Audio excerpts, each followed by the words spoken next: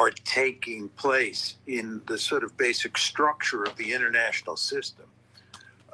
And I think it's due to two sets of forces.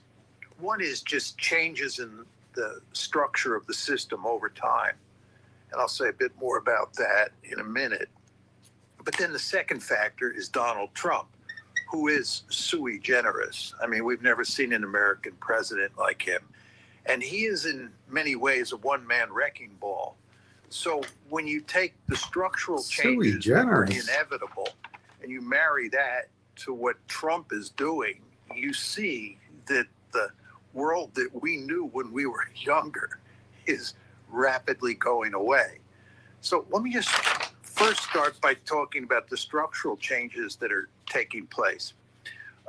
During the Cold War, we lived in a bipolar world, and you had the United States on one side and the Soviet Union on the other side. And the United States and the Soviet Union did very little economic intercourse. They were mortal rivals for almost all the Cold War. And what the United States was able to do was set up an order on its side of the Iron Curtain, as we used to say. So we created institutions like NATO, the European Community, and all sorts of other international institutions that were designed to facilitate the West's waging of the Cold War. And that was awesome. A world that I grew up in. But it went away in 1989 when the Cold War ended, and then in 1991 when the Soviet Union came apart. And we moved into the unipolar moment. And what you want to remember about the unipolar moment is... Let me get away from the unipolar moment. Well, maybe, Saturday people are going to be watching football or whatever's on baseball, doing other things. But I haven't really... usually I have time to think about exactly, not what I'm going to say, but kind of how I'm going to lay it out. And I didn't do that yet. I've been kind of running around making sure that this trip I'm going to go on Monday is going to be successful. And I think it has meaning for each of you guys too, particularly the ones who were invested in our gold project. But I also think it sets up nothing's ever for sure, but it might set up our future strategies, particularly for income from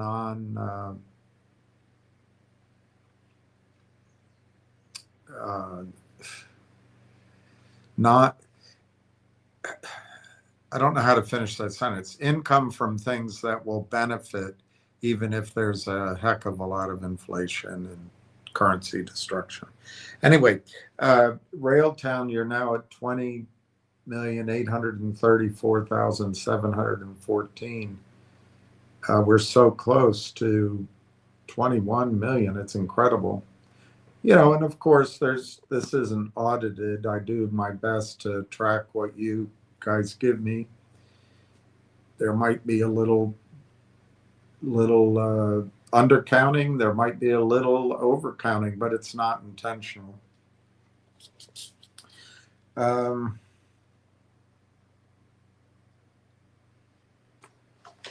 So I wanted to, let's just go. Pete's the only guy here, I think. Hi, Pete. Opa transferred $50. Gonna go to town this week. My friend Theo added another 30. Wow. Theo.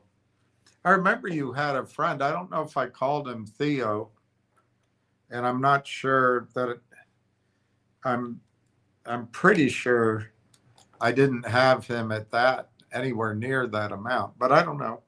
All right, so let me write down Pete. Greek friend. That's awesome, though, that he bought 30,000.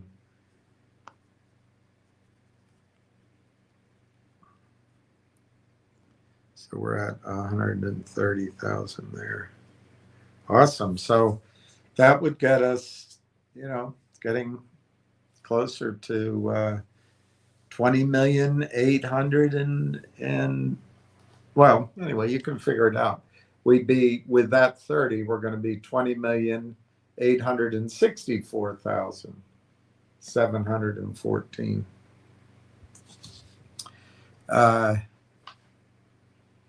Pete, yes, same person, Theo. That's Theodore, or is it? Wasn't that Kojak guy? Oh no, that was Telly Savalas. Seems like there was a Theo, a famous Theo. Chestnut, I'm here too. Hi, Chestnut. He had 100K. You listed it. Okay, I'm sure it's there, but that's great. That's awesome. Awesome. I don't know if the few people here care about NextBridge, but I wanted to talk about it a little bit because I listened to Junk Savvy's call, and I think it connects with Railtown because I think people in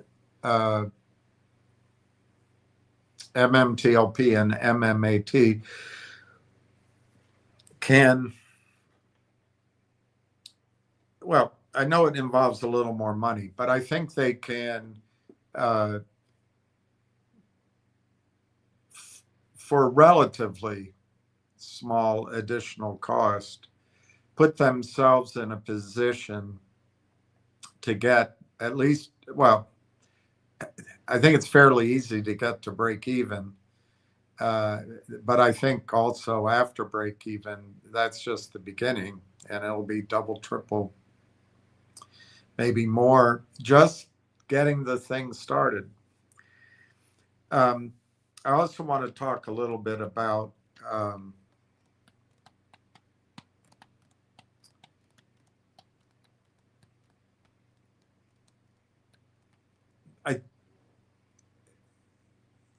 there's one aspect of the Railtown commitment that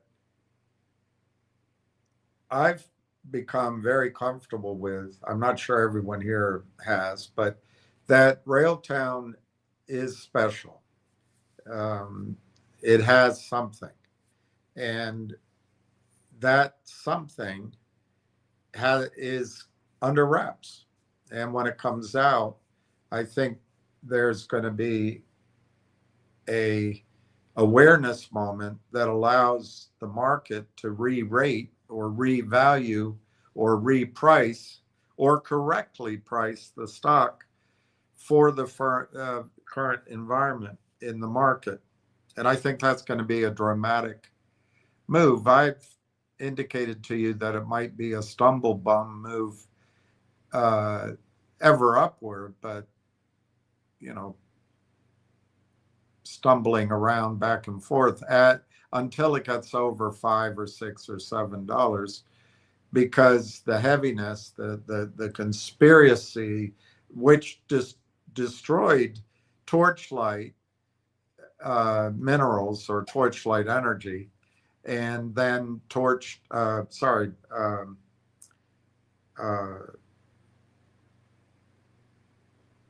Meta. What was the name of that company? Is it Meta Materials? Meta Materials. And then MMTLP as well. Somehow they got their knives in on MMTLP when that wasn't even supposed to trade. Amazing.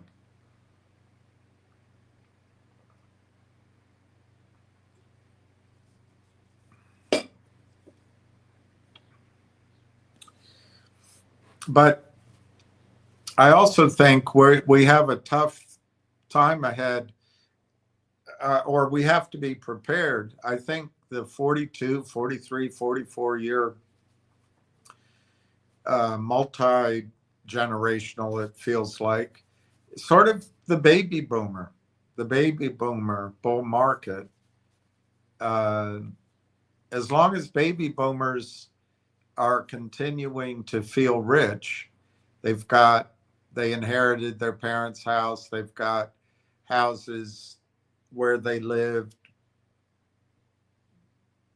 for their working years, and then they might have a vacation house. They may have, I can think of the person that lived right next to me. They maintain two very valuable homes. And they have accounts, they have retirement accounts, they have the managed money, and they have perhaps pension money as well, and IRA money. So everything's grand. Everything's grand. And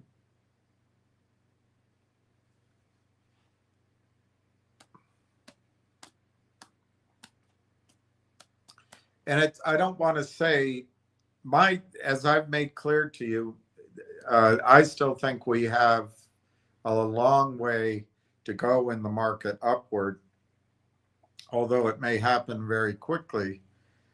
It doesn't have, I don't have to be right about that, but I think that's what's going to happen. But on the other side of that, if I'm right, and I'm just gathering it from, what's happened in markets before, and also what people in my particular space in the world talk about and think about.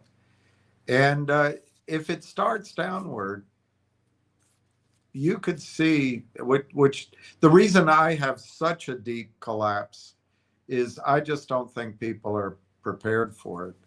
And luckily, I've already lost everything. So no, I'm just kidding. And that might be coloring some of my views. Anyway, I wonder what happens to Railtown in that framework. And we'll talk about that a little bit. And that might be,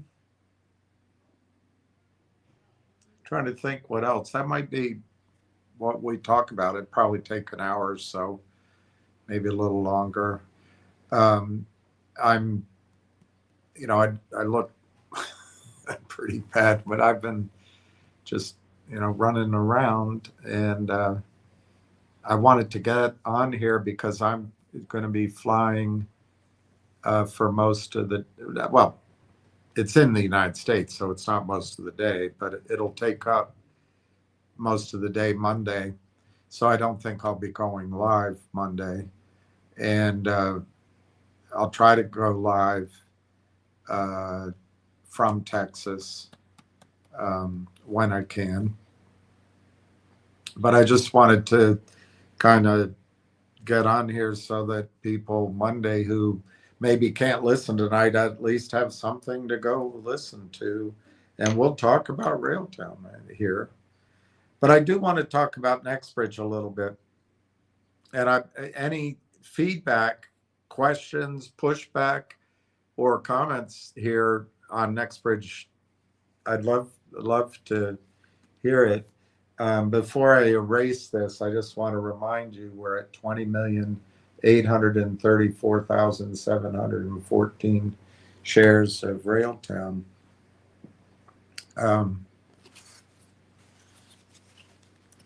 I don't know if you remember, I used to put up this, kind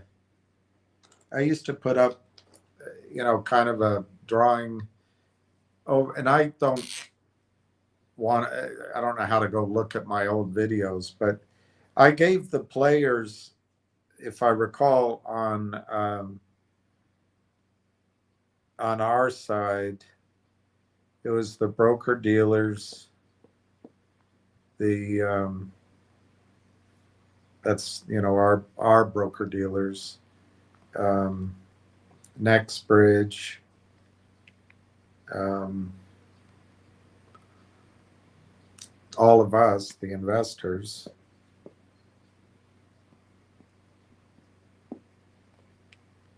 Lawyers or attorneys, I should say. I don't know. And then who else was on our side? And then on the other side are is the conspiracy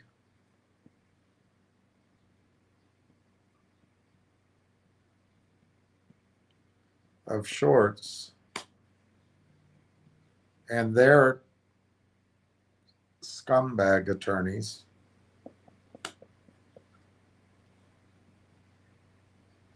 And then it seems like it's the SEC and FINRA on the other side. And I don't remember exactly how I drew it, but I know that my idea was the process of all of these people coming to evaluation was going to be lengthy, because when you have attorneys, they don't know anything, but they're going to charge you $1,500 an hour to learn, and they have to preen and prance and promenade in front of the other attorneys. And I went to Harvard, and I came out of Stanford, or whatever. It's all a bunch of. It's a whole different world. They can have it, but then the SEC and the FINRA was going to, obfuscate and prevaricate and stall, and the shorts were going to go to ground, and the brokers, most of them inside, probably didn't know what was going on, but I argued there was something like 104 of these brokers firms, and they're not all heavily involved in it, but perhaps they work together, perhaps they get instructions I don't know, from the DTCC. That was another one you have to put up there, the DTCC. And it was all going to be a process. And the suggestion I had at the time was you need what was that woman in Atlas Shrugged? Was her name Dagny Talbert? You need someone like Dagny Talbert, if that's her correct name, to just get all these parties together and just fast forward and this, we're going to go through this anyway. Why don't we come up with a price and just take care of it? Well, there wasn't anyone like that, and it went on and on and on, as court procedures do, and as stalling happens, and as the playbook that these conspirators, these criminal, disgusting cancer on our very, not only our markets, but on the very fiber of decency that our countries used to stand for. I think it still does, as is evidenced by somebody like Junk Savvy and all the people on that call. I listened through it. I didn't raise my hand or join in because I wanted to hear everything, and I didn't want to say things until I had thought it through. And here's a couple of things I thought about all day. One, they've kind of come up with that price. You know, that price in the middle? They kind of came up with it. It's $15. Now, the $15 a share, for many of you, is going to be a huge amount of money. I think the single thing Greg has to do, Greg McCabe has to do, is make sure his stock doesn't trade. And I think Junk Savvy referred to the fact they've set up a whole new company. So maybe there's going to be some sort of attempt to separate it, move it away from these criminals. So when it does, to be clear, I don't know what's going on. Right now, they're raising money in NextBridge, but maybe at some point they have a way of cleansing that whole nightmare and going into changing the name or changing the entity. So when it floats, those cowards are left behind. We'll see. I didn't really think through the mechanics of that. I don't know how it would work, but I think that's what she was implying. But I think that $15 is pretty important. I think everyone's excited about it. And I have some cautions. Which I didn't want to say last night. On the other hand, I think there's some room for optimism. For those of you who moved your shares to Equinity, as I did,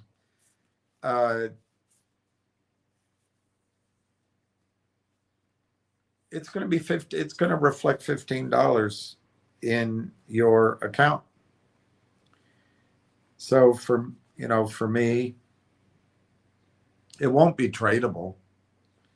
I imagine somebody will come up with a strategy, maybe to make offers, but it won't trade. Nothing ever works consistently. But in my case, just to use my example, I put roughly, this is not audited, but this is my memory. I think I have 4,269 shares. Part of it was my regular account and the other was my IRA. And I moved, I had to sign a thing saying I'm taking a distribution. There's no taxable event there, but there's no loss I can take. But I transferred both to, at the time, American Stock Transfer, I think was the name. Anyway, I think it's 4,269 shares, and I know that the blended price is somewhere around $7.96. So if you don't mind, I'm just going to call it $8, particularly with commission. And then, if you add in, since my position is so small, if you add in all the FedEx fees and all that, I'm sure it's probably is above $8. So anyway, that's 34,152. And I lost that. Gone. Boom. The day Jessica Hopper, and I don't think she did it on her own, by the way. I think that was directed Chancellor and the rather porcine. I went to buy some a pair of what do you call them, denim today, just so that I look better than what I wear normally when I go on this trip. And I had to buy it one inch size larger. And I said, well, I figured I'm fat. And the guy said, we don't use the word fat here. Um, I said, all right, I don't know what should I call it? He said, we say curvy. I said, yeah, I'm curvy. It's a problem when you live in kind of a city that has a lot of. Anyway, Robert Cook, the porcine, porky pig regulator that's just there to help. They're all there just to help hide this from you, what goes on. I think he probably directed Jessica Hopper, and she got rewarded with a just fine job. Her life went on beautifully. She, it's not. I don't think it's A.G. Edwards.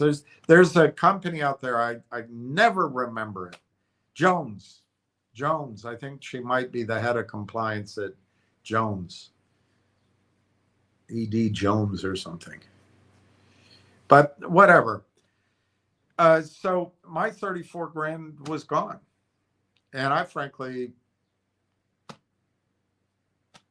I thought the odds of getting anything out of it in sort of a resolution or settlement situation was low. Last night's call with Junk Savvy, I didn't pick up, I'm not privy to some of the things that are going on. I think she's working very hard, and others, Busy Brands, 100%. I'm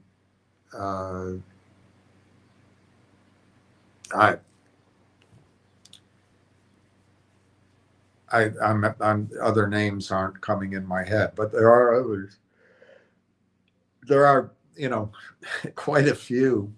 And I think there is a chance something's going to come, but that goes back to this, which is what I projected would happen in the beginning. It is this very logical endpoint. And I've been trying to remember how I presented it, but I know that my conclusion was they would come to realize that their best path forward was to agree a price and resolve it. I also thought that it could make NextBridge an extremely well-funded company. And I further believed, and still do, that it's very important to have your shares at NextBridge. But anyway, in my case, that 34 grand is not going to double at $15, but it's 64 grand. So,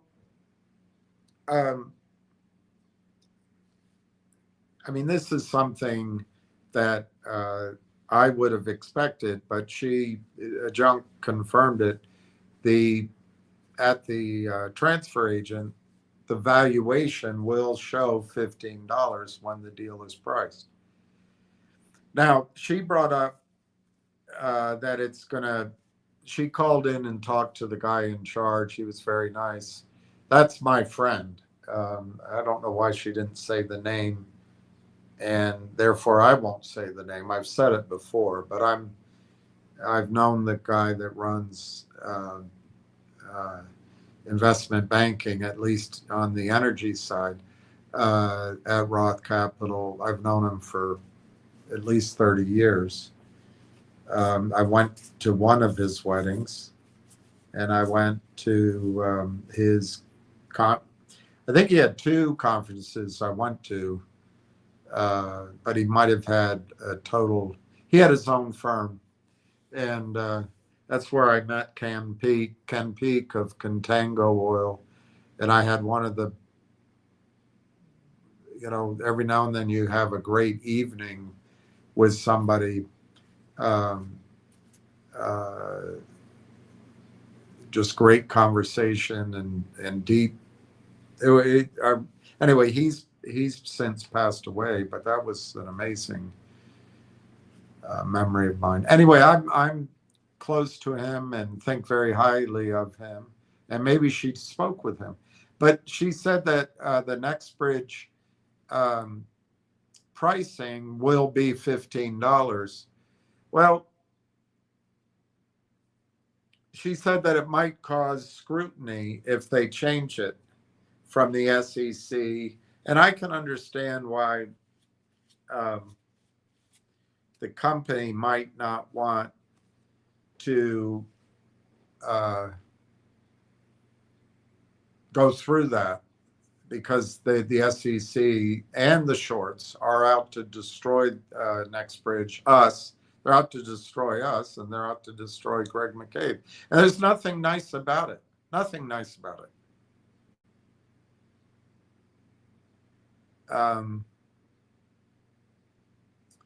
But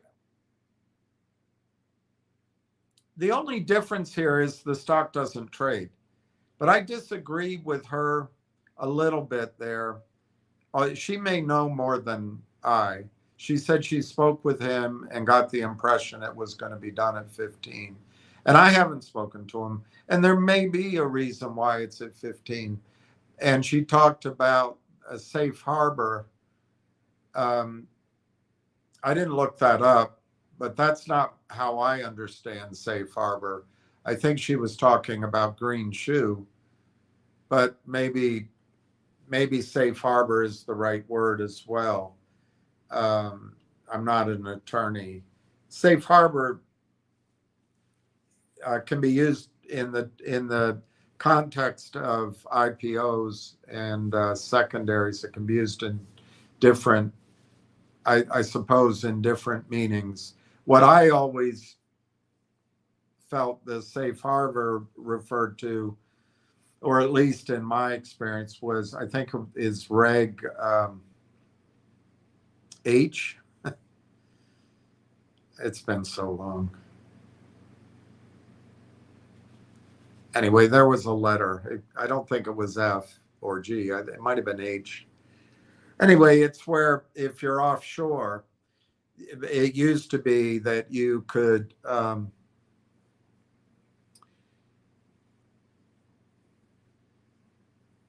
well, you didn't have to follow the exact rules that everybody else did.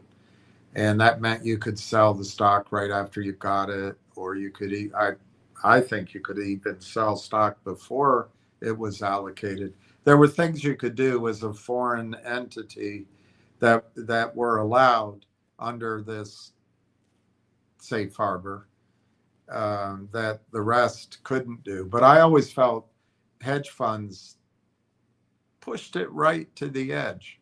But back then, what would happen in my office, I was a big producer, not in the sense of inches. I've had fewer hooks on my belt back then. But I did a lot of it. But I had a lot of wealthy investors. But there were brokers that would set up DVP accounts. And so as soon as an IPO got priced, the so-called client is all hot money. As soon as it's priced, they sell it and wire the money, and then the shares are delivered versus purchased, DVP. And these guys they all made a lot of money, come in from the night out, make 2 phone calls, get a big allocation, and then it's a boozy lunch. In the case of one guy, he was, what's a polite word? He would have his lunch hours with my sales assistant and at a hotel. And, it was the life. But they would do that and back then, I guess they couldn't track the shares, although it made no sense to me. But if you sold the shares if I got my allocation and I placed it and I had my clients sell it too soon, one, I'd never get another allocation because the desk and the firm and the regional people that get paid, my manager and myself, all the commission would be taken away. So I had to wait until it was okay to sell, and there were times I sold stock and didn't get paid any commission because I didn't want my clients to lose money. But anyway, my point is that's where I learned this understanding of safe harbor and the foreign, because there were some foreign accounts, and but that's from being on the financial side. She may be talking about something else when she's talking about safe harbor. I think she's talking about green shoe, which would allow but again, how does that work in a stock that's not trading? But the brokerage firms, this is back where you had real market makers, you had investment bankers that cared about the stock. And when you priced a stock, you took on the responsibility of maintaining the market. So what you would do if they're always, well, you'd pretty much always do it. You'd have this right as the underwriter to issue a number of shares beyond what was agreed in the prospectus, on the face of the prospectus. And she used 20%, sounds right to me. So in other words, using NextBridge as an example, as if it were back then, and it comes public, and it's 40 million shares. If there was a lot of demand for the stock, there could be a green shoe of 20%, so it's another 80 million shares. Sorry, 800,000. It's 40 million times 20. So it's another. Man, I'm useless now that I use a calculator. Yeah, it's another 8 million shares. So if there's a lot of demand, they would use that extra 8 million shares to sate it, and raise more money for the company. The other thing they would do is if the pricing looked a little wishy-washy, a little weak, they might sell that or part of that out into the system without actually issuing more shares. So essentially, they're a little bit short, aren't you, buddy? And then if the stock started declining, the firm would then come in to cover that extra stock they sold in the green shoe. And that would, they'd let the selling happen because there's all these flippers, all the hedge funds would flip. But then they'd have that extra ammunition, and it might be up to 20%, to cut like 8 million shares. So let's say it went public and everyone was excited, but then it's a busted deal and it opens at 15.50, and immediately these hedge funds are selling it off and it sells down to 13.25. Well, that's a busted deal. You're going to get a lot of stock regurgitated. A lot of many of the better clients are going to say, I don't want that stock. and it has the makings of a disaster.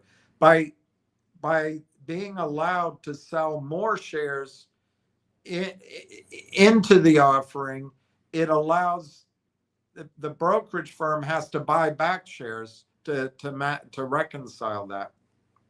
It's not really short selling, but it's what they would do to help maintain the market. So as it came down to, let's say, 13 and a quarter, they'd let it be churning around, and then there'd be natural buying, because with every IPO there was some manner of a roadshow, some prospectus research, calling on the big clients, and their real clients would also come in and buy.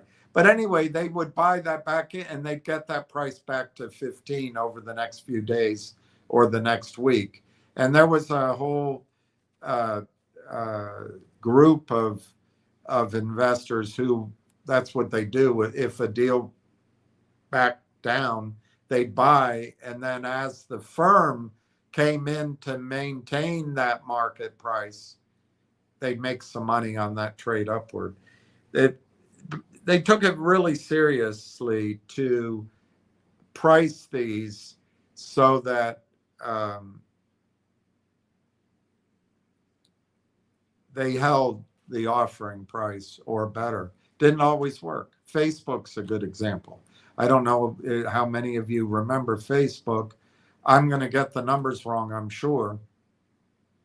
But I think I wasn't, and the reason one of the big reasons is I was in London then. I wasn't, it wasn't an offering that I participated in. But I think that it was priced at $25 in the prospectus, and there was so much demand for it, they expanded the offering and they priced it at $38. So a lot of the demand, if they hadn't done any of that and everybody got their shares at 25, it probably would have run to 38 or higher. But instead, the bankers expanded the offering and raised the price. And yeah, my internet, I couldn't anyway, it's out. So then that broke down, and it broke down in such a big way that I think it went all the way to $22. And that was tough. That was a black eye for the investment banks that did it. But you know what's happened to Facebook since. It was a great time to buy the stock. Anyway, that's all when the stock is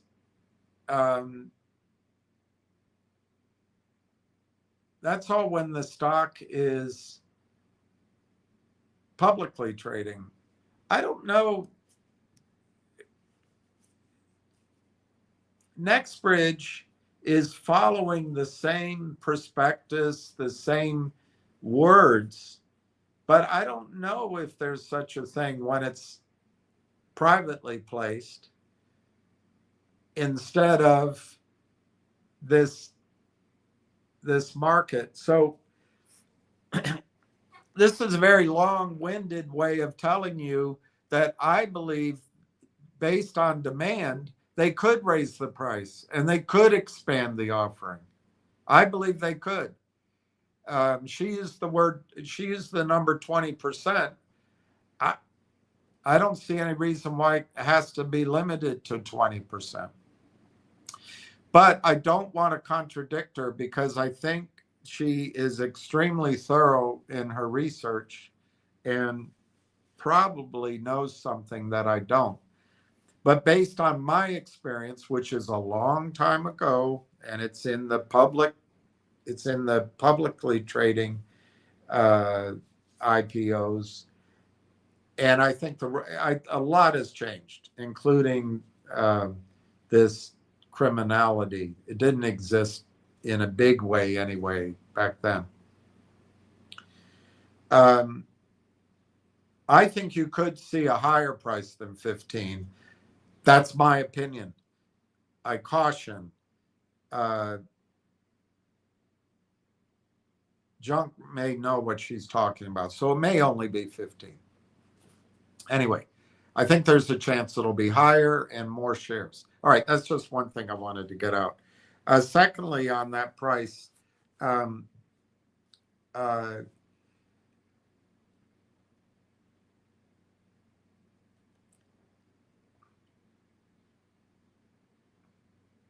she mentioned that she didn't think they had to do the whole deal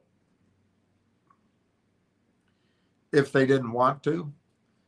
I believe Greg's greatest strength against the criminals is not only doing the whole deal, but oversubscribing it. Why? Because if he has $500 million, they're not going to be able to short him to oblivion if somehow they can force it to trade. But if he's got 50 million, 100 million, he's susceptible. That's my opinion.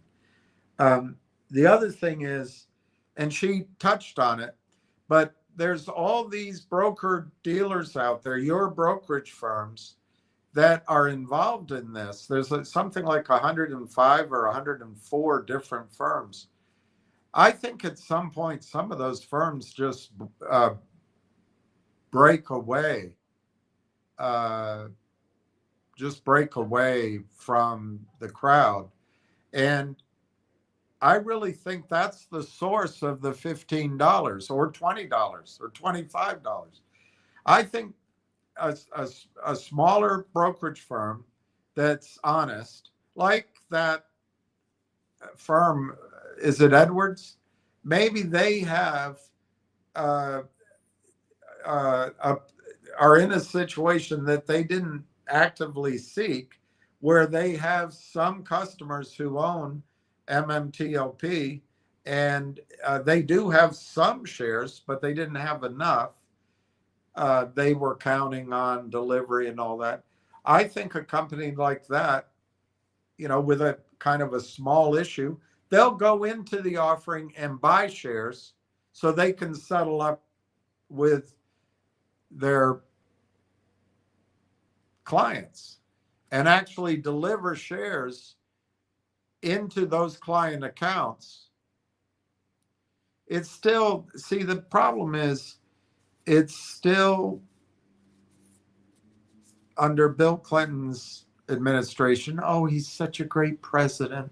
I wish we could go back to Bill Clinton. Ugh.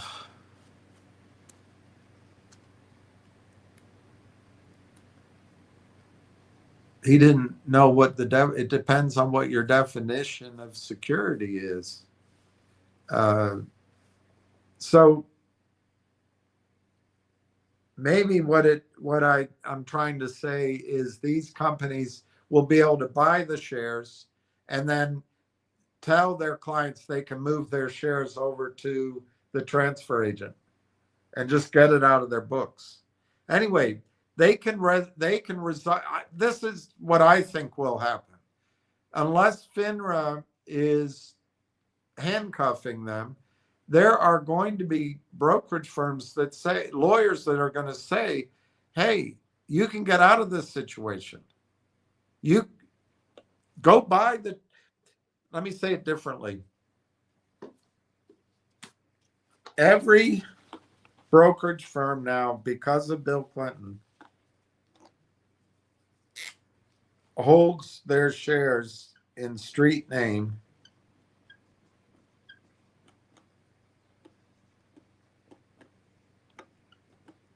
at the DTCC. It's all held in street name. What you have is a chit. You have this chit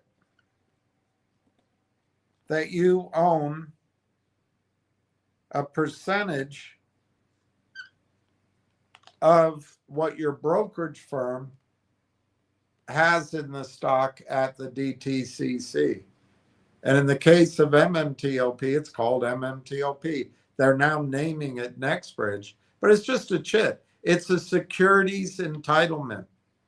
And if your brokerage firm goes bankrupt, these street name shares have been used as collateral for all manner of things, probably, but maybe for backing derivatives. But certainly in the bigger firms, the stock loan department is lending these shares out 10 to 1, 3 to 1, 5 to 1, 100 to 1. We don't know. But they're constantly lending them out, hypothecating, rehypothecating, making percentages of it's not margin, but they charge for this. And maybe it's margin, they call it margin. There's borrowing fees they charge, commission they charge, monthly fees they charge. It's a huge profit center for a Goldman Sachs, who's probably in cahoots with an SAC and the rest of it. But all you have is the chit. All you have is the security entitlement.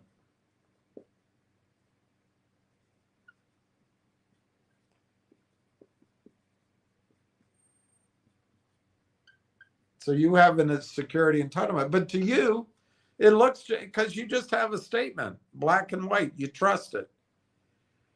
Well, as long as there's at one firm, let's say it's Fidelity, it's not true, but let's say at I use the example of Davenport. They're a highly respected firm. They probably, if in their situation, the shares at the DTC exactly match what's in their client account. They're not in the game. But maybe at a EJ Jones, that's what it is, ED Jones or whatever, maybe without intending so, because everything, they all, the back offices all trust each other and they give everyone slack.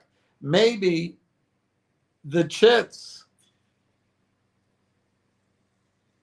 outnumber the shares in street name somewhat. Maybe it's 30% more. They're all securities entitlements. Doesn't matter how honest your firm is. It's all security entitlements because of Bill Clinton. It's electronic representations of shares. And when you ask for delivery of your shares home, or you're trying to get them back in, the hellish nature of it I'm experiencing personally, the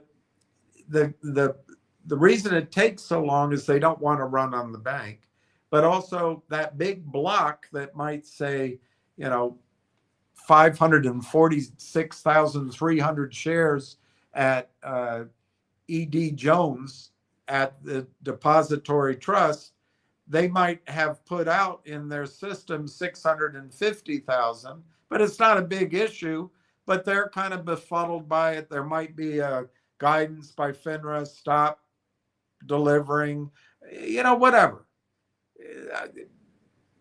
But they know there's a problem because the stock doesn't trade anymore. They're subject to the lawsuits. So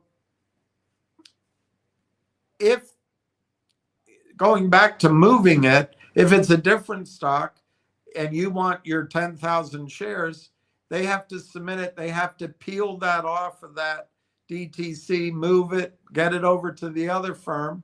It's in that process, you actually have real shares, but then you're moving it to another firm and they're going to put it up in their blob of depository street name stock. So all of a sudden, you have an entitlement, but you can't tell the difference. You're innocent. Well, I think a company maybe like ED Jones or whatever it's called, if they have overages they're worried about, well, why not call up Roth Capital and say, we're going to buy some, take an error in their house account. They're making money. They can write it off. So it doesn't cost them the entirety of the $15. And the difference between what their clients paid and $15 might not be much. I paid, if I can find it quickly, I think I paid $14 for a minuscule part of my shares when I was overwhelmed with the non-thinking aspect of it. It's not worth wasting your time to look it up. I went through it, but I paid for some of it 14, some 13, some 12. So the loss for a brokerage firm to put up $15 to buy stock from Roth Capital so they can facilitate the transfer of shares to Xfinity and leave them there, it may not be that major of a cost, particularly after all of this. Now, the attorneys, as I predicted it, the attorneys are going to take a long time getting to know what the issues are, defining the issues, testing to see if they can win or not. And when they finally understand it and they can define the risk, they'll settle. Well, one settlement for some of these firms is $15. Let's go pay it. I think that price can go up, by the way. Probably not a lot, but maybe it won't. Maybe Junk Savvy is correct. It's better just to do it at 15 and not rock the boat. But I do believe that many brokerage firms, it would make sense if many brokerage firms solved their exposure by buying the stock from Roth Capital and then fulfilling the one for one and moving it to Xfinity for their customers. It's just so obvious. Now, that's one reason why I think the deal will, and I've told you, I think it'll be fully sold out. I think it can be oversubscribed, and I think it could go up.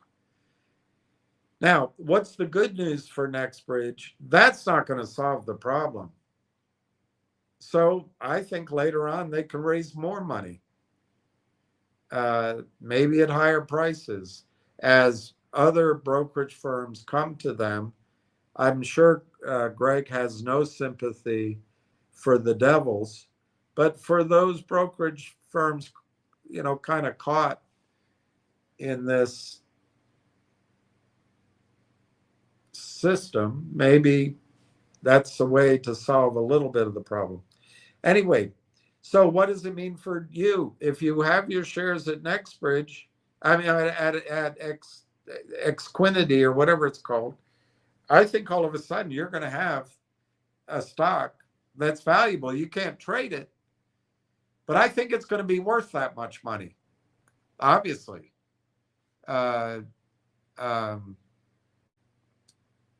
The share price is worth what they raise it for.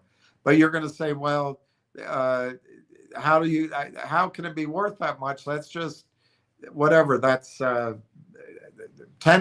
of the stock. No, 20% of the stock expansion is in cash. How do you value the rest? I think that he's going to have a lot of transactions, and I'm sure he already has ideas. I'm sure he has a shopping list, and it's probably already a lot of what do you call it? Letter of intents, or there's it's OA. No, it's OI. OA. Anyway, operating agreements may have already been signed. So I think it's great for people at NextBridge. So at Equinity. Now, here is where I'm going to be a little cautious. The view of the call was that there's going to be a resolution. It's coming soon, and it's going to be, the implication is it's going to be that $15 level. It's possible. But I think you have to think it through. And I don't know. It is possible.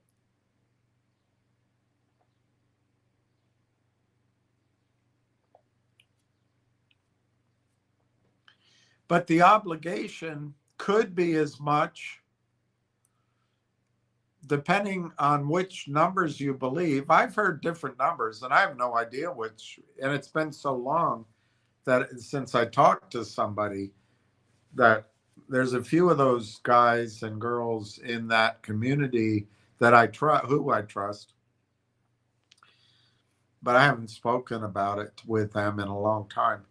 But there was one figure that I recall that was between 2 and 2.5 billion shares of MMTLP and exposure on the short side. A lot of that may have been erased or moved to Frankfurt or Panama, and it's just going to be buried in the system. I don't know. But conceptually, if there's even a billion shares at 15, that's $15 billion. But like I said, it could be 2 billion. That's $30 billion. That's a lot of money. We hear about bombing Iran's costing us hundreds of billions, and we look the other way because we're so inured to the fact that because the dollar is the world's currency, we can just write a check. That's come to an end, by the way. That's over. But when you experience that, just remember, we're on the side of Israel. We're the righteous. When your gasoline prices are $5, $6, $7 a gallon, just remember, can't call us bad guys. We stood with Israel, our best friend. They're not our best friend. They are not our best friend.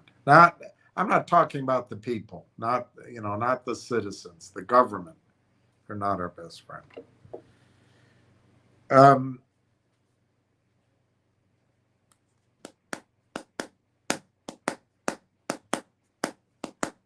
I think it's a lot of money. So I think they're going to fight it still. And there's various ways I can think of, which is good news for many of you, is I think that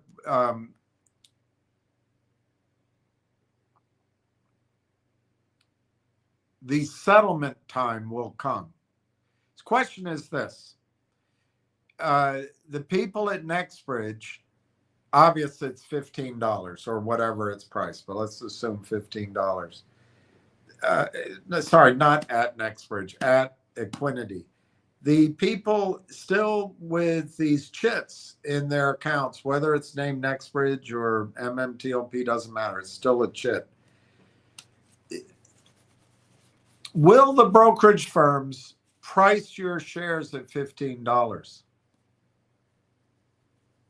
Whew. They might. But man, I would say out of the 105 broker dealers, maybe 80 of them have no problem doing that because their exposure isn't going to threaten their very existence. But does a Fidelity or a Trade Station or a, what's that other one, Ameritrade, want to do that? Maybe.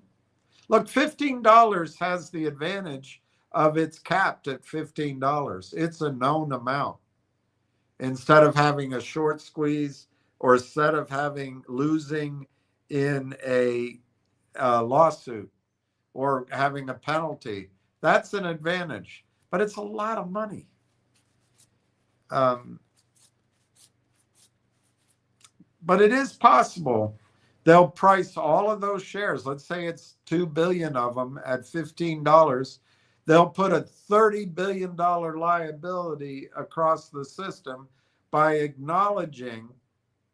And when it could be as high as 2.5 billion. I'm just going to the extreme and allow, if it's 2.5 billion, the people that are already at equity are accounted for if I just use 2 billion.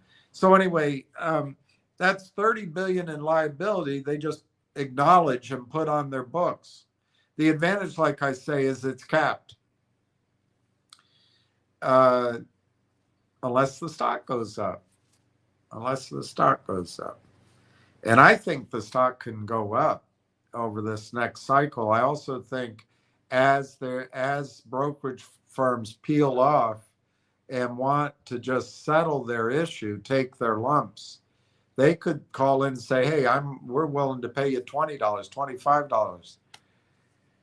So I don't think it solves the brokerage firms who are in trouble. I don't think it solves their problem, but it might happen.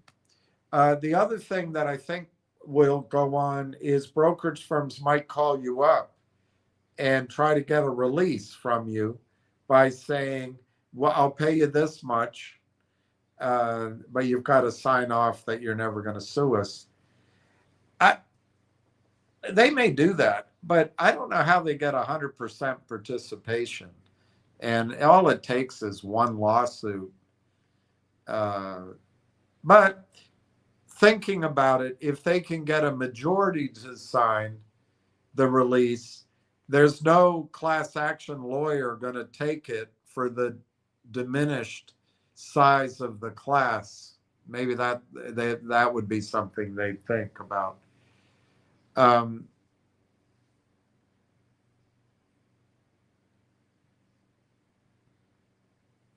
So to summarize, I am less optimistic, but I know very little. Junk Savvy had a lot of confidence in her voice that it's going to be over for everybody. I'm a little skeptical that the shares that are in your accounts at brokerage firms, I'm a little skeptical that they will be willing to create an obligation like that.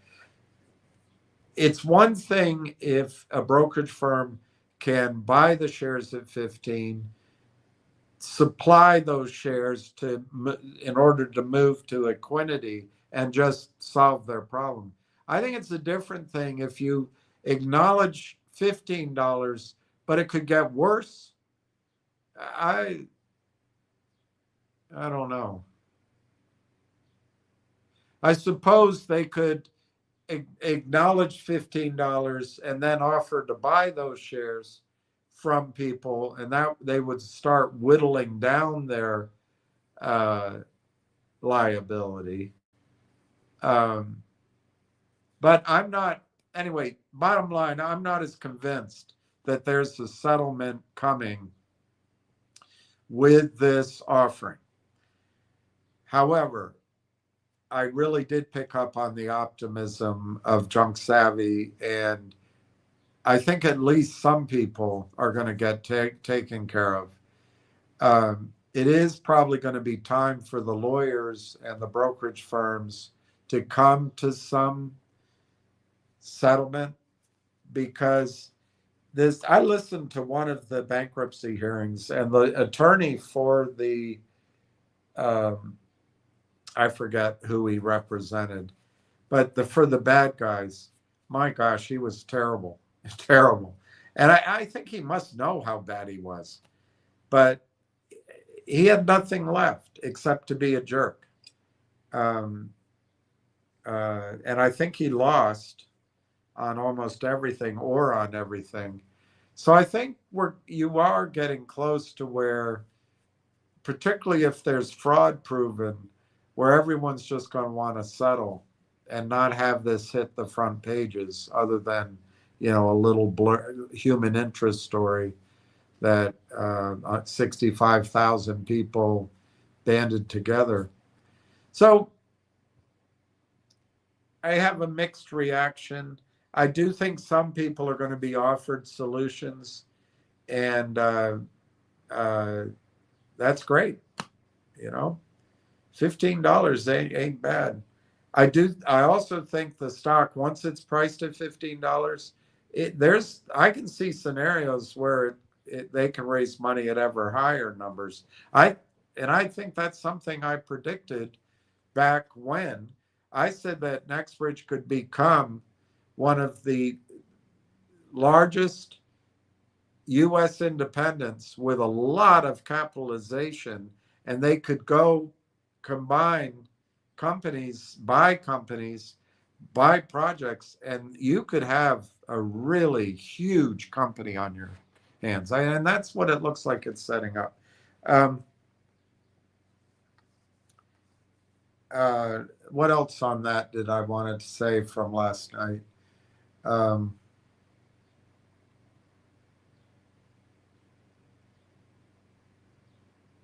oh, I do think the deal's going to get done. And I picked up from her that it might get priced next week. Maybe I misunderstood her, but I think it's fantastic. Everybody at Equinity, I think you're going to suddenly have a $15 asset. I'm less optimistic that everybody in every brokerage firm is going to see $15, but at least there's a chance that they feel obligated to carry on this fraud of theirs. So they'll price everything at $15. And that would be ideal for everybody. But it's still, there's not enough shares that they can actually make your shares real. So I think then they'll start offering you money, probably at a discount, to get out of the stock, or maybe at the $15 and just try to reduce it. And it might just work its way out over time that way. Maybe they figure it'll be an error that we have to provide for. They'll take a provision for it on their earnings this year, and then they work it out over the next decade. It's possible. Anyway, I think it's all very positive. I'm not negative. I don't want to say that I'm negative, but I'm just not sure that a resolution will happen simply because the offering is priced. But it's a lot closer. It's a lot closer, and it does put a number out there, 15. I do still think, though, the attorneys will argue, well, that's different. It's cash. It's not really the value of the company. The company's not, it's going to be a process. But anyway, I really thought everybody there did a good job, and it's nice. It's nice to have a good news and have a good sense that something positive can happen.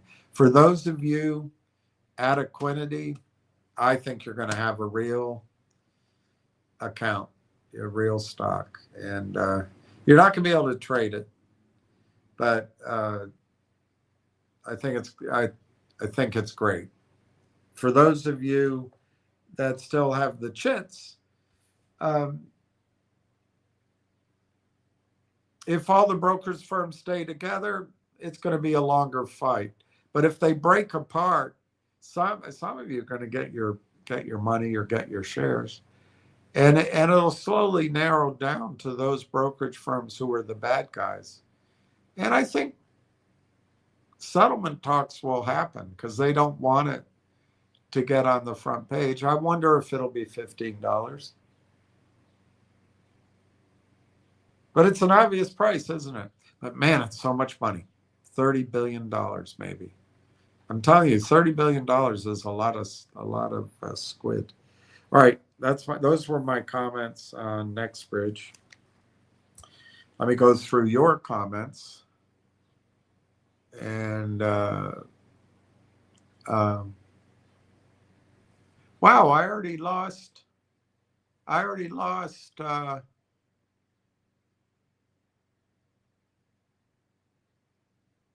I already lost all the, oh, I see. Metability went to the front of the line. Metability. Are you saying if we're at AST, our shares are automatically priced at $15? Can you confirm? Well, not yet. But if the deal is consummated at $15, and I think there's a chance it could be higher, yes, your shares would be valued at $15. All shares would be valued at $15. If it were trading, the shorts would have an ability to crush that. But yeah, that would be the value of your position, $15 a share. I do not know how Equinity would handle the statements you get. I have my shares there. I've never received a statement from them, or it's going to the wrong address. I just thought of that.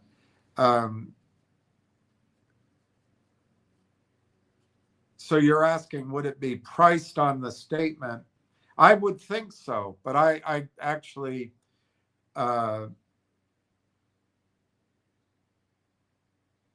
let me look at a statement.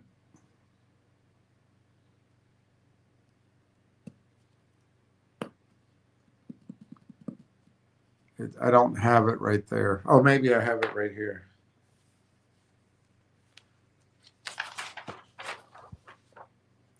At another transfer agent for a different stock, I'm looking at my statement here. It's at ComputerShare. And yes, they do. It's a different stock. This is ComputerShare. They do put the price on it. So yes, you're it.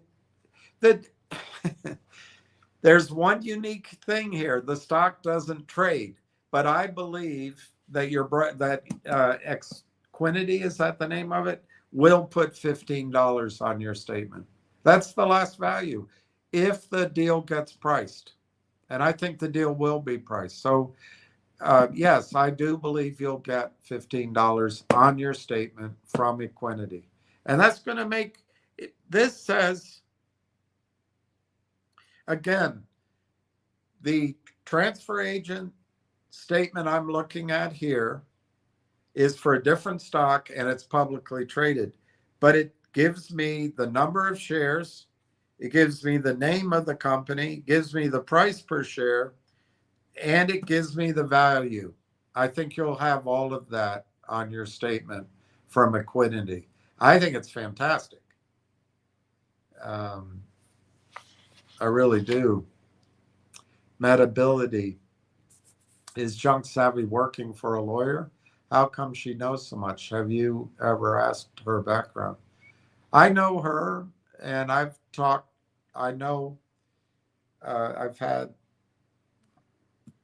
not recently, but I had a few very nice conversations with her. So I know, I feel like I know quite a bit about her background, but that's between me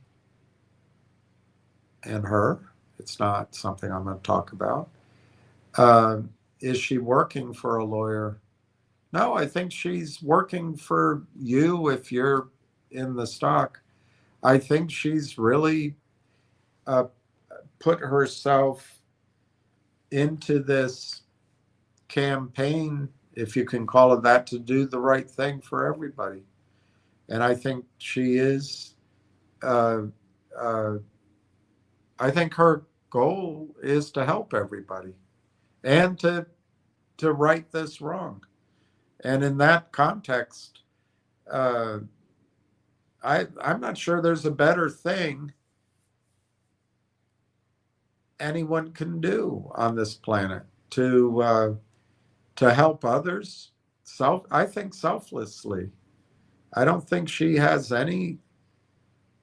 Well, I know at least as of the many times I talked to her, There's nothing she's gaining from this, and she's put herself. It stretches her. I know the feeling, and uh, so no, her motives are, I think, beyond reproach. And if there were sainthood for doing things in the financial market, I think she deserves to be a saint. Um, I don't think she works for an attorney, but I think there's an incredible amount of highly talented people on her calls that do work with her, men and women.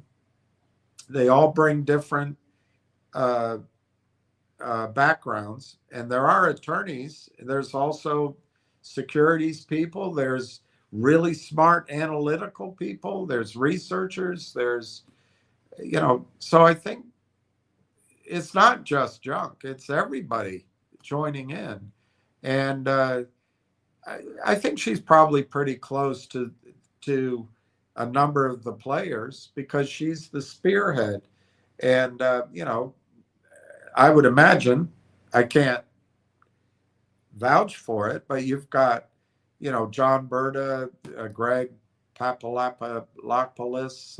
I can't get the Greek names very well. Pakalako. Anyway, the guy at MMAT, George or Greg, and then you've got Greg McCabe, and you've got. She said on the call she called into Roth Capital, so she takes a lot of initiative. And I tell you, when she talks, the facts take her where she's going to go. She's respectful to everybody, and I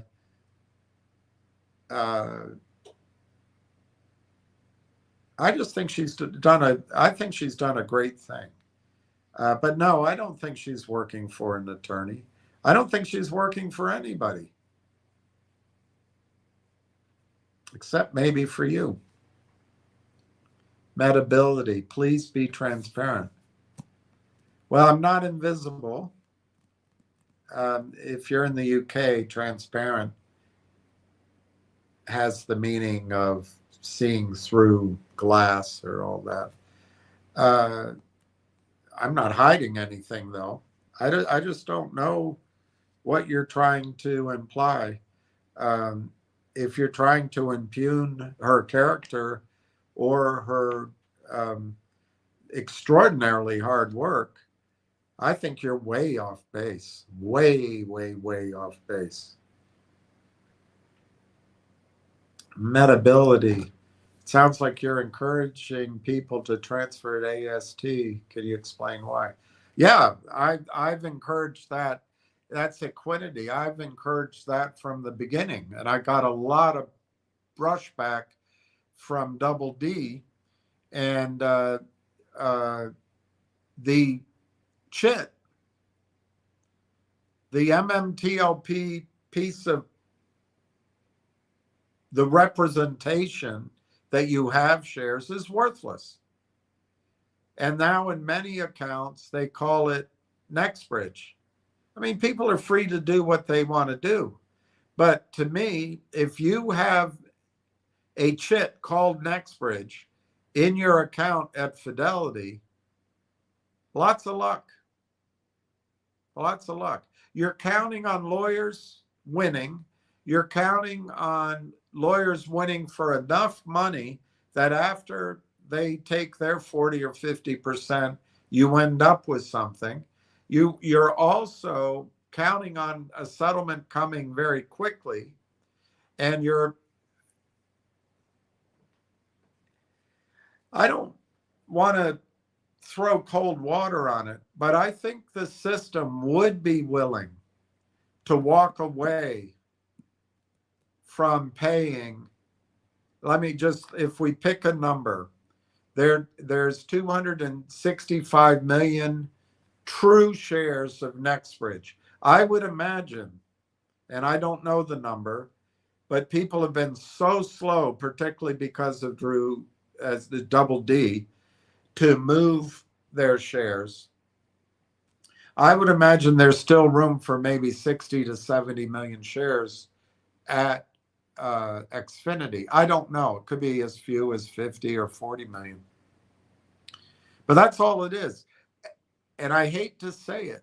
The Wall Street may resolve that many of the shares and tell everybody else to go pound sand, sue us. It may be that what Wall Street will do is find a fall guy, one of the trading firms, or one of the hedge funds, or one of the stock loan desks, or a couple of the smaller brokerage firms. Blame them, and they'll just declare bankruptcy, and the rest of Wall Street will walk away, and it'll get buried in headlines, and then years later, it's a buck settlement. These things are possible. I can't create all of the situations, but I know that if you have that chit, you're just hoping that the settlement starts at $15, adds the legal costs, and adds some pain and suffering, and the settlement is higher. I just think they're going to fight it. Fight. The only exception, though, is I think fraud. If there's, and that's what it kind of sounded like. If there's fraud that's proven and collusion in the fraud, I think, they'll rush to settle. But my point is Metability. You're counting on things outside of your control. We just don't know. What you can control is moving your shares to AST, to Equinity.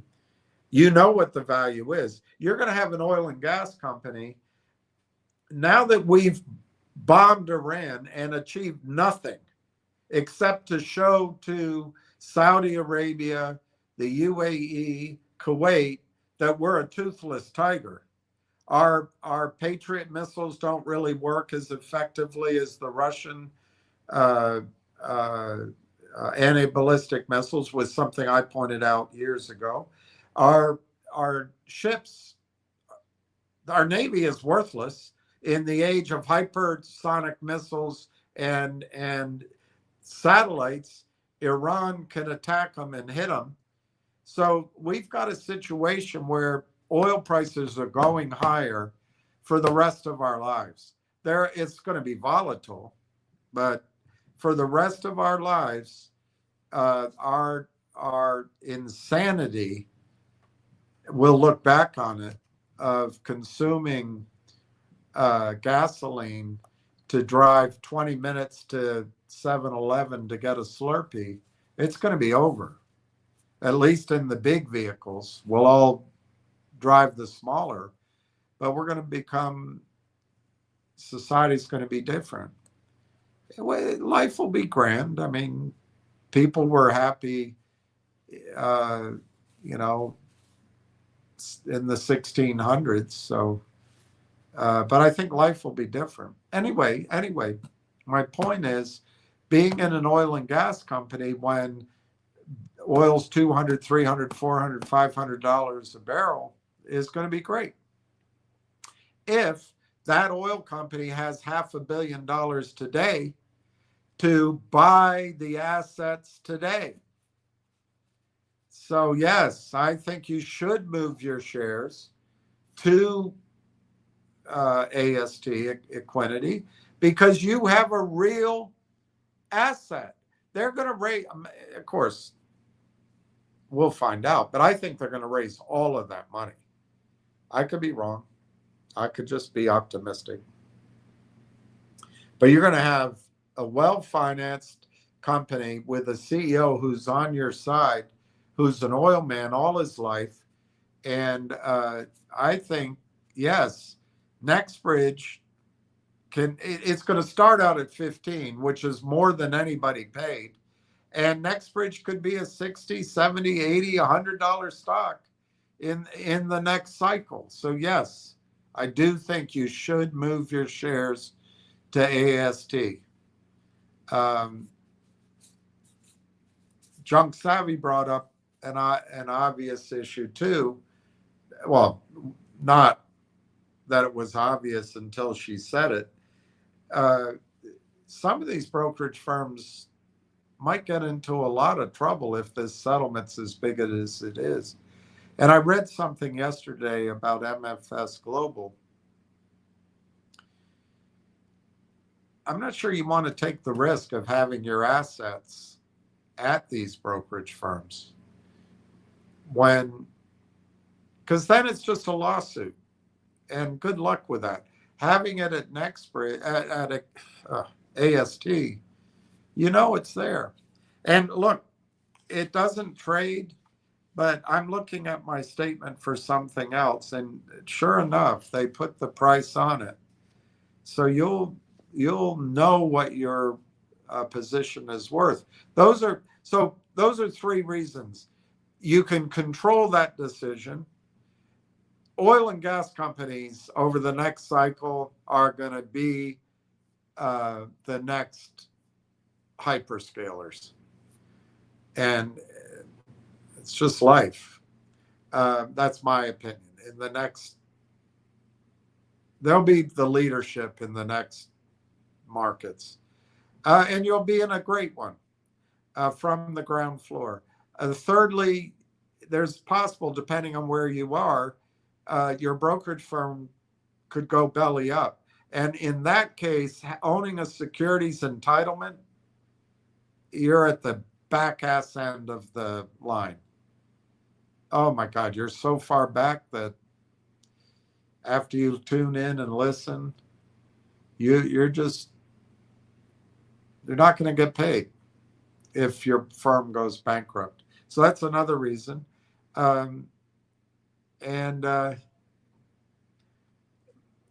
If you're at all altruistic, if you move the shares to AST, you give power to Greg McCabe to go into Congress and say, hey, here's the wrong. It's right in front of your face.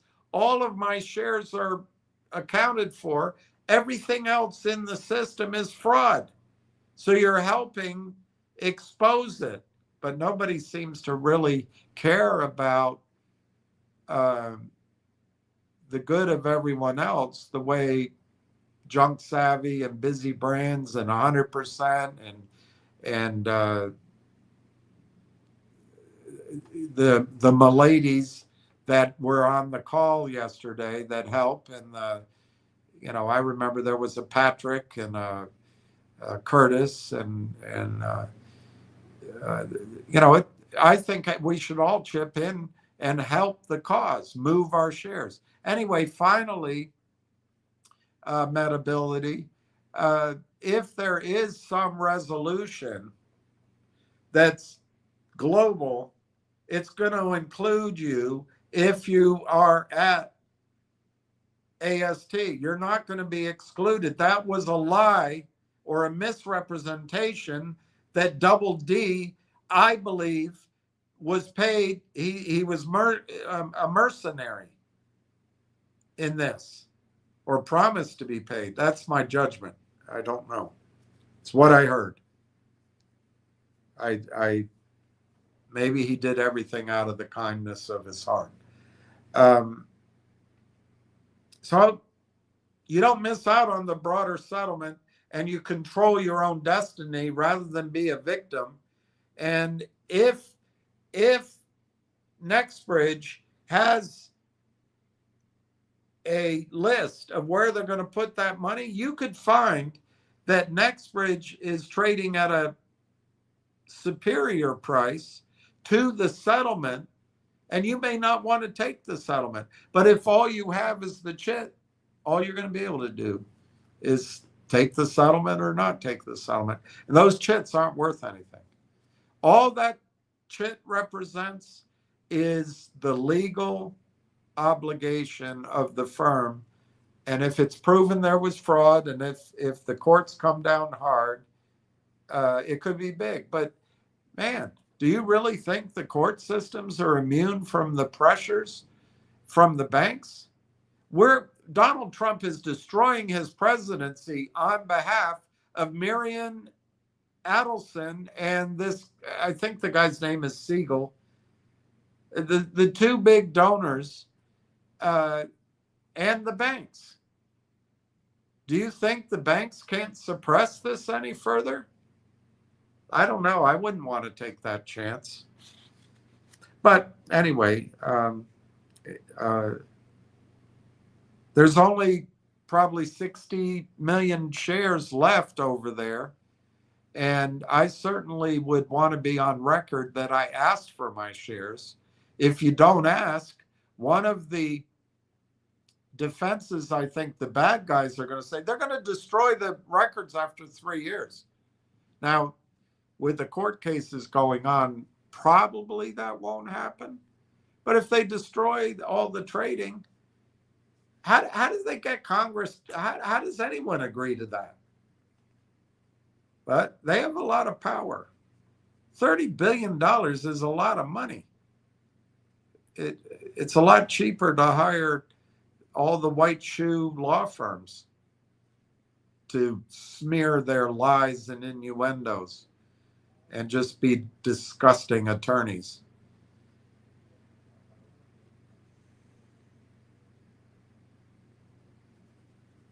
I think I covered it, but yes, I think, and I hope I explained, I made myself clear. Metability, do you personally know Greg? Yes, I've never met him in person. I've spoken to him a number of times, and my read on him is that he also is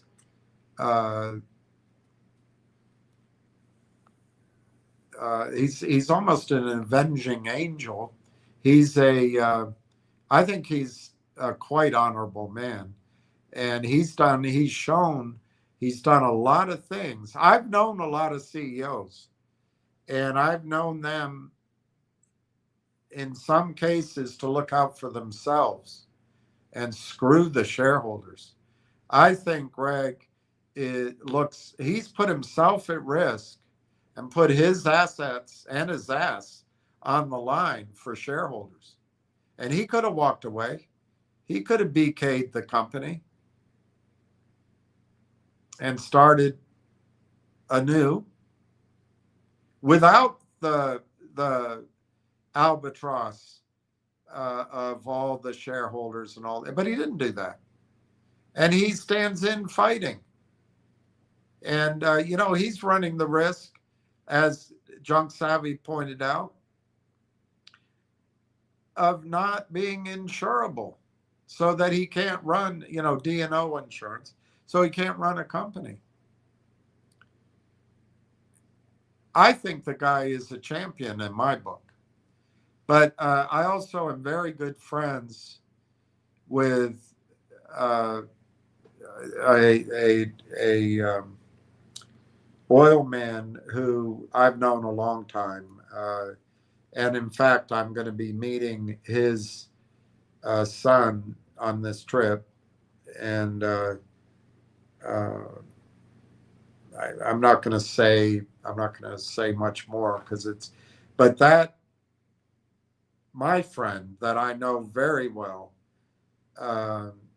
through his business, his word is it's the throwback. You shake hands. You don't even have to shake hands. If he says something, he's going to do it. And he is so well respected. So well respected in the business. Anyway, he's very good friends, or he's I don't know if I don't want to say it's friends, but he's a close, what do you call it when you know someone really well and speak highly of them? I guess it's friendship. I don't know if it's that much, but My friend vouches for Greg up and down, and that's good enough for me.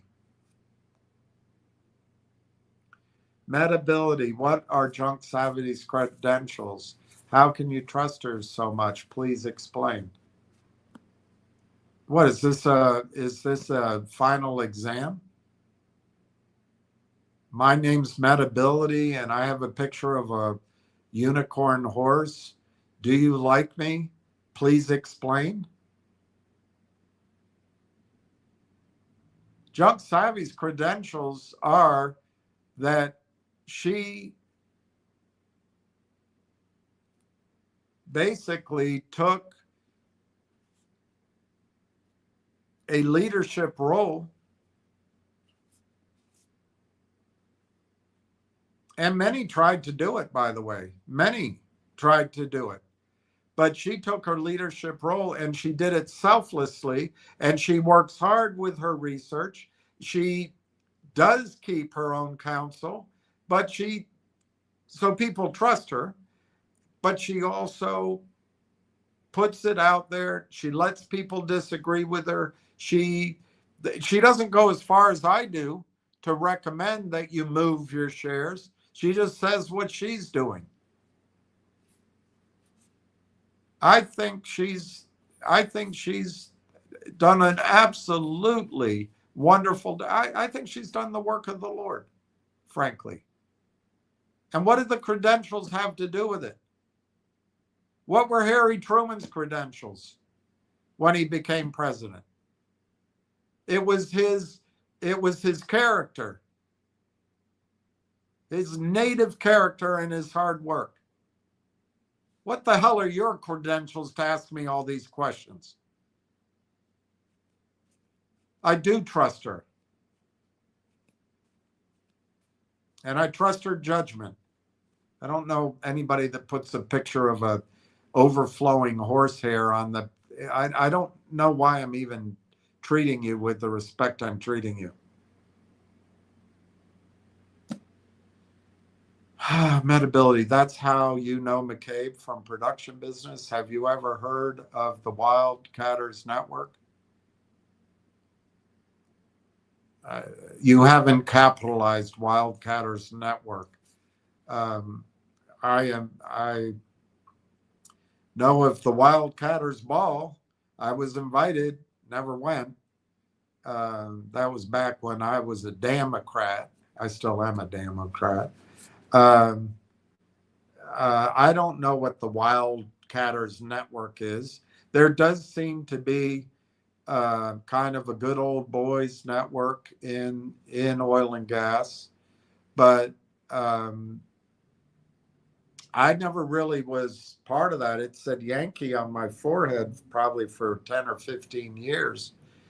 But like I've explained in other calls, the greatest thing about the oil business and about the red states, they accept you. I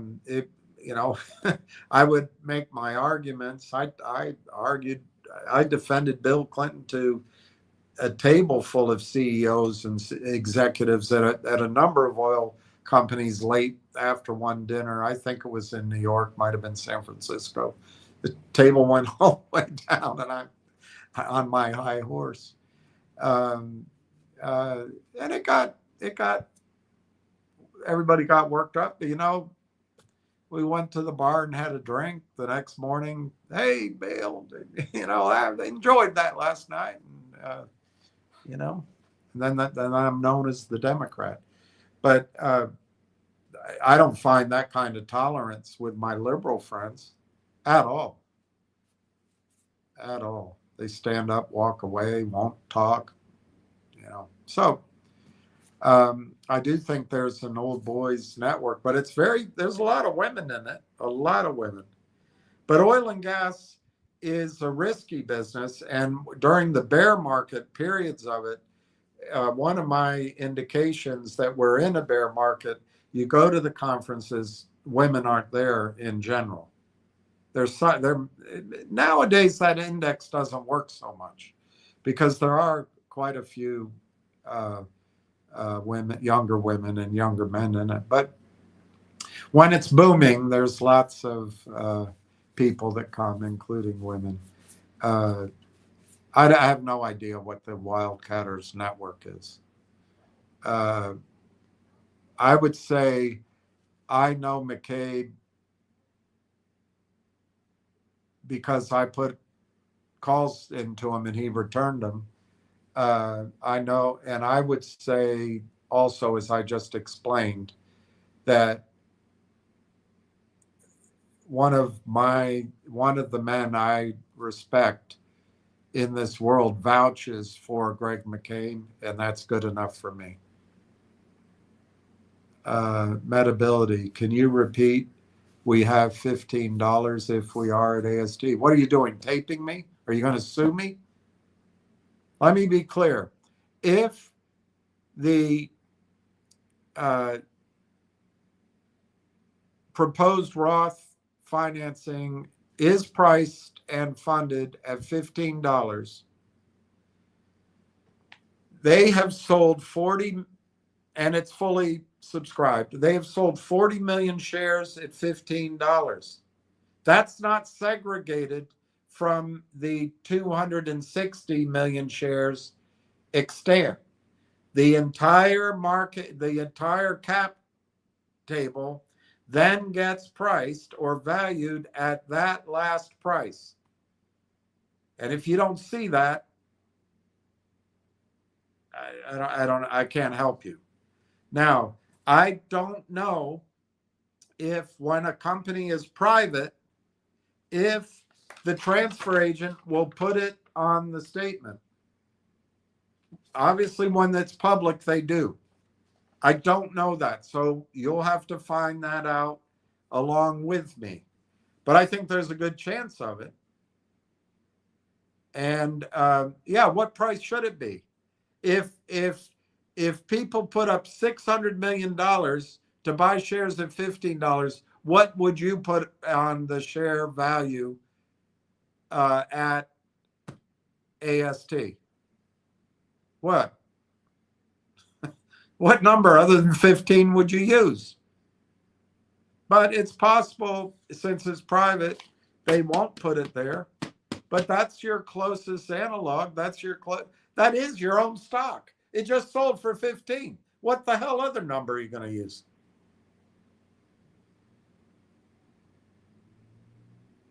But you don't have 15 yet. You do not have 15 yet. If that deal doesn't get priced, or if it falls apart, or if the lawyers are successful in blocking it, you don't have it yet. So it has to be priced. It has to be subscribed and hopefully fully subscribed. And then, yes, I think it's worth $15 at AST. I don't know what other number it would be.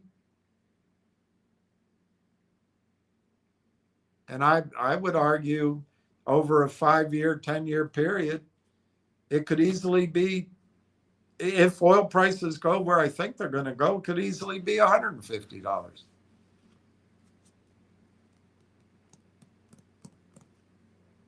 Metability. You may be misinforming people. Has the S1 been approved? I am not aware of. I think it's the final. Let me just see. Somebody sent me a link to it, and I think it's the final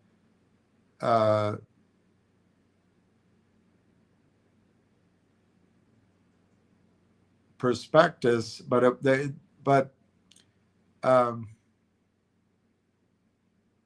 yeah, the last one I see is it's amended, but I don't think it's been approved yet.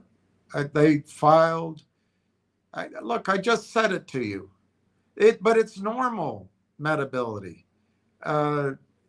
in publicly traded stocks. Again, this is a unique situation. A lot of attorneys, a lot of attacks. But yes, I believe the SEC is going to approve it. I believe it is going to be funded. But you're right. There are steps that have to occur. You have to see the final prospectus approved. It's got to be approved. It sounds like it is. What else are they going to object to? What else are they going to object to? If there's something else, I'm sure Greg will step up and respond, and it'll happen down the road.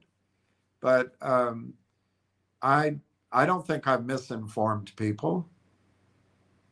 I think everyone's an adult. They know that the SEC has to give its final approval. I think everyone understands that Roth Capital has to raise the money. I think everyone understands that the money has to be transferred. I think everybody understands the deal has to be priced. And I think everyone understands that the shares have to be issued, transferred, money transferred, and then you got $15.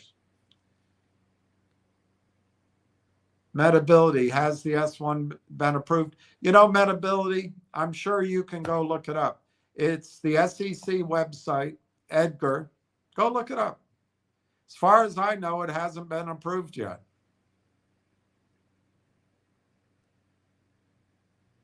And I don't think it would have been approved on the weekend. I can try to look. But it's a normal process that you submit it. The SEC has questions. They go back. Your lawyer answers those questions. And you come ever closer to the point where everything has been answered and you go raise the money.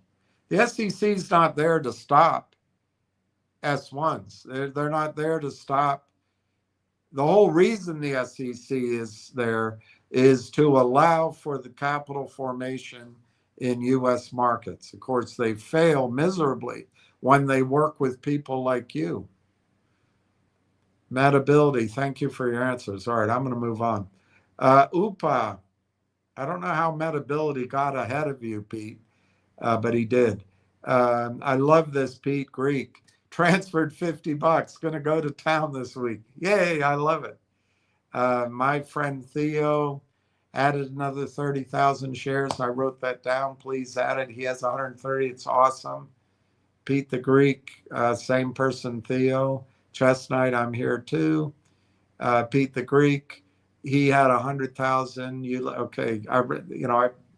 I did, and I'll add the 30. Account settings. Hi, William. Thank you for joining the call yesterday. Chunk did give you a shout out during yesterday's call. It was a very good space call. Yes, I heard her. I gave her a thumbs up. She did it twice, maybe 3 times, twice, I think. Whatever. She was very kind, but she was also pretty clear that she had 1 or 2 speakers. She was controlling that, and I think I didn't want to interrupt her. She had a lot to say. She was there 3 hours, and I didn't want to interrupt it. I thought it was a great space call. The optimism. She didn't say everything, but her optimism came through, and I've been thinking about it all day. And, I don't know who this guy is with the unicorn, but account settings that I've been somewhat less than optimistic that people are going to get a settlement at all. And so I haven't been one of the cheerleaders for the idea that people should put all their hopes in a big settlement. I think the 2 things people should do is move their shares to AST, and it looks like it's a great breakthrough.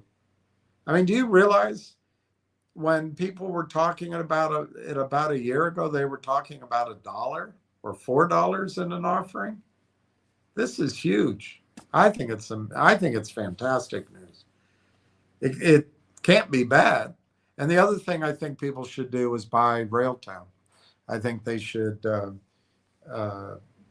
buy enough of Railtown so that when Railtown, in my judgment, is headed to 350, take how much you put into um,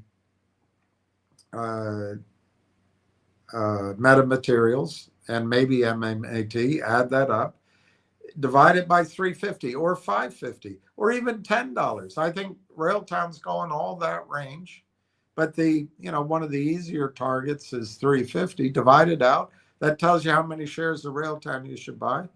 And I think that's one thing people should do. Buy that. And then when it goes to $3.75, $4, you're break even on the entire thing. And then it goes into the green. And but obviously, those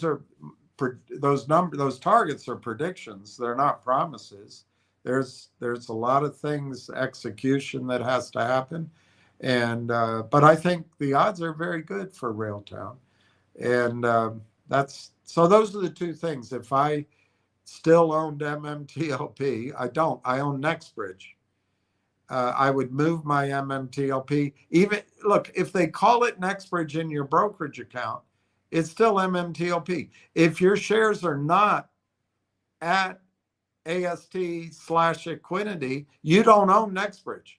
If it's in your brokerage account, you do not own NextBridge. What you own is a representation by the brokerage firm that you own shares. It's called a securities entitlement. If that brokerage firm goes bust, that's unsecured claim on the assets and even of the company. Even more, it's an unsecured claim on the very shares that the brokerage firm has of MMTLP and /NextBridge. They got NextBridge shares that they have at the DTCC. You don't even have that. You have an unsecured claim to those shares, a percentage. And it might be a smaller percentage than what they've represented to you, because they may have hypothecated those shares so much that in bankruptcy court, it's like those scenes in Bugsy, the movie with,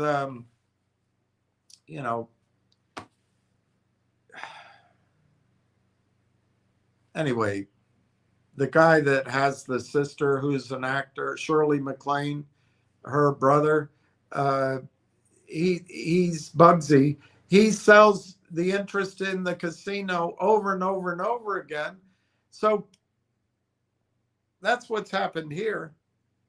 And the problem is, if you leave your shares of MMTLP, you're chit, and the brokerage firm declares bankruptcy, I wouldn't want to be in that position. Bill Clinton's changes allow the brokerage firm to use that street name stock as collateral for derivatives, for other things. So that collateral, and in many cases, in the event of bankruptcy, that collateral transfers out of the firm's assets to that claimant or that credit, whatever you call it, creditor who has the collateral. It's gone.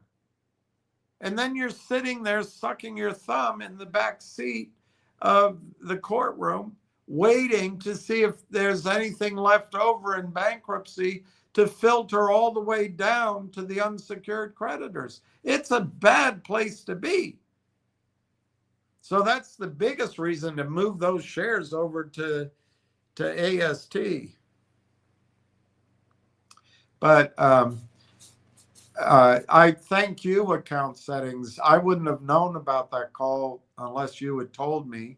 And I went on the call. One, I always have supported this community, and I think I've shown it. I haven't always agreed on some of it, but it's not from a bad position. It's just, and it doesn't mean I'm right either, by the way. And then, I've tried to work with everybody. She mentioned Richie. I had dinner with him twice here in DC.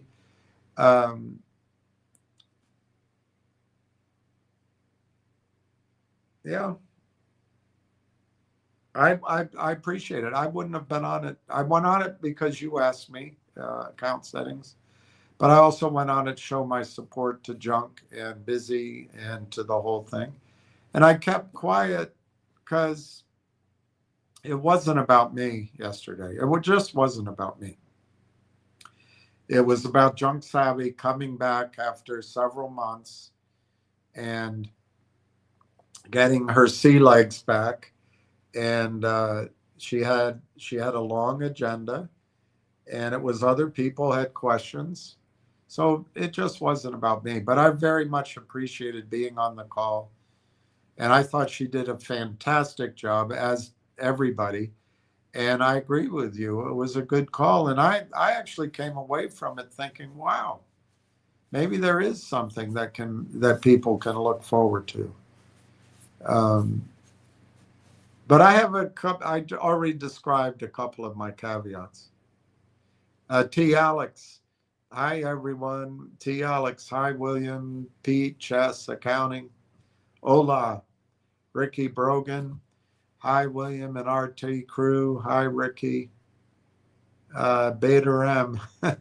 Hey, William, you cover other tickers? Not really. I do, but and I love silver, but and I pay attention to all the other stories. But what I've done now, it's essentially a year.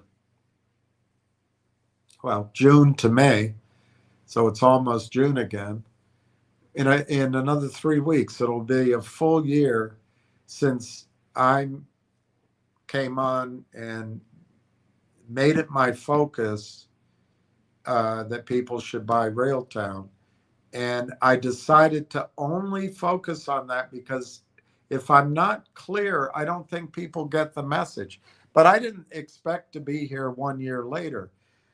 I've also, during that time, starting then and through here, I've made it clear that I think that people who lost money in Finger, lost money in CRTD, lost money in GTII, lost money in ZJYL, lost money in G-Bucks, lost money in GDC, lost money in, et cetera, et cetera, et cetera. Lost money in MMAT, MULN, MMTLP. I have said from the beginning that let's stop being victims. I walked the halls of Congress. I went on the calls. I've written letters. I've written emails.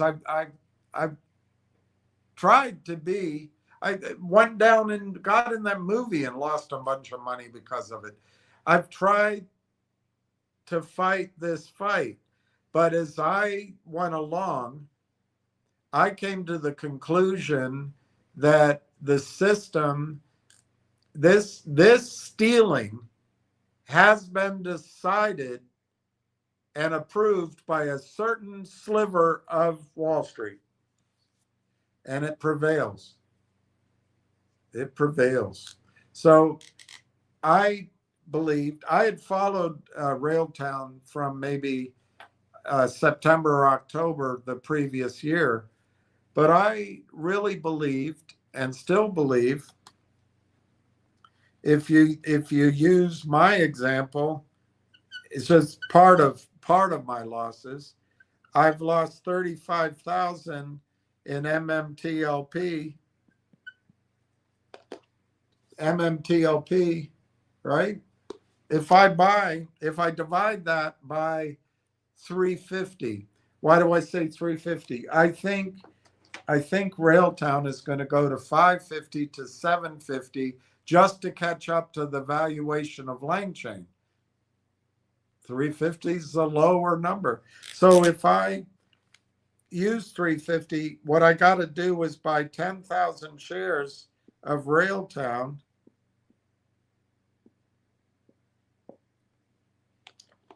So it's going to cost me $3,500 at 350. Well, I mean at 30 right now, 35 cents. If I buy it at 35 cents. And so then the amount of money I have at risk is what I lost plus 3,500. So it's 38.5 is what I have at risk. So my 10,000 shares of Railtown has to go to $3.85. And I'm break even on Railtown and MMTLP. I'm not a victim anymore. I'm taking charge of my own account. And 385, I think again, that's a projection, not a promise. I think that's going to double just to catch up to the lane chain valuation. And I think it has a lot more ahead of that. So not only do I get back to break even, I think I can get paid for my losses and for my time. And then I think we can all be well enough funded that we can help. We can set up a lobbying firm or an association to change this, but we'll have money. Anyway, that's how I decided to fight this. I don't have a huge audience anymore. I've been outspoken about what I see, and sometimes I think that rubs the wrong way. But it's never been with the intent to mislead or anything. It's to call it as my experience and judgment sees it. But yeah, I've focused pretty much on Railtown. I didn't think it'd take this long, but I think it's going to be worth it. I think it's the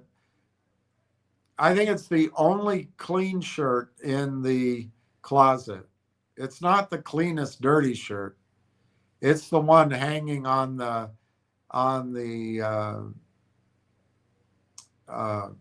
rack in clear plastic, nicely pressed, and all the rest are dirty, down on the floor, balled up, stink. And so I haven't really. I see no reason to be in any of these manipulated story stocks, because the stories are just there to fool you. They're just trying to create modern stock pools to steal your money from you. That's how I see it.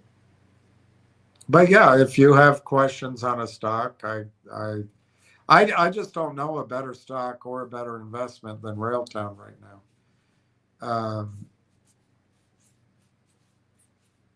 I think Silver's probably has the potential to double or triple over the next months. But I think Railtown has the chance at 25, 30x in that same time. I think silver is the place to be as we go through our troubles, which we're going to come anyway, but because of the strongest actor in the United States government,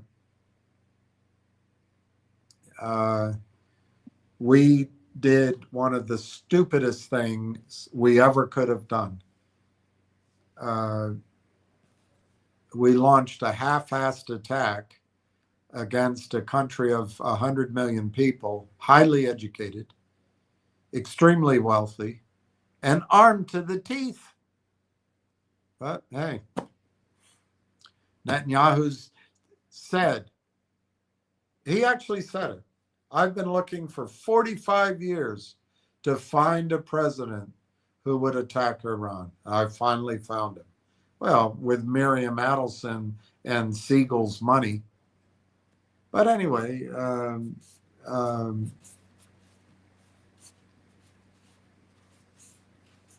in the new world that's going to cause, which everyone's going to be aware of, You're going to want to own silver and gold and oil and gas. I tell you that.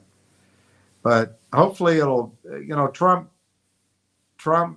seems to want to get out, maybe just to win the elections. But, 3 times before, 2 at least, he's had these ceasefires and peace talks. And then Benjamin brings his 10 suitcases of laundry to the White House because he's so cheap to get the White House to press his suits and clean his shirts for free. And he has Trump's ear. That guy Letnick I think is sleazeball. He's got Trump's ear. Susie Wiley is Netanyahu's right-hand man in previous campaigns. And then you've got Witkoff and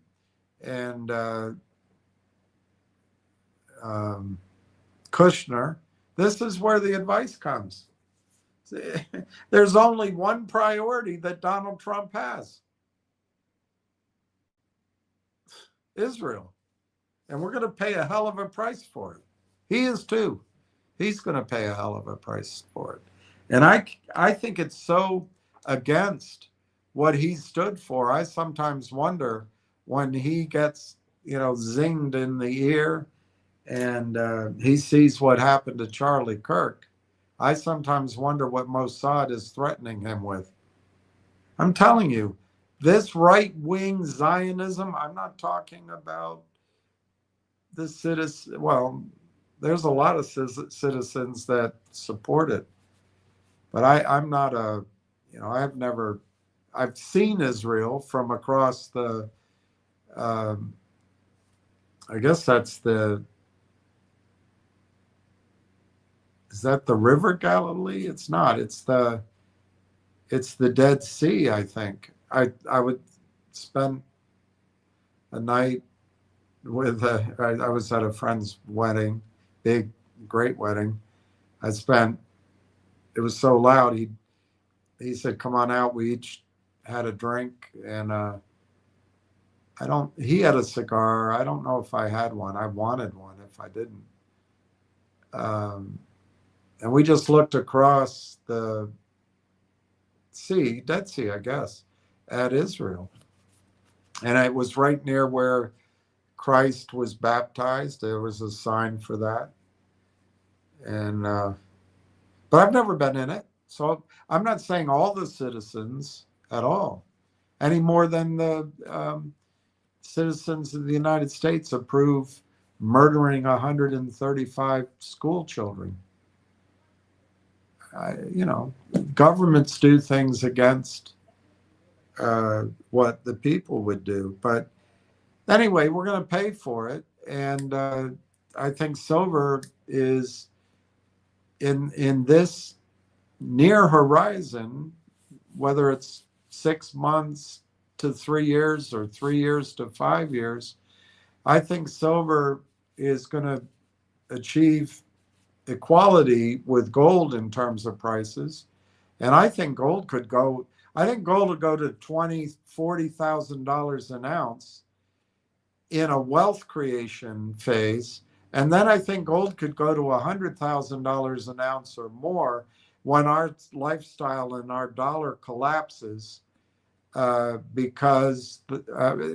because oil will no longer be priced in dollars exclusively by Saudi Arabia and by the UAE. And further, I think our banks have gotten so greedy. We've over-leveraged everything. We've shipped all of our patents and our factories to China, Malaysia, and elsewhere. We couldn't build a toaster here if you designed a new toaster. So the United States is headed for a period of adjustment, but we still have great ideals if we keep them, and if we pull together, we can get through it. But one of the things is silver, gold, oil and gas, whatever you know how to do, your health, your friends and family are going to get you through it, and it'll be a bountiful life on the other side of it. But there's going to be a period of dislocation. Not everybody's going to have a lot of fun on the other side of what's coming. And the best thing would be if it got stretched out and we could adjust slowly. But I'm not at all optimistic that the world is going to get through this scot-free, and nor am I sure that the United States economy and our life is going to get through it that well. I bought last week, it was on sale, so I bought that, Norwegian smoked salmon and one of the,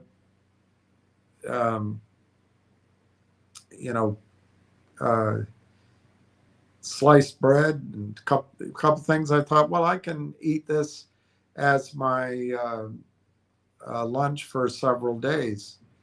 Well, when I got home and opened it, that it's a package. It's the same size package, and you know how the salmon is sliced and laid against the hard interior of it. It was thin layer, and it was only half full. It's been a long time since I bought one of those, but I used to buy them for parties I had, and it went all the way to the top of it. Inflation is here, and it's only going to get worse. The purchasing power of the dollar at some point is going to collapse. It already is down. And silver and gold, oil and gas income, again, things you know how to do, income you know how to do, things that you've learned and skills you have. That's what's going to get, and land and income from things like orchids or vineyards or coffee plantations or cows or dairy or food or this is what's going to be there today. Income from all of that has economic value. It'll have that same relative, if not higher, economic value on the other side of what's coming, regardless of what the dollar is worth. There might be an American dollar and an international dollar. But no, what just happened at the behest of an insane man, Netanyahu, and I think a power-hungry, disgusting human being, Miriam Adelson. And it's not good for Israel, by the way. I feel sorry for all the people that are being harmed and hurt in Israel. They don't deserve it either. But there's just a handful of people that are going to see us destroy our lifestyle. And that's what's happening. I couldn't be more shocked that Donald Trump did this. I just could not be more shocked. Might as well have voted for Obama. Might as well have voted for the somnolent Biden. Might as well have voted for John McCain. But that's where we are. And, whether you agree with my analysis doesn't matter. The fact is 25% of the world's energy is backed up. And we have shown we don't have power in the Middle East anymore. Iran does. Russia will. Russia's weapons are better than ours. And China will. And it's up to the new generation of Saudi leadership who they're going to choose. And I would choose the Russians. I'm not sure they'll choose the Chinese, but they might. But it's not going to be the United States. And that means oil is going to be priced in rubles, yuan, gold. And, Kissinger, Doc Kissinger, he went on his shuttle diplomacy when Nixon took us off the gold standard because the French were taking all our gold. And he convinced primarily Saudi Arabia, but the rest, that our military would continue to protect the royal families and to price oil in dollars. And then the greed of our banking system, we've levered everything up.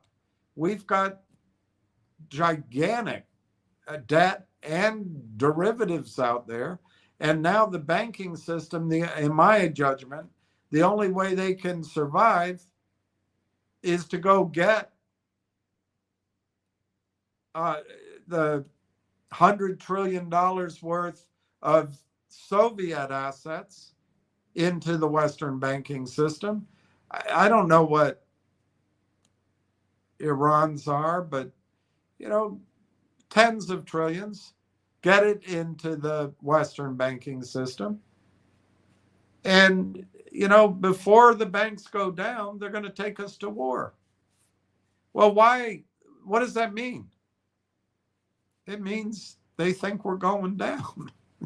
And I just, short of nuclear power, we've shown, and it's something I could see, I talked about it, but I don't know why Trump couldn't see it, unless he's being threatened. He might be being threatened. We just proved to the world and to those countries in the Middle East that we can't defend them. We are unable to defend them.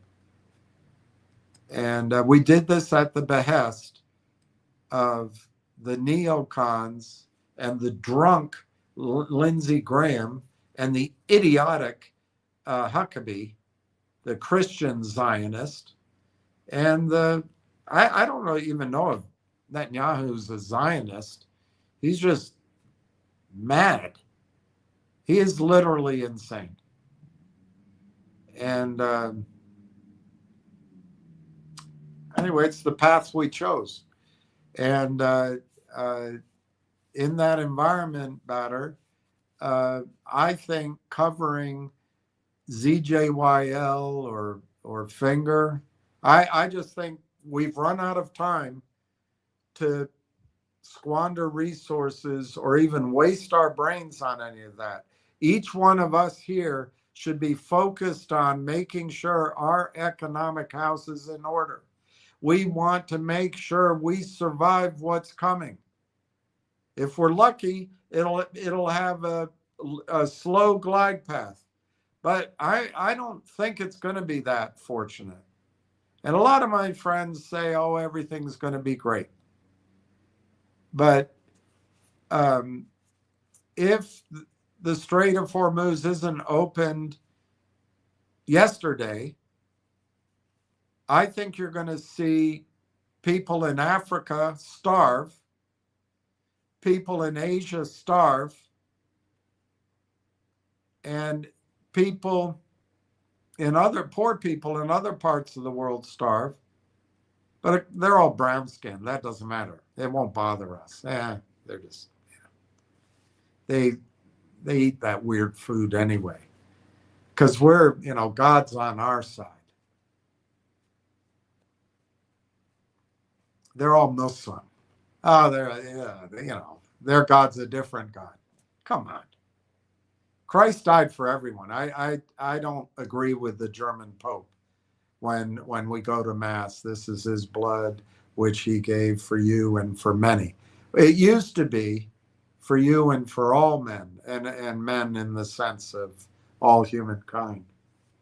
But anyway, leave it to a German to change that. My sister says, well, it's in the Gospel of John. All right, whatever.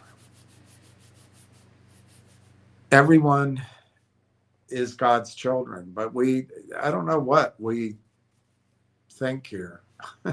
But anyway, people are going to starve. People are going to starve. And there'll be pictures on TV or YouTube, send some money so we feel good. But you know what's going to be different this time? I think people in Europe, they may not starve, but they may go hungry a bit. The miracle of Spain's agriculture is all fertilizer, hot.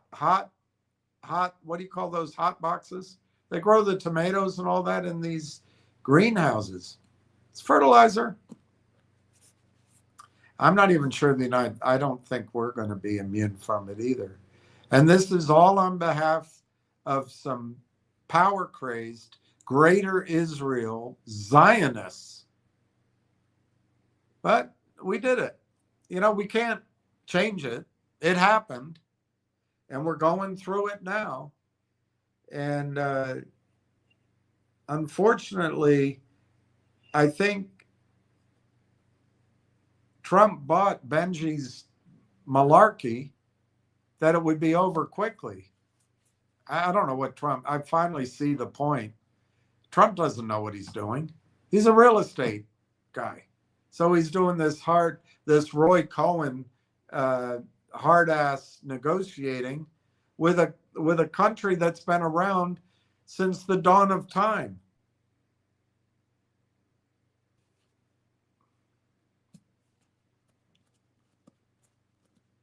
Anyway, better. In that scenario, I think it's ridiculous to spend time covering other tickers if you mean by that these manipulated stocks. I respectfully think we've run out of time on that. This is all a sign of the financialization and the end of a bull market, not the beginning of a bull market. And I've explained over and over again why I think Railtown is an exception to that. Because number one, they didn't take any toxic financing. Number two, they're in the largest industry in the world, and it's in a big transformation. But we got to be aware of some of those risks going on too. I just think AI is also going to be one of the leaders, maybe at a lower multiple on the other side of what's coming. But make no mistake about it. When Donald Trump, at the behest of Miriam Adelson and this Siegel guy and Benjamin the liar Netanyahu, he's been a liar from the time he got out of law school, in my judgment.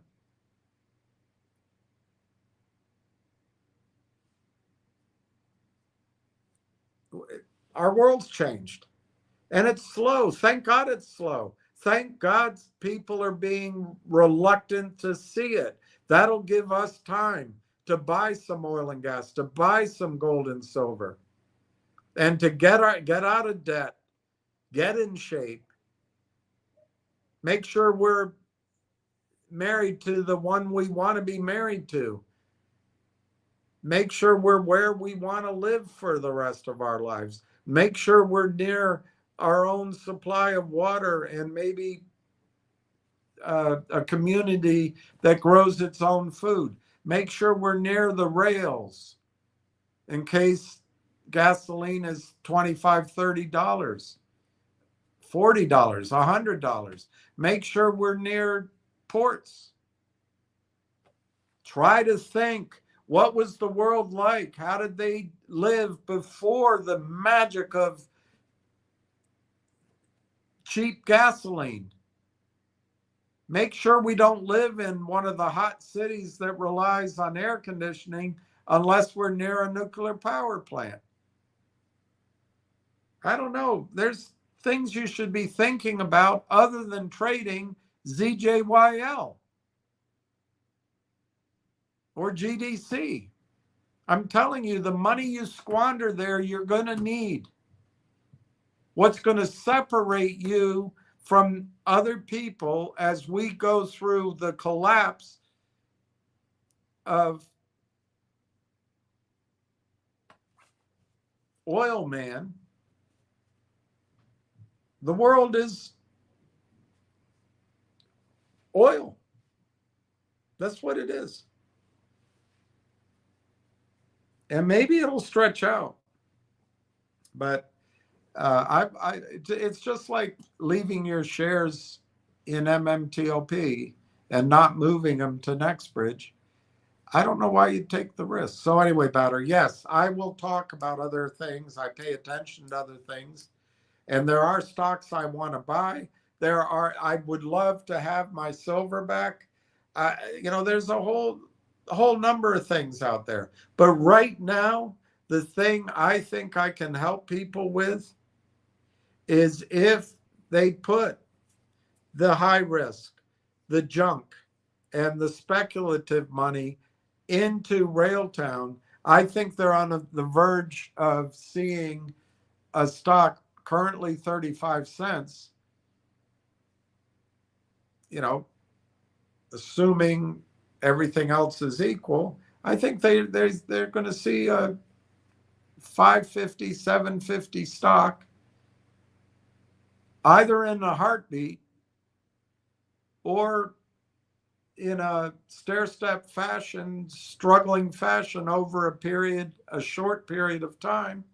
And then I think it can double and triple from there as the starting point.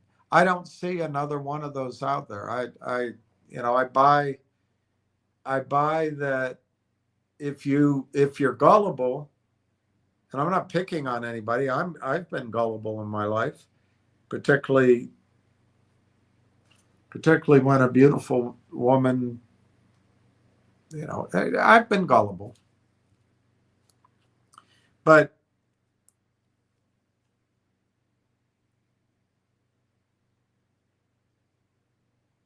the pattern, Botter, of most of those stocks, I'll read it again. I don't know if you were here. It's very short, but it's in the current bestseller. I read the book. But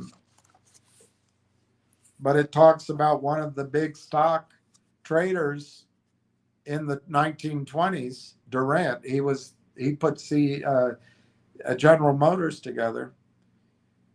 Durant was also on the cutting edge of what had become a fad among insiders on Wall Street in the mid 1990s, the stock pool. It typically worked like this. A group of investors, well, there's some guys out of Hong Kong, out of Puerto Rico, out of Singapore, maybe, out of Univest, maybe. A group of guys would combine their resources to covertly buy up shares in a given opportunity. Maybe they bribe an offshore trading desk with $5 million. They accumulate the stock. They would do this over a period of weeks, careful not to draw too much attention to their activities. It's all sub rosa. They all collude. And then they put 50 million, 100 million in a trading account so the buy side computers can use it to fool the criminals, the shorts. Then with the aid of a market insider, like the guy in the Bahamas maybe, or in Panama, that's going to turn on the computers and algorithms to help try to make the stock squeeze. Often the very man on the floor who specialized in trading that company, there is no person like that anymore in these stocks. It's all computers. They would commence a series of trades with themselves.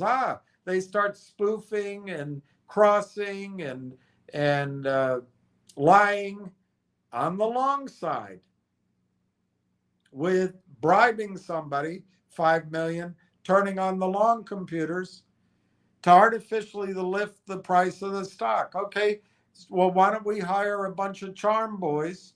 They'll get on the Twitters, the Reddits, the OnlyFan type accounts for stocks, whatever they're all called, stock twits. They'll start telling the story They'll come on with whiskey voices and cigarette voices. I've got all my investors in it. Oh yeah, this is gonna move. Yeah, I got my money in it. I've got 100,000 shares, and then it's AI, and it's gold, and it's biotech, and it's treasury, Bitcoin, and it's anti-gravity cars, and it's it's 90 virgins in heaven. They've got everything. So they artificially lift the price of the stock. Gullible investors would notice the upward momentum of the shares and jump in on the trade. Yeah, it starts moving. Everybody's jumping in. And then they pulled the plug and dumped the shares back on the market. What happened to GDC just now? What happened?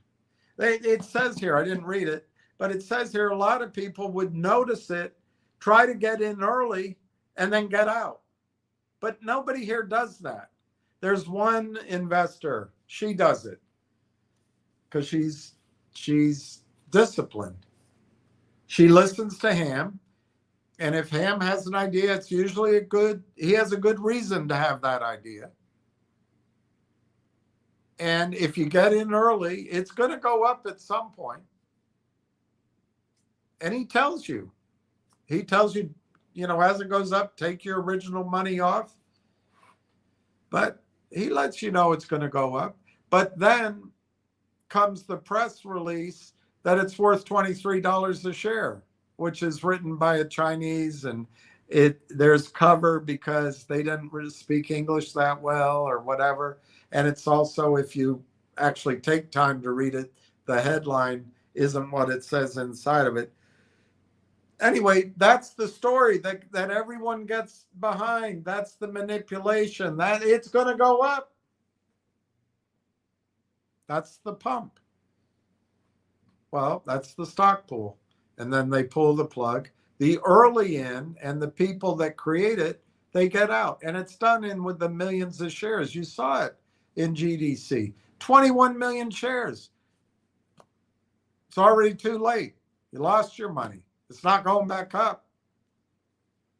That's the computers destroying everybody, but they're making money. They're making slivers of money every step of the way. Not you, not me. 11, there's no evidence of Iran honoring any deal. It's hopeless, guys. We're going to go to war.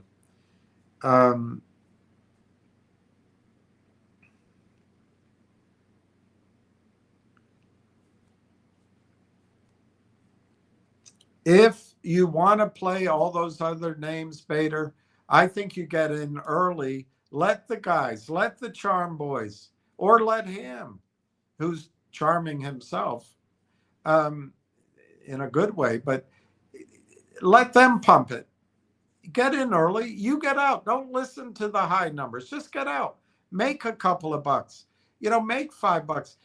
People are making 10 times their money. They're making 8 times and 12 times, and they're not taking it. This is a sign of the end of the bull market. It used to be that if you build a position for your clients, it could take 3-4 years to get 8 times your money. If you ever did. But now everybody wants it, and they want it even to go higher. Don't let those guys pump them. But I wouldn't treat it. I wouldn't treat it like covering other tickers. It's just a mug's game. Just like I read here. As soon as people witnessed the excitement in a stock, they knew it was going to go up in a stock pool. Some of the pros got in early, got out early. They made money. But the gullible public gets in, believes it, and then they lose everything. That's how I see most of these other tickers. And Botter, we don't have time for them anymore. I'm telling you that. I don't know when the market's going to melt up. It could melt up this summer, but it could melt up in September. Hopefully it's next year. But after it melts up, my opinion, it's crashing 95%. Now, HD Miko thinks I'm insane, but David Hunter thinks it'll crash 80%. I'm just adding 15% on that. And I guess that makes me insane. But the reason I think it's going to be so devastating is we're also complacent.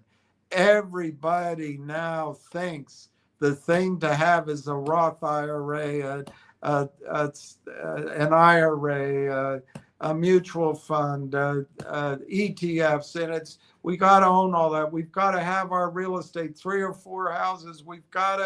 We're all in this everything buttable to the max, except for me.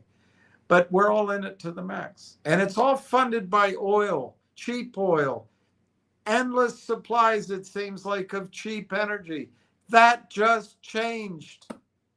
And when Wall Street finally recognizes it, bonds are going to be in trouble. I don't think bonds are going to be, by the way, it's weird. I don't think bonds are going to be in trouble necessarily right away. But once they are in trouble, it's going to subsume the stock market. And we're going to have to be prepared for that next cycle. It's all right, as long as we're prepared. And there's no perfect preparation. One of the things I think we can do is make our accounts strong by owning Railtown. If you see Railtown as just another ticker, well, you're not going to see my point. I'll try to talk more about Railtown here in a minute. Let's get through more of these comments. T. Alex, did I miss anyone? We missed you. Quit that. Hi, William. Wishing you have a safe and fruitful trip. I will be adding more RT this week. On MMTLP, I had 5,300 shares, which I transferred. Yay! Yay! That's great, Clay. I'm glad you transferred it. I don't know what you paid. I doubt you paid what I paid, but that's great. You transferred that to AST.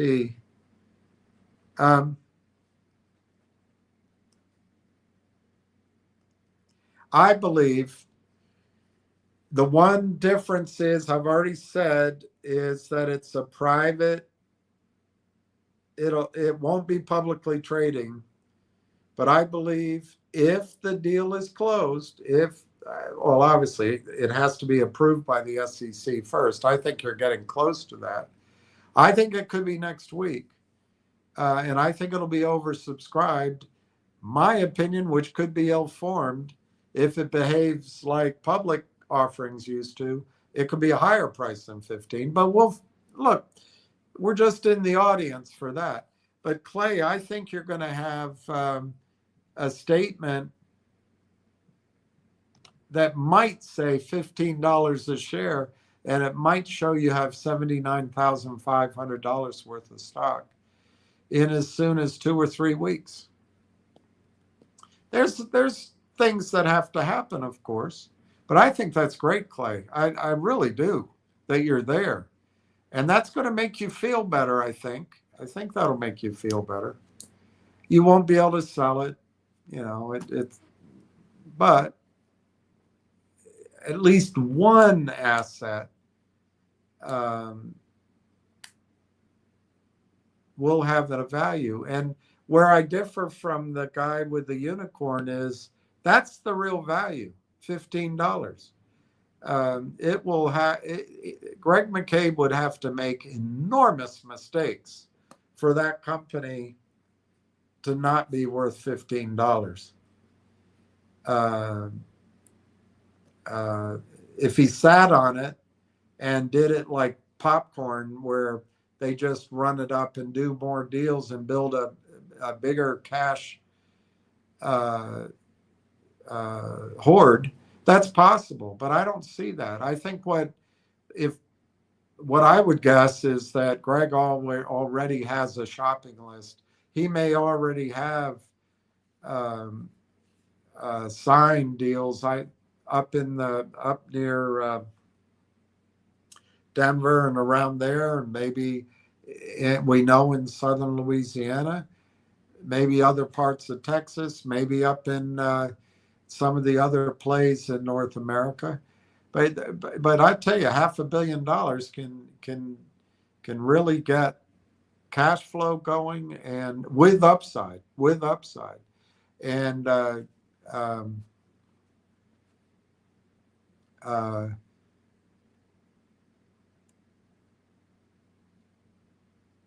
that guy, the unicorn, will say I'm being misleading. I'm not trying to be misleading. I actually think this setup where brokerage firms might peel off from each other and want to settle up by offering money to Greg. And I said this how many years ago when I would draw, this is the logical conclusion. So NextBridge could be this giant independent with a lot of cash.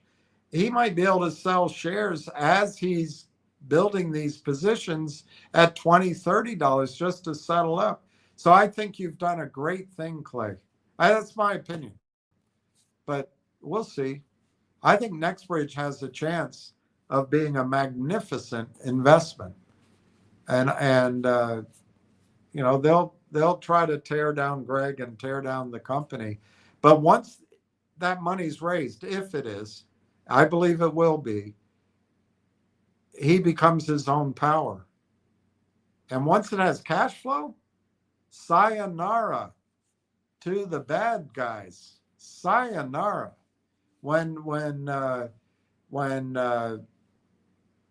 NextBridge has big assets and cash flow, oh, sayonara. Imagine, Clay, and I actually think Greg's this kind of guy. He'd have to get approval. But imagine if Greg built such cash flow that he decided to distribute $500 million. But he didn't just distribute it just to the real shareholders. He just said, I'll do it to everybody. Or different example, I'll distribute $500 million. That'd be about $2 a share, I think, to people that really have NextBridge. Those shares that are sitting there that haven't been claimed, that's the street name shares.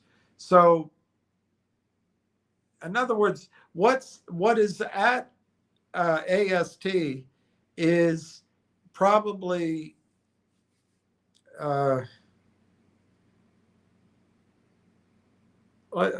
let's say half and half. There's 80 million shares that say Quit Dad on it. They say William on it. They say Greg McCabe on it. And then there's 80 million shares in the name of Merrill Lynch, Ameritrade, Morgan Stanley, street name. And so he'd pay out the dividend, and that dividend would come to us, but then it would go to the street name stock. Let's say you're a Fidelity, and let's say Greg pays out in a given year, let's say 3 years from now, Greg pays out $2 in dividends. And so we got $2 over the course, 50 cents a quarter. Well, what about if Fidelity only has at the DTC 1 million shares? Well, he's going to give them $2 million. What if they have sold out into their system in entitlements 100 million shares? I know I'm being extreme. Well, they're going to have to pay out $200 million. They get $2 million. They're going to have to pay out $200 million. I could see Greg punishing these firms that way by giving us distributions. I don't think it'll happen right away, and he shouldn't do it right away. He should build his portfolio. I'm telling you, Clay, I've seen these cycles. And I had an investor, I don't know, he got pissed off at me because of Railtown, I guess. But we had a chance to get into some oil and gas projects. And in fairness to him, I don't know that his money ever came. But what the cycles do, there's a time where you can come in with cash and you can almost write your ticket. I mean, I gave that example. I flew to London to try to raise money on a project in Texas in the Central Basin Uplift, but oil had gone to $22 or $28, and companies were having difficulty. The private equity guys were asking for their collateral, so they had to sell assets. Oil, the cash flow wasn't cutting it. And there was a project, all I needed was, I think it was $6 million, because the project was cash flowing at 30%, and it had a bunch of upside, and it had places you could drill and the wells you could rework just to double your production. You didn't even have to drill. And then it had assets in the ground. But I sat with people. Oh, the oil can go lower. I got nowhere. But that's the sign of the bottom usually. So a young guy who worked fields in either Oklahoma or Texas, he had $1 million. I guess he borrowed or he got it from his father. And then he put together the $6 million, and ultimately he bought it. And the cash flow was so strong that he probably got most of his money back within the year. But here's the story. Values recovered, oil prices recovered. He sold 10% of that project for $90 million. And he kept the other 90%. And of course, the people I talked to have no idea what they missed out on because, oil prices can go lower. Well, that's the bottom of the cycle. Those are the kind of deals you can see if you act, and you can make a hell of a lot of money. The next stage in it is the deals are almost as good, but they're not that good. But you get in them. Well, for several years, what was available was you could buy in these projects that were being sold off at a 30% present value to cash flow, and you got everything else for free. That's all gone now. So now there's still deals, but you're getting 10% discount to cash flow, and you are paying for something for the upside. So things reprice.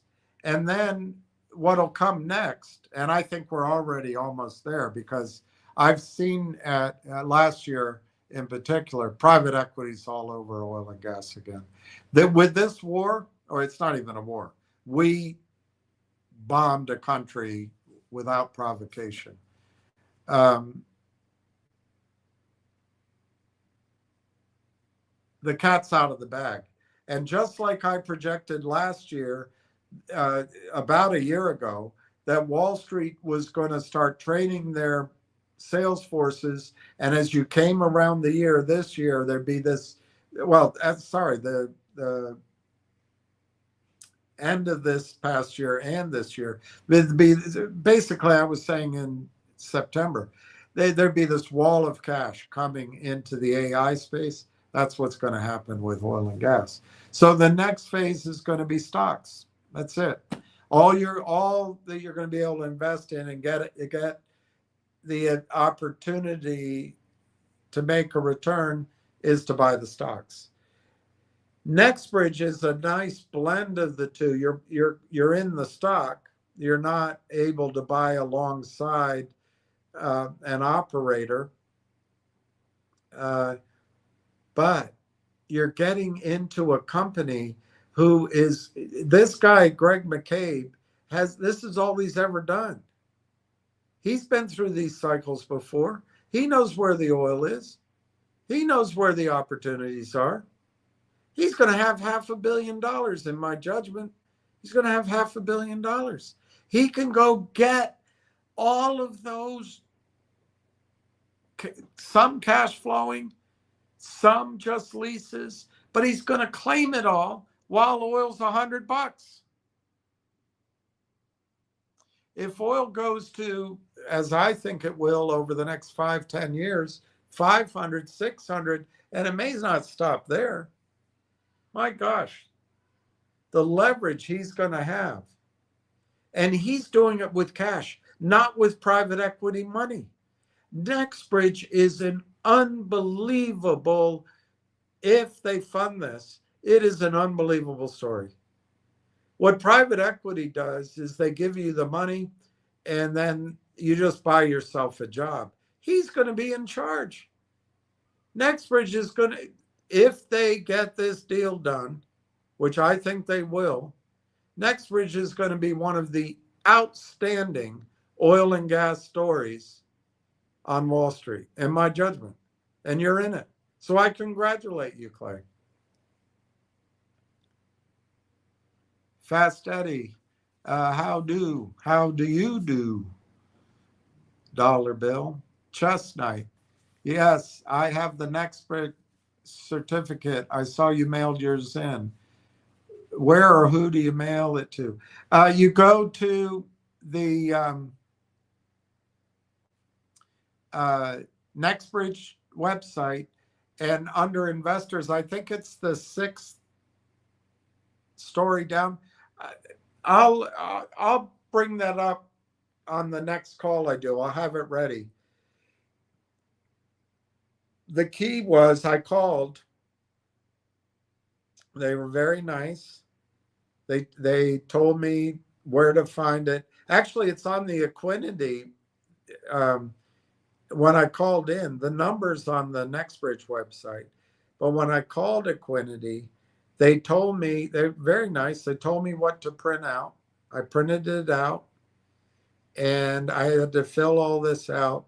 And they said I had to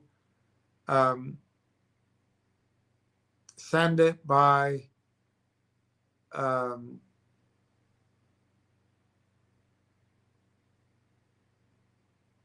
UPS. I went to the post office to send it, and I think I had to do it that way. But anyway, the instructions are right there, and it's easy as it can be. You don't sign the certificate; you sign a stock power, and that's what I printed out. I signed the stock power. And it was relatively easy. I sent it, that's what it was, certified mail. They asked that it be sent certified mail. That's what I did.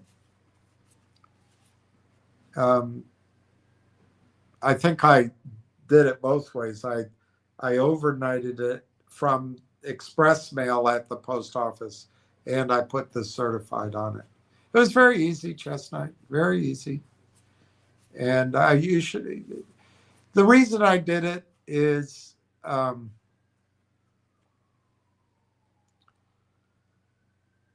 it's free.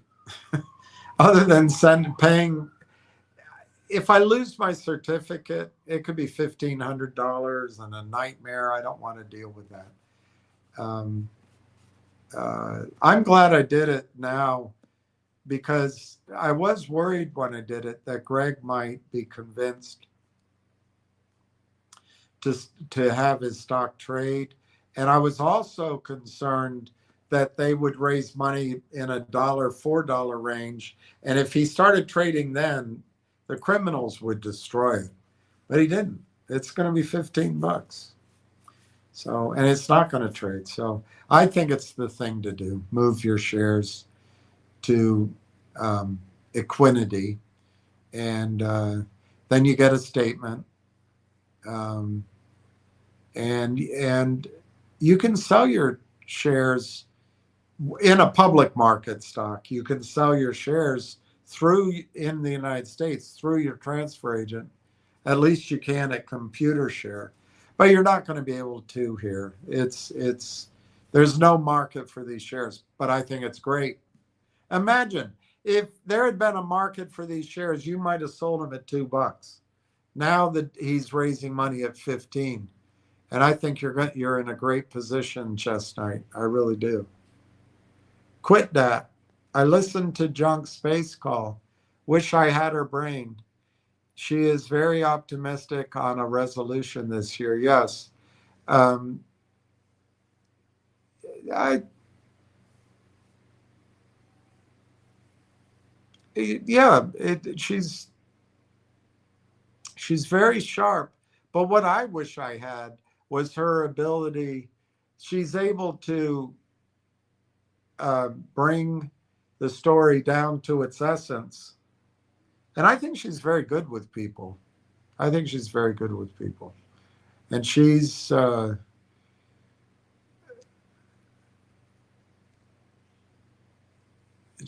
made a commitment.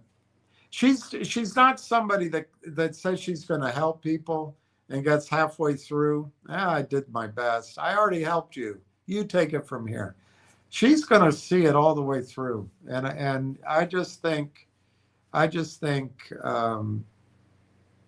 she deserves enormous credit for that. And same with Busy Brand. There's so many others. I admire Busy Brands too for his hard work.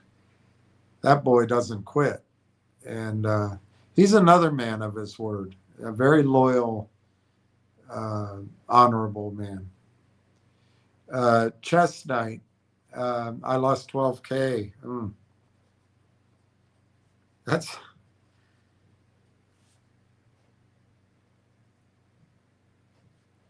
a lot of money. But I think it'll be worth about 23K here if this pricing gets done. Unknown Stuntman. Hi, Uncle Bill. Hey, Steve. Snoopy. Hey, Bill. Happy Saturday. Same to you. It's going to be Sunday soon. Act Now, MMTLP. Act Now, and reposted this stream.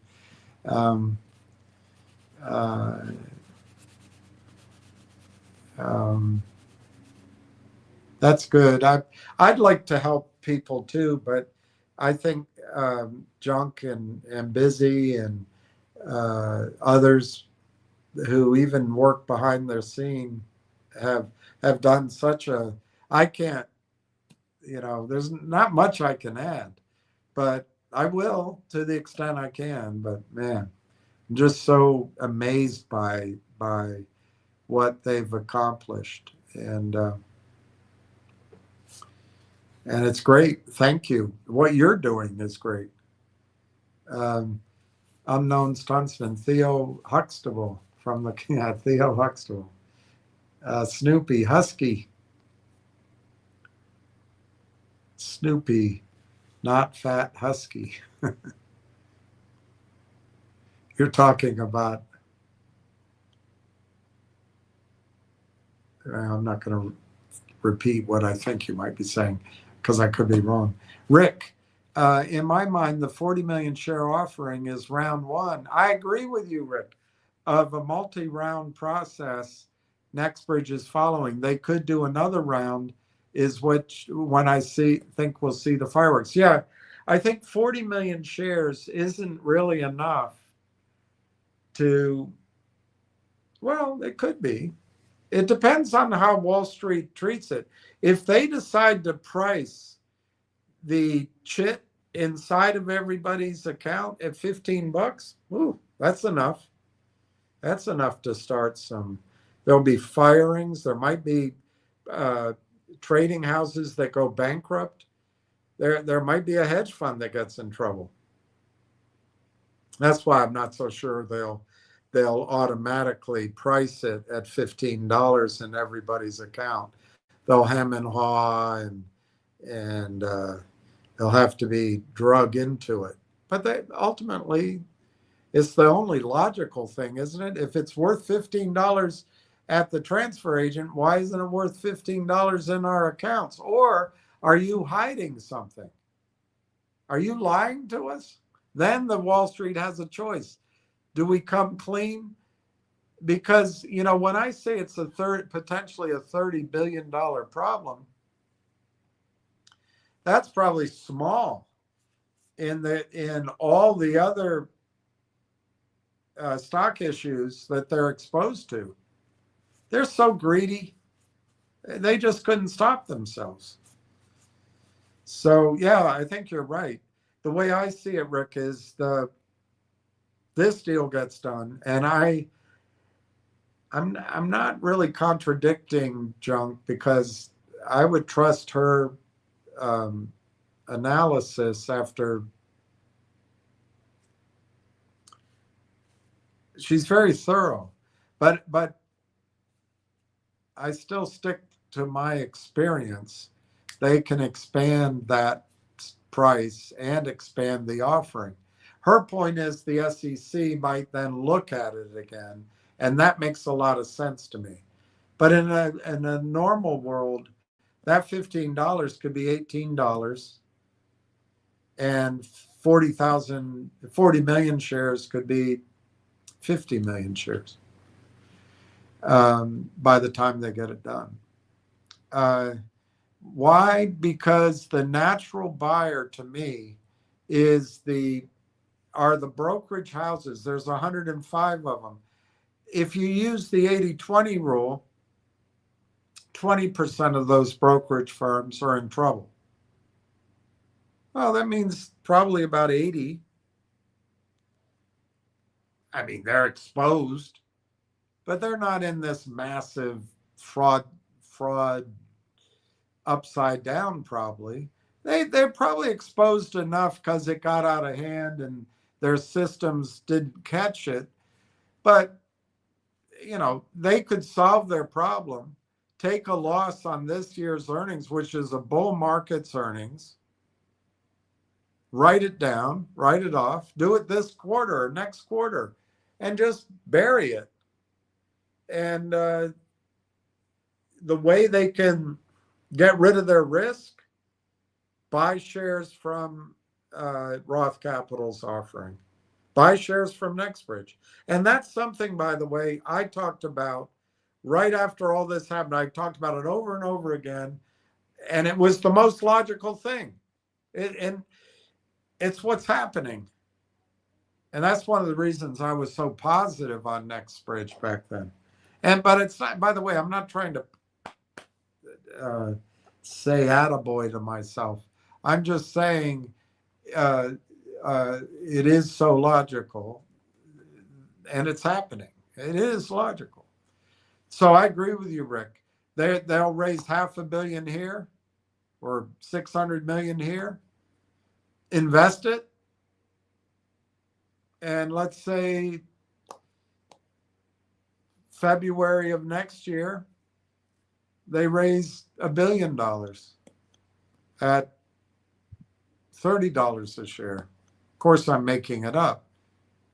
And then he goes, I don't think he would, but maybe he goes offshore and joins, partners up with Apache or something. But that means you're just like I think Greg can make one of the most exciting independent oil and gas companies in North America, because Wall Street has to limit their risk. And to the extent that these first offerings, good firms, good guys and girls, can break away, Greg's not going to turn them down. I bet he would turn down if he figured out that this stock's going to go to some scummy hedge fund. He'd probably say, no, I don't want to sell it to them. But if it's, I don't know. I can't remember what firms are out there that aren't, if it were a A.G. Edwards, they're gone. Or if it were a Johnston Lemon or Alex Brown, these firms are gone now. But he'd say, oh, okay. And then what happens then is the criminals are funding your company, my company, his company. And Rick, I'm telling you, it is huge. He will have cash. He doesn't, and I'm remembering, he doesn't have to worry about DEA. He doesn't have to worry that he's got a certain number of green people on his board and that he's doing public service announcements. He doesn't have to worry about any of that. All he has to worry about is going and finding oil and making it work, because he'll have the cash. He won't have a private equity ding dong telling him what to do. It's amazing. So I agree with you. They're going to raise many rounds after this, and I think it's really exciting. I should go work for him if I were 20 years younger. The Della, it should be at least $15 times 350 for the 3.5 years they had our money.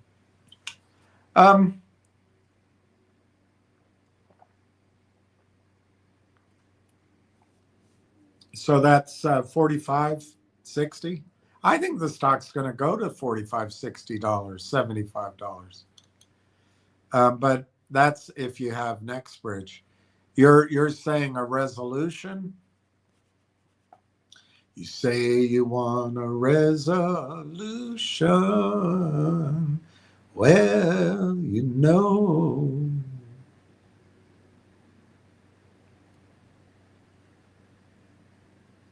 we aren't changing plans. You say you wanna, but if you're talking, you can count me out.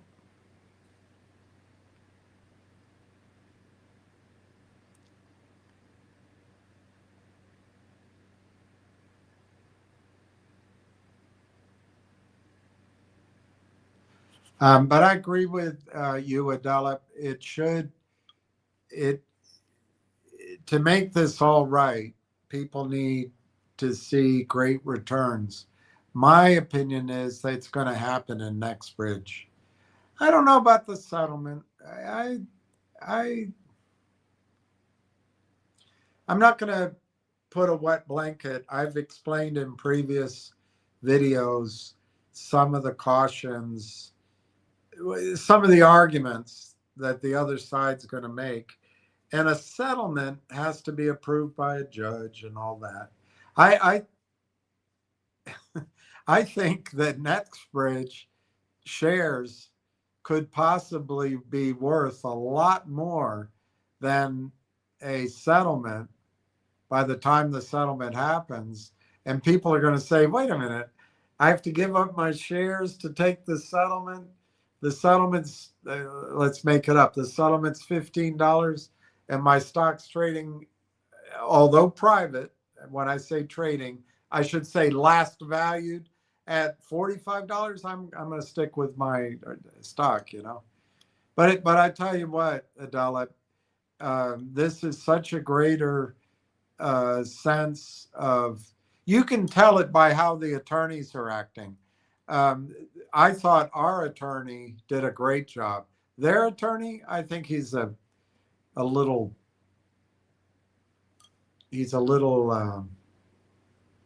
punk, because he's got a bad hand. He can't win, so he's a bully. And He's not going to win. 52.5 plus 50 for pain and suffering. 102.5. Well, I don't know that you're going to get that in a settlement. 102.5 literally could be $100 billion if the exposure is 1 billion shares. It could be $200 billion if it's 2 billion shares. It could be it could be $250 billion. That's starting to add up to some real money. I'm not sure they're going to, I don't know. I don't want to be negative. Anything's possible.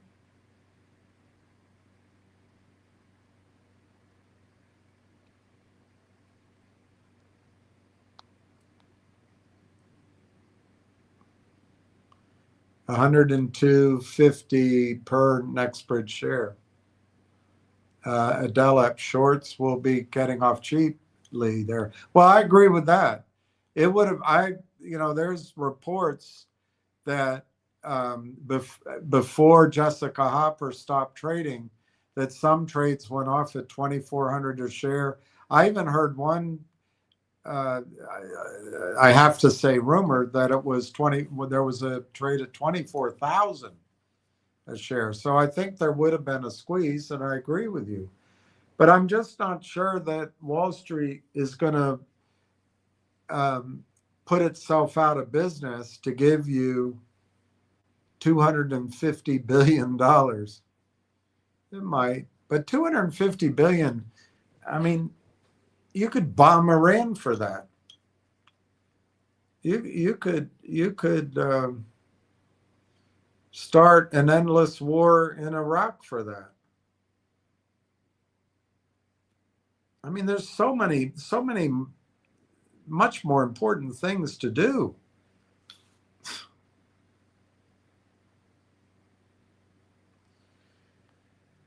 I'm so tired.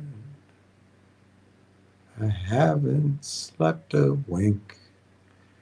And I curse Sir Walter Raleigh. He was such a stupid cat. No, no, no. I'm so tired. All right, so let me keep going. Edward Jones, Rick, you're right. God, I'm so dim-witted sometimes. It's frustrating. Adelep 1250 was the highest MMTLP ever went. Then how did I pay more? If you're looking at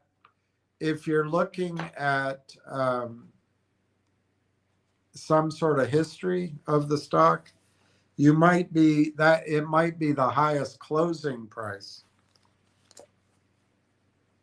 I don't know. Why would I say I paid that much if I didn't? I was surprised that I thought I had bought it over 2 days. I was surprised to find out that I had purchased the stock over several weeks. I didn't remember it that way.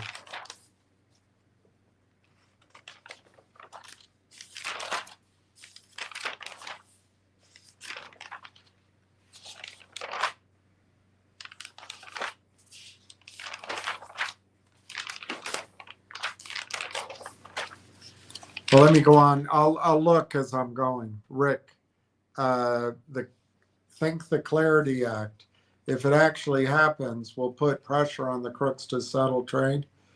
Well, she brought up, and others did too, the 5303C.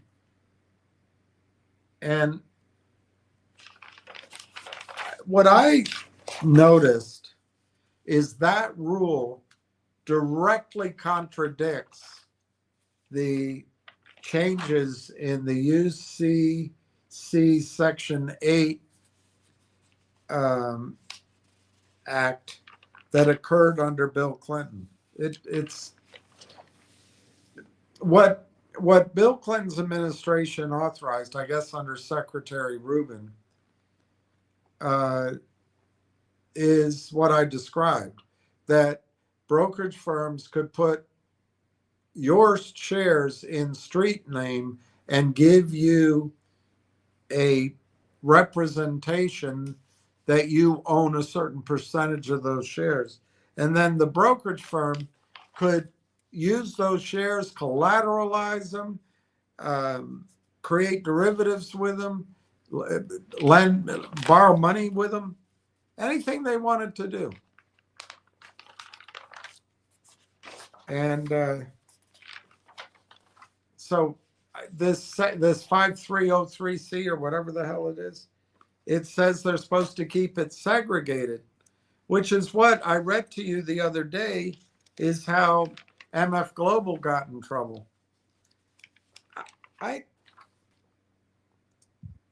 There's two theories there, and they contradict each other. And what Bill Clinton's administration changed makes it legal to do what I said. So how do you tell whether the stock is segregated or not if all you have is a security entitlement? They can rehypothecate that all they want. It seems like what Bill Clinton's administration allowed is a direct violation of 5303C or whatever the hell.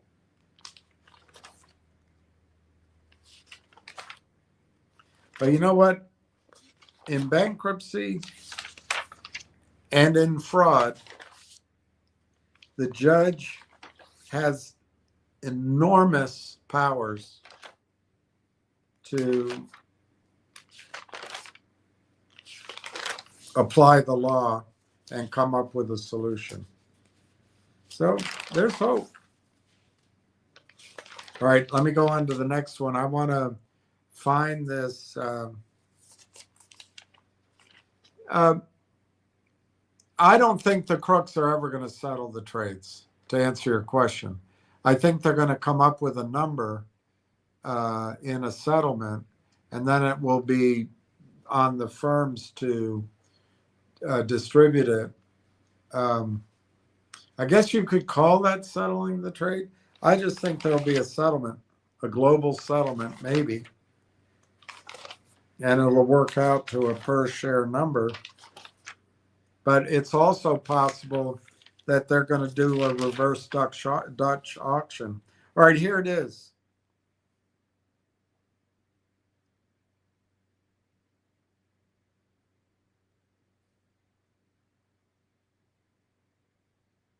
And you know what? You might be right. You might have called me out, and you might be right. Looks like the highest I paid was 1007. So you're right. I bought, see all these trades? These are my trades in my regular account. The highest was 879, and the lowest was 20 shares at 308. And then in my IRA, here it is. My highest share was 1007. So you're right. Sorry about that. And the lowest in my IRA was 755. Genius. Sheer genius.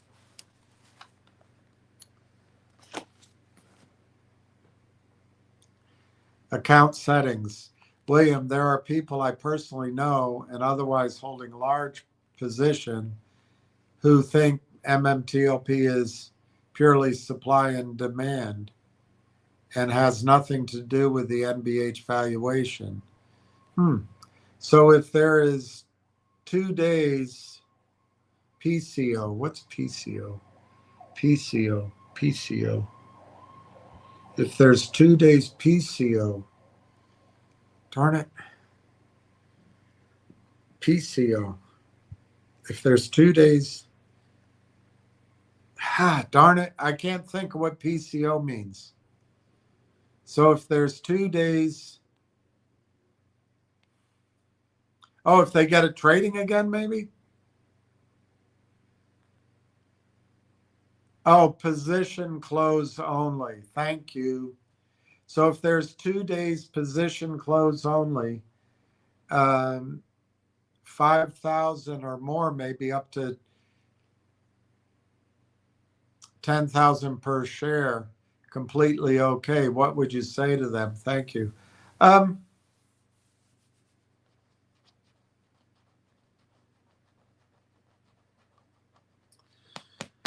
You gotta think that one through. So you're saying a judge would say there's going to be 2 days of trading, position close only. So you're going to have on the buy side all of the criminals, and on the sell side all of the good guys and girls. So let me ask you one thing. Why wouldn't the criminals just flood the market with sells? And let me see if I can come up with an answer why they wouldn't.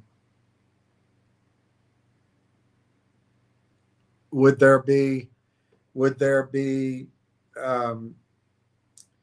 a regulator that, it would have to be somebody from the United States Marines or something, because you can't trust the regulators.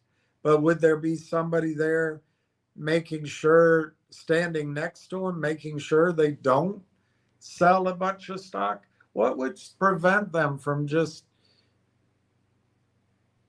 turning the sell computers on to keep the price down, like they did with GDC the other day, and sell 40 billion shares just over and over and over again? And then after the 2 days are over, hey, we're done. If you didn't sell your shares, you're tough luck. That's the one thing I'd be worried about. Now, if the judge says 2 days position close only, but no shorting, no high frequency trading, how are they going to get it done in 2 days if they don't have high frequency trading? But to me, that's the only way you would prevent those computers from just flooding the market with intraday counterfeit shares. How could they stop that? Just, oh, we won't do it? Because you can't prove it. Any point in the day, you can't prove what they're selling.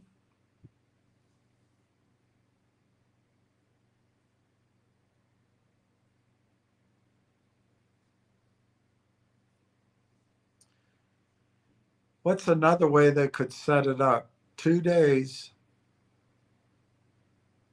See, I almost think if they just did it over a period of time till it just let it resolve itself. But if they only open the market for an hour a day for 2 months, you might get what you want differently. Or if they stop the market,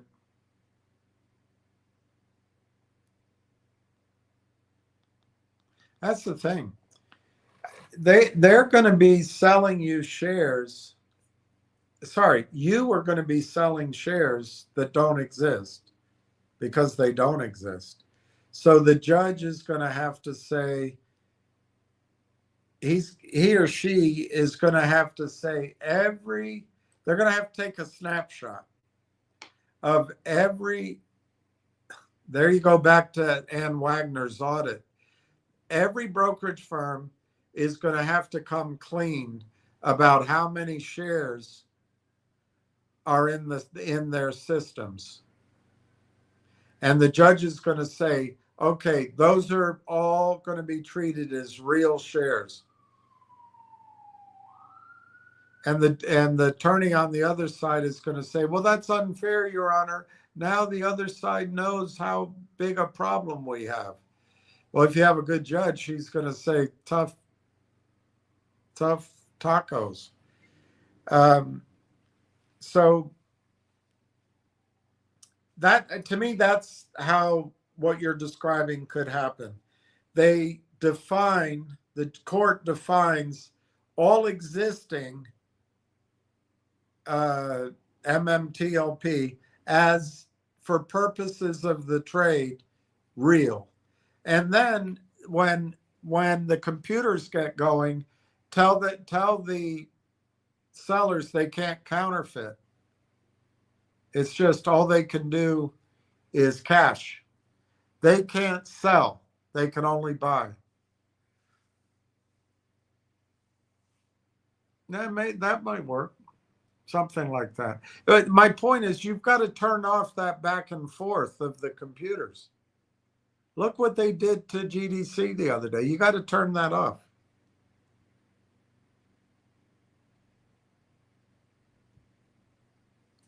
And you're right. That could get dramatic. I just don't see a judge approving of that. Let me say it differently. I think they'll come to a settlement before they get to that point. But man, account settings, if any brokerage firms believe that scenario, they're going to peel off and buy stock from Greg in public offerings. And you're going to have a company that is so well funded. This goes back exactly to what I was projecting. And again, I'm not trying to be like, I'm so right. It's just that it's what I was saying, that NextBridge has a chance to be just this magnificent, well-funded, independent oil and gas company. And they could go roll up some big companies. It's very interesting, account settings, how you're framing it. The judge would have to turn off the high frequency computers, and there'd be no selling of stock from the buyers.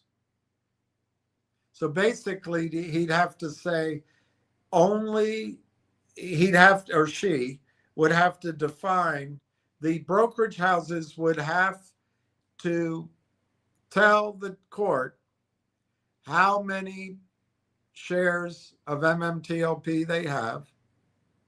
They haven't wanted to do that yet, and they've got Ann Wagner on their side. And that would be defined as the starting position. Those are the number of trades, shares that have to be closed out. So the longs can't buy any more shares. They can only sell. And the criminals can't sell any. There can be none of this high frequency back and forth. They can only buy. Why would 2 days matter in that case? What I don't like about the 2 days account settings is if you don't sell, then you have no recourse anymore.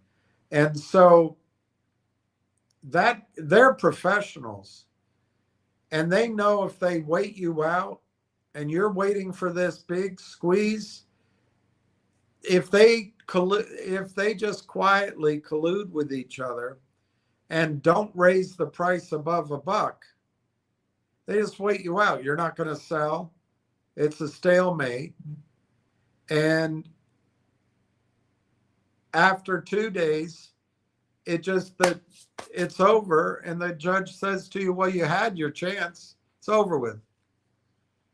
That's the one thing I would find very risky about 2 days trading.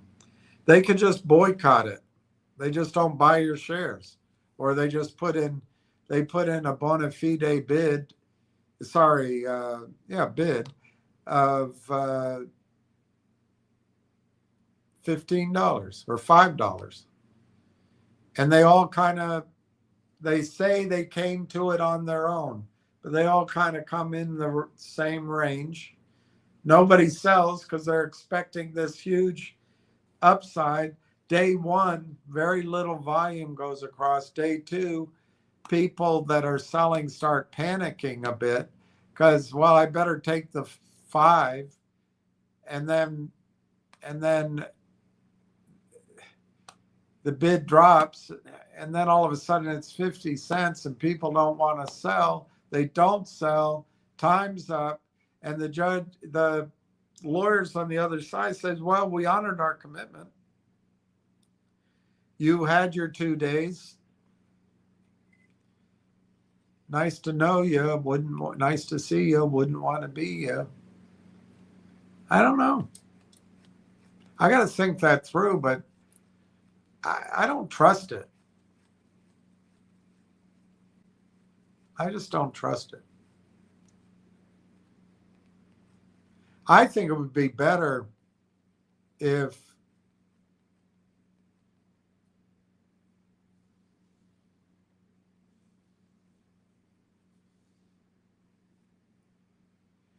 I think it's better if what happens is happening, but it's only going to happen with the real NextBridge shares.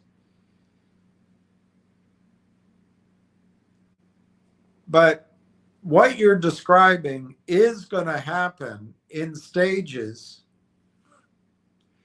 with the company over time. They're going to. Who would have thought they could raise money at $15? I think it's two things. One is the projects that we don't know about that's where they're going to spend the money, so the value is there. We don't see the pitch book. But I think it's another thing. I think some of the buyers are going to be the firms that are trapped. Well, they do that the next time, and the next time, and the next time. In other words, the scarcity of shares to buy is NextBridge shares. Doesn't seem like there's any scarcity in the shares they're buying from you. Conceptually, there's as much as 2 or 3 billion shares that you all, and me, well, no, not me anymore, but MMTLP, that people are going to want to sell. They're going to come in hoping that the buyers are going to buy, but the judge can't tell the buyers, you know what, you got to buy it, even if it costs you $100,000 a share. All the judge can say is, you got to buy them back.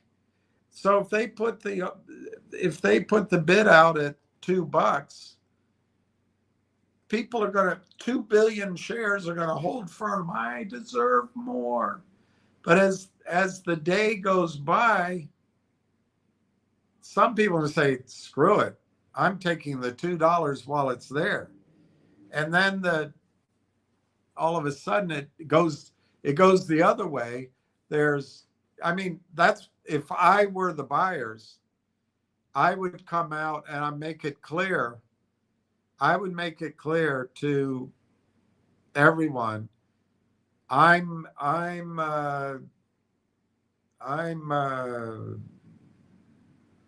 Fidelity, and I'm going to buy 1 million shares at $15. And then I'm going to buy 1 million shares at 14. And then I'm going to buy 1 million shares at 13. And then I'm going to buy 1 million shares at 12, 1 million shares at 11, at 10, or whatever, something like that.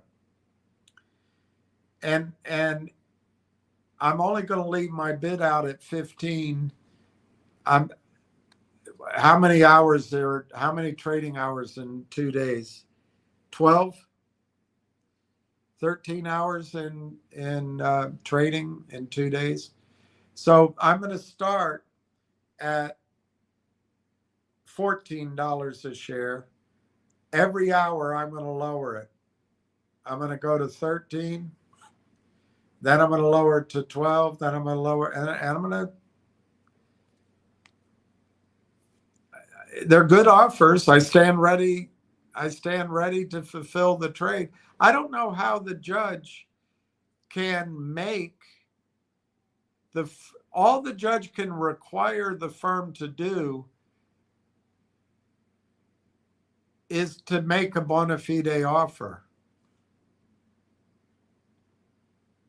or in this case, bid, offer to buy, bid, and stand ready to do it. How can the judge? How can she say?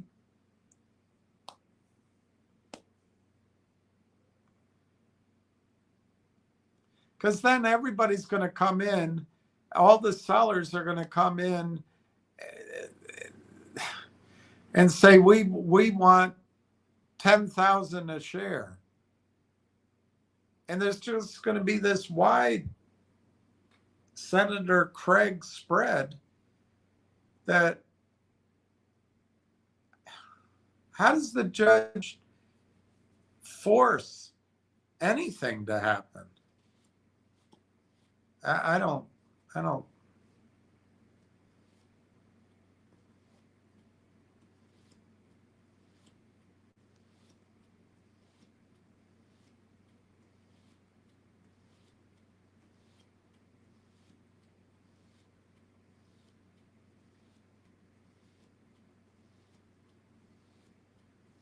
Yeah, I can't see it account setting, but I'll think about it. I just can't see it. Adele at third. Hey, William, I'm pretty sure Metability is Jennifer Valtrano, the shill. I thought Jennifer was a good person. So you might be right, because she somehow got to the front of the questions. I don't know. Maybe she still can.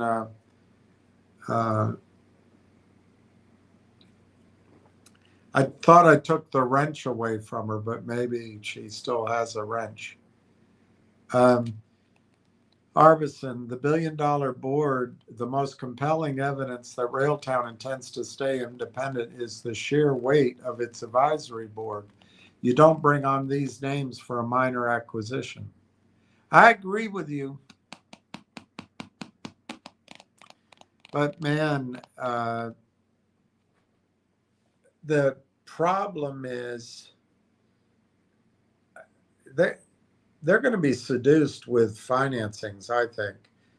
Not financings, buyouts is what I mean. They're going to, I don't know, Facebook will come in and say, we'll pay you $30 billion right now. It's going to be so tough. But yeah, I agree with you. Not only is Railtown's board exceptional, their product is exceptional, and they're in the right space. I made a quick comment the other day to someone that I think they should, as I read to you, the computer suggested it, but I think they should get into Snowflake's cloud and remain neutral, because Snowflake apparently is building the standard for, I think, for harnesses. And if that's the case, and Railtown is part of that protocol, my gosh, that is gigantic. The other thing I think is, if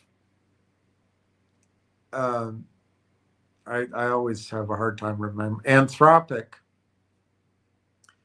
is creating the standard other companies are building on for tokens and agents, to buy and sell tokens. And Railtown still has a role in that Anthropic hasn't figured out, which I think is the case, they should get in there with Anthropic, because Anthropic, I think, is going to be the standard payment rail for tokens. And that makes me think again about X. Remember, Elon is so smart. He was probably thinking ahead of everybody just along those lines. But I think Anthropic might have the, what's the comparison? The electric socket is all one size, mostly in the United States. I can't think of a comparison right now. All records became 33.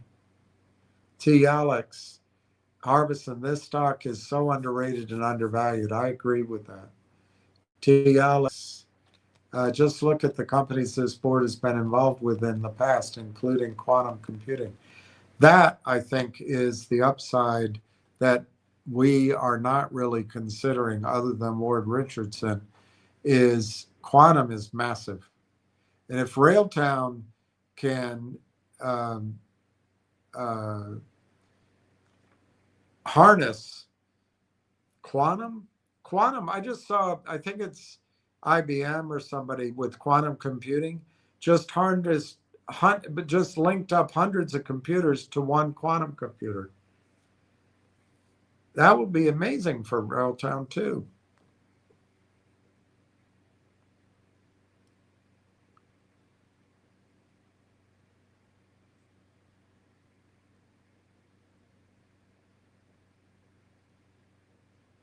My head is starting to pound. Does that mean that I don't have staying power? Maybe. Does it mean I'm going to quit? No. Does it mean I'm going to make less and less sense? Probably, because I never make any sense. I never make any sense.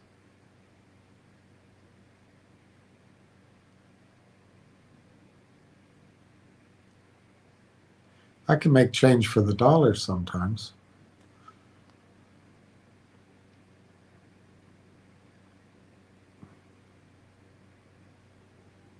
All right, let's keep going. Harbison, Railtown is currently a micro cap with mega cap leadership. Perfect. Perfect definition.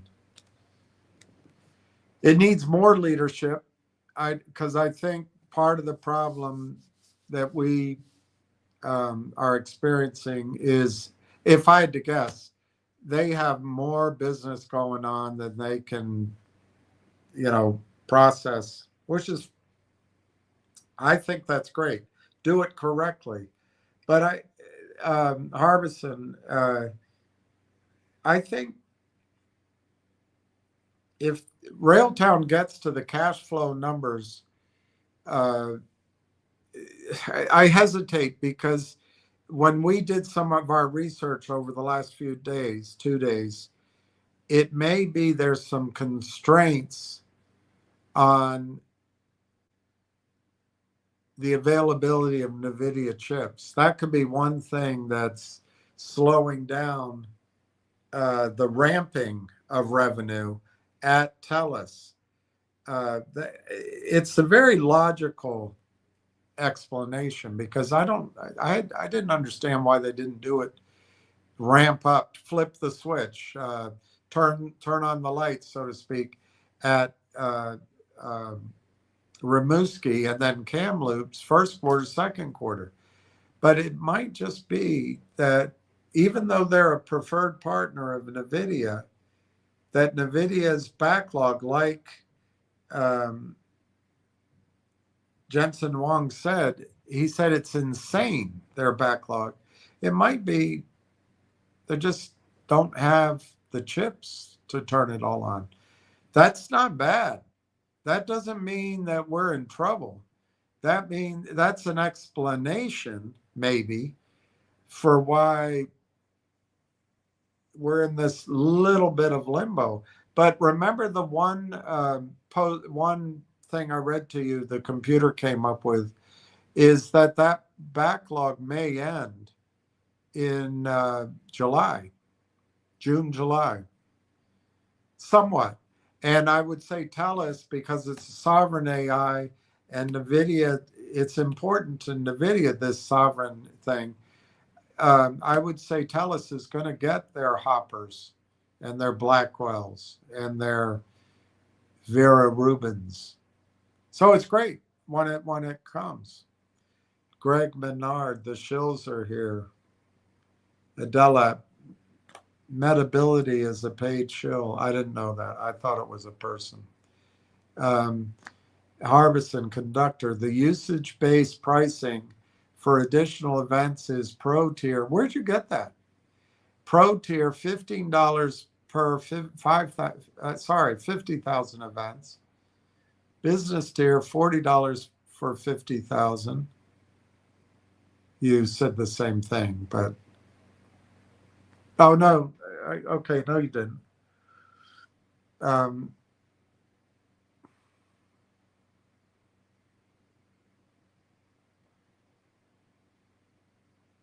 What's an event? Is it usage? Is that a usage? Is it a click? Is an event a click? Is an event using tokens, spending tokens? Is it a certain amount of compute that spends a token?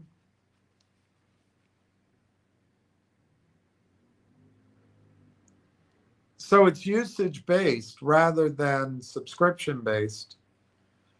And just imagine using Conductor at 0.0008 on, probably I'm dreaming, but just imagine Conductor is integrated into Anthropic's system or integrated into Snowflake or integrated into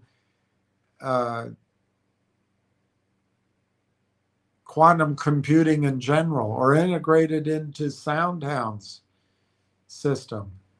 It's just an amazing concept. Every time anyone uses it, the meter goes up. Gemini, Railtown's combined platform fee is estimated to reach 10 cents to 25 cents per successful agent run. Wow. Now, I have not been able to find that. And so that means that the AI is finding answers, which leads me to believe that there might be a contract out there. Wow. 10 to 25 per successful agent run. That's amazing. Agents go like this. Greg Menard, hello, William. My question is, can you sell a portion of your shares at AST? Not now, not now. She answered the question I had, which I thought Greg should make a market in his own stock.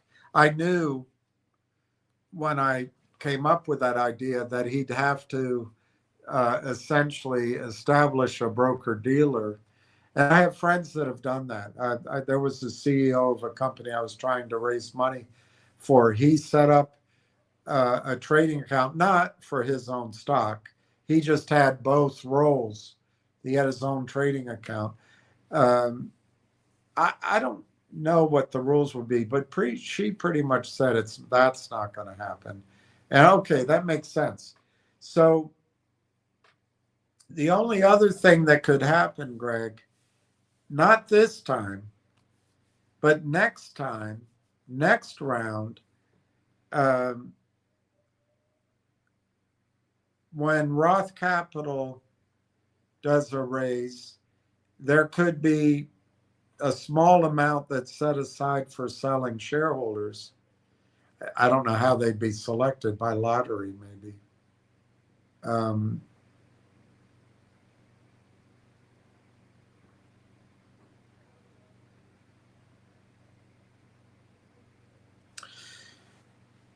there might be some enterprising soul out there who sets up a private market to buy these shares. Then it would be up to the company to allow that, I think. I don't think there's a legal reason why you can't buy and sell shares that don't trade. However, since there's ongoing litigation and all that, I bet it would at least be prohibited for clarity reasons until it's out of the court.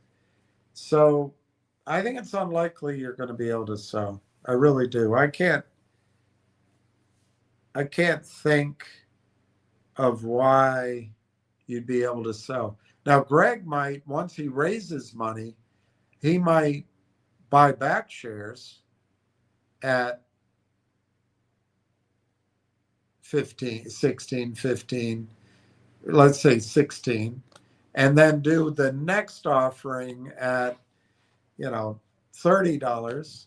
He might do something like that. Those are things that he'd have to work out with his banker.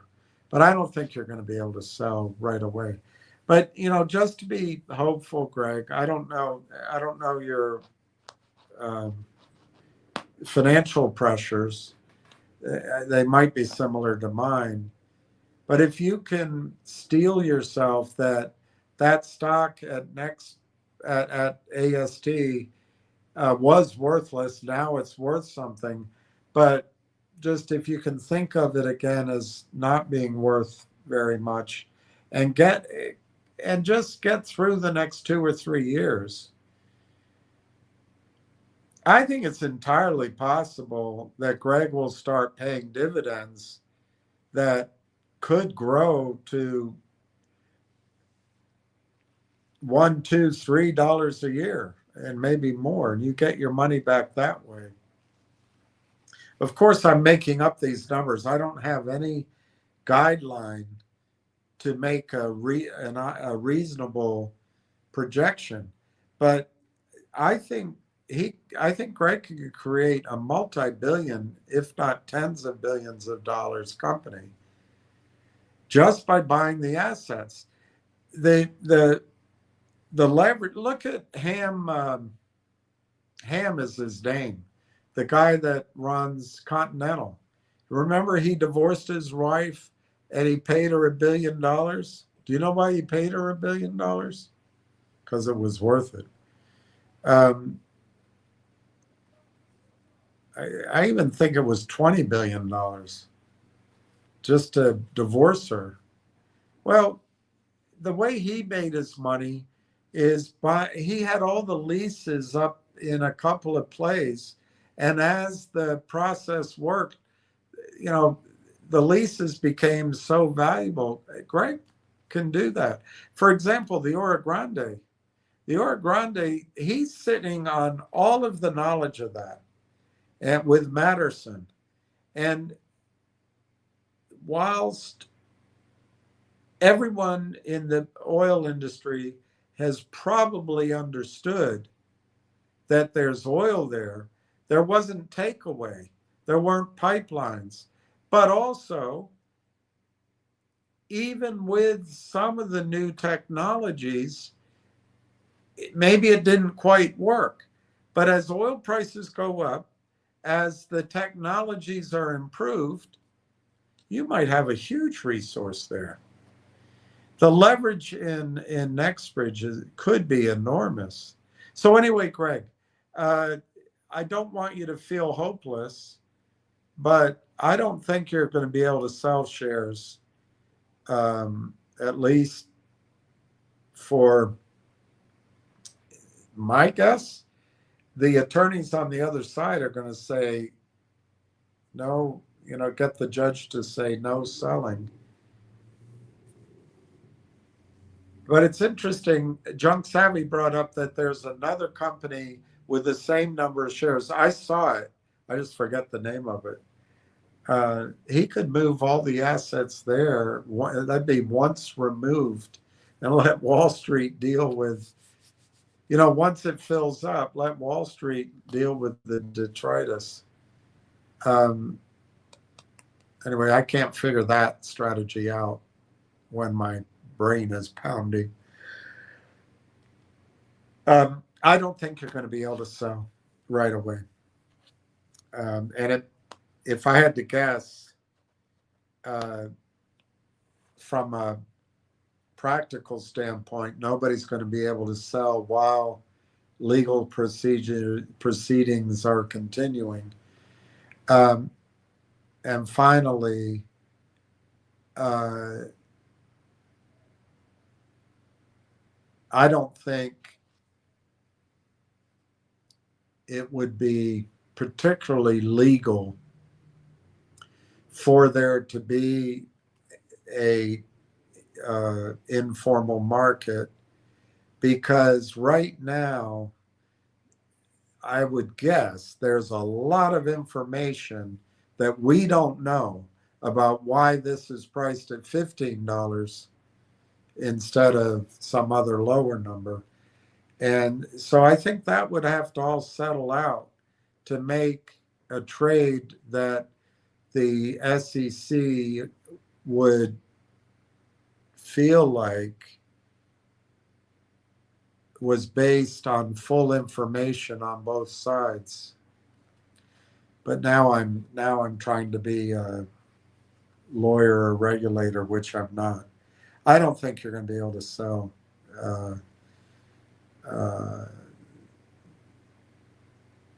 I would guess for a couple of years, at least 3 years. But it's all right. It's all right. I think dividends could come through. I also think the stock.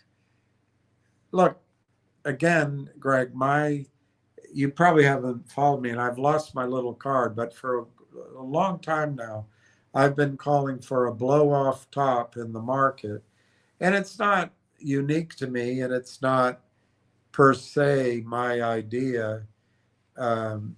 Right now, I lean pretty heavily on what David Hunter projects. But he's been early for a long time, and he could continue to be early. But it's also, when you read about the Weimar Republic, those markets, we've been in a bull market for 40, 50, 45 years. It's incredible. And, maybe this is the first time in human history there won't be a bear market, but the valuations are really high. And I had some stuff to read. I might still do it, except my brain is starting to pound. I'll try to do it, but I want to go through all this related to Railtown, but also to the market.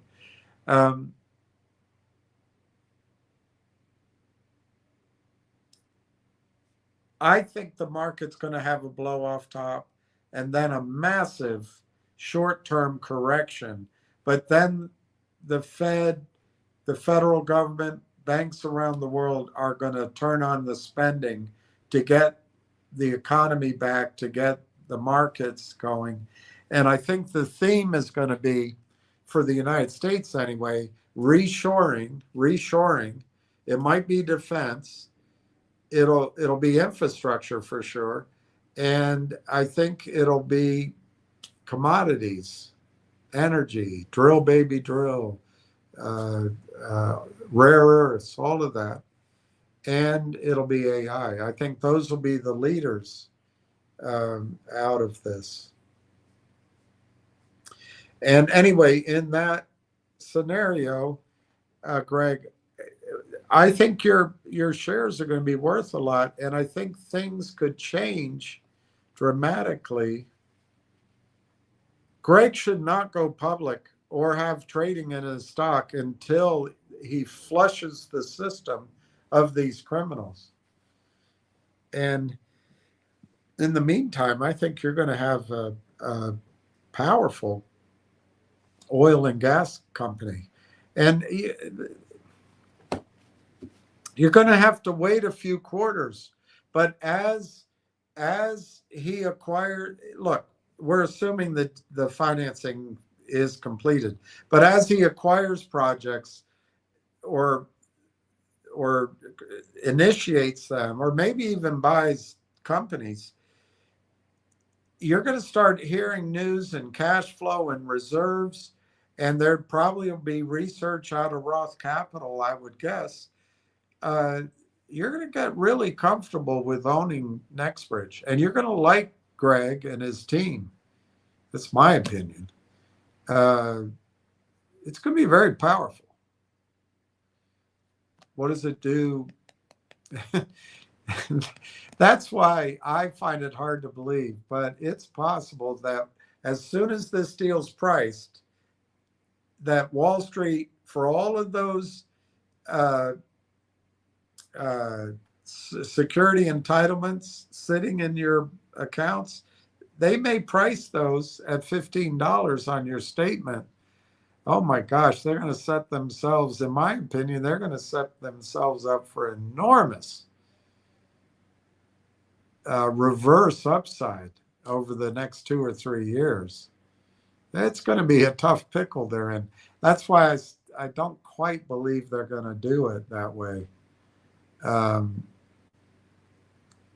Like I said earlier, they may just say,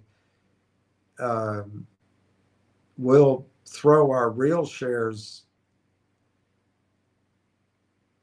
on some sort of lottery. I don't know. It's going to be tough for them.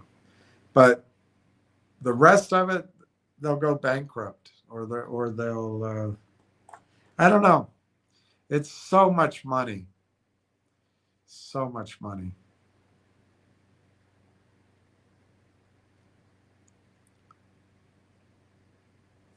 I'm just looking at baseball shares. Act Now, MMTLP. We can't trade shares at Equinity, but we can use as collateral for paying down personal debt if $15 is assigned to shares. No. No one will lend you money. No one will lend you money on stock they can't sell. So no, it won't be marginable. You won't be able to borrow against it.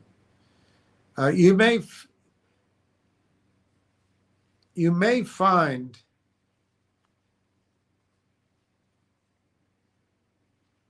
there may be a little bit of a homegrown industry of attorneys writing up documents that allow the transfer of assets at a discount.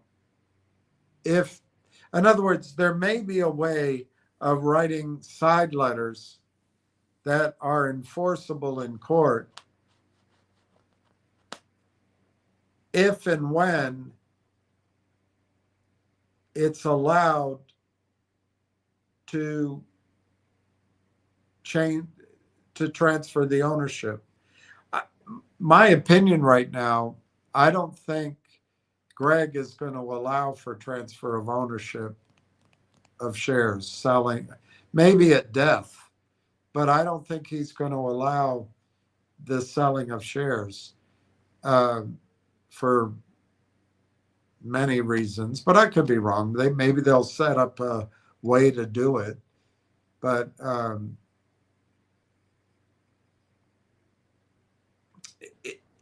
outside of the formal system, you could have a shadow document that says, here, I'll give you, $10 a share, but you sign this contract, and that means if the stock goes to 200, you're not reneging. It's all going to be recorded at the courthouse, and the shares are going to be held in escrow, and you've signed the stock powers so that if and when the company or the market opens it up for transferring ownership, the paperwork's already in place for that to do. I could see something like that happening, but not right away. There's too many loose ends for an attorney to get involved right now. So no, I don't think you're going to be, I know you're not going to be able to borrow if the stock doesn't trade, nobody's going to lend you money on it. Nobody. I mean, your mother might, or your grandmother. Harbison, they only need to process millions of microtransactions per day to hit their 60 million. So you're going back, sorry, we're two different trains of thought. Here, Harbison, let me just tell you why, and I've got a right to Corey. Maybe I'll do it on the plane. I showed you the article about, and I have it here. I'm not going to bring it up again today because I can just feel my head slowing down. Hopefully I'll get a second wind here.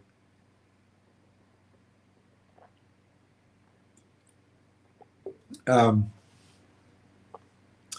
I showed you the mathematician article where he explained how there's $50 trillion in payments, cross payments and transactions a year in the world. 50 trillion or 40 trillion. When I used AI, it said 50 trillion. And I had this idea, which I shared with everybody, that the Railtown is essentially, when it's this observability tool, real engine ingestion, and data, rail tracks, the static data, the real-time data, and then the conductor, but it's all about the agents. And as we shift to agents dealing with agents 24/7 and spending tokens, that seemed a lot like the swipe on credit cards. That's the thing I asked AI, and we went through it. But then it got me thinking about this article, and I reread it to everybody about Anthropic, about agents dealing with agents are spending tokens. Right now, there's a human being. But if you're going to set agents to put your company's butt on the line, both from a legal risk in creating product, but also on spending money, you're going to need a harness. You're going to need a conductor. You're going to need an observer. And you need the audited trails.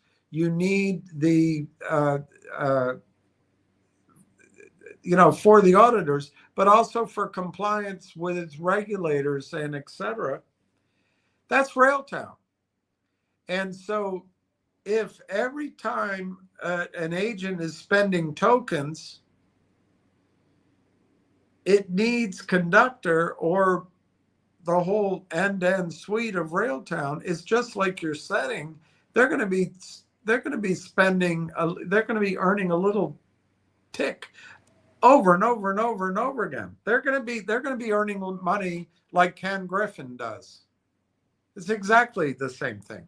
Ken Griffin makes a little tiny thing on almost all the shares traded. And that's why I think Railtown has something nobody else has. And if Railtown, apparently, I'm having a hard time remembering the name of the company. Ingestion. There's Cohere, there's OpenAI, and there's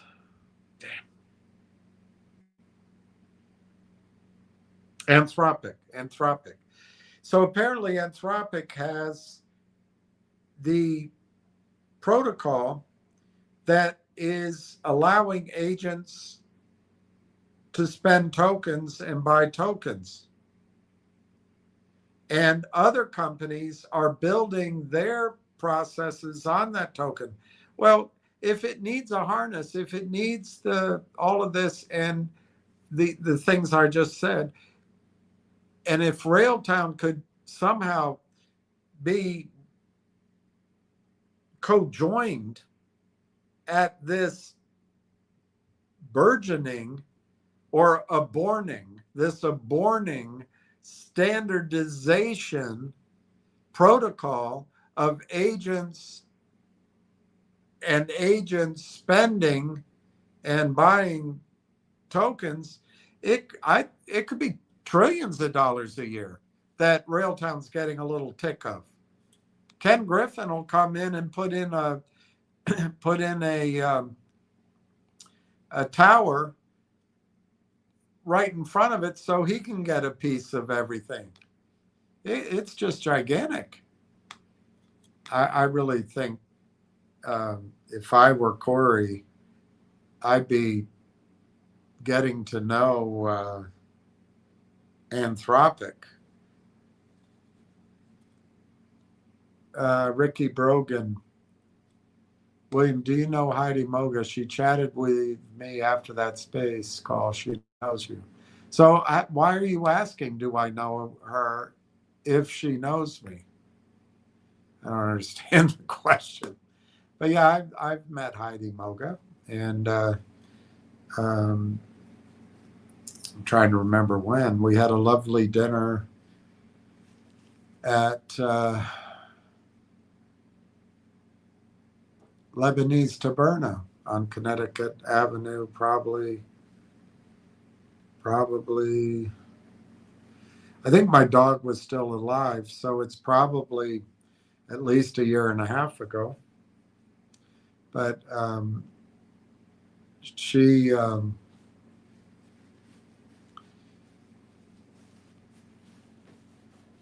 think she's a very good friend of the community, and I don't remember anything about her position in MMTLP, and I wouldn't say it anyway, but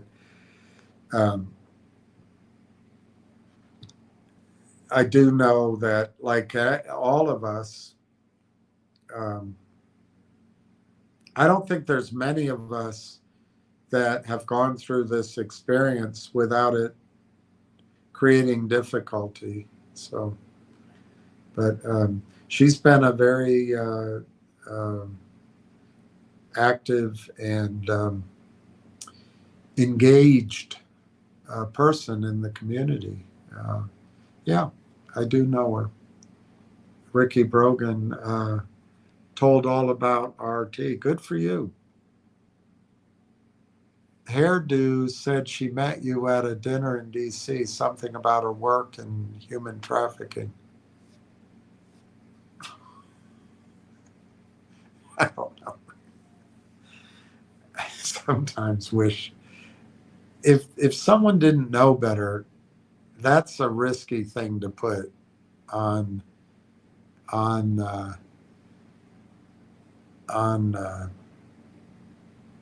this chat. Out of context, it doesn't look good.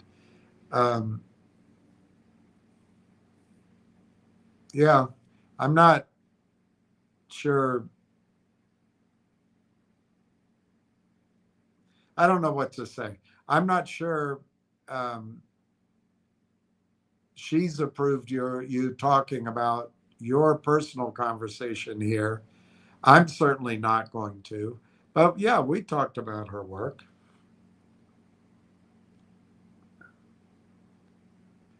Amit Garg.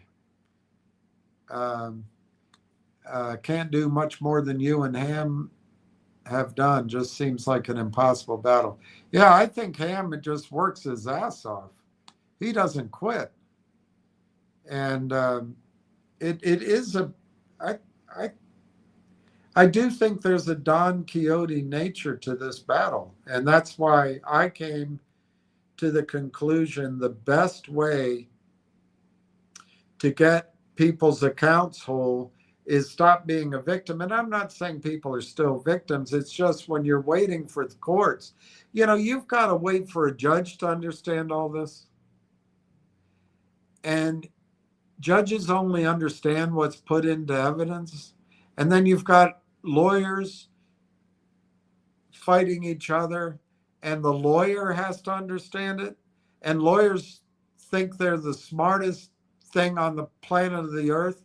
And if you have an idea and if you see something, no, wait, you can't say that. So then it's got to go through 2 or 3 weeks while she learns what you already know before she sees and she says, this, and you say, well, wait a minute, I just told you that 3 weeks ago.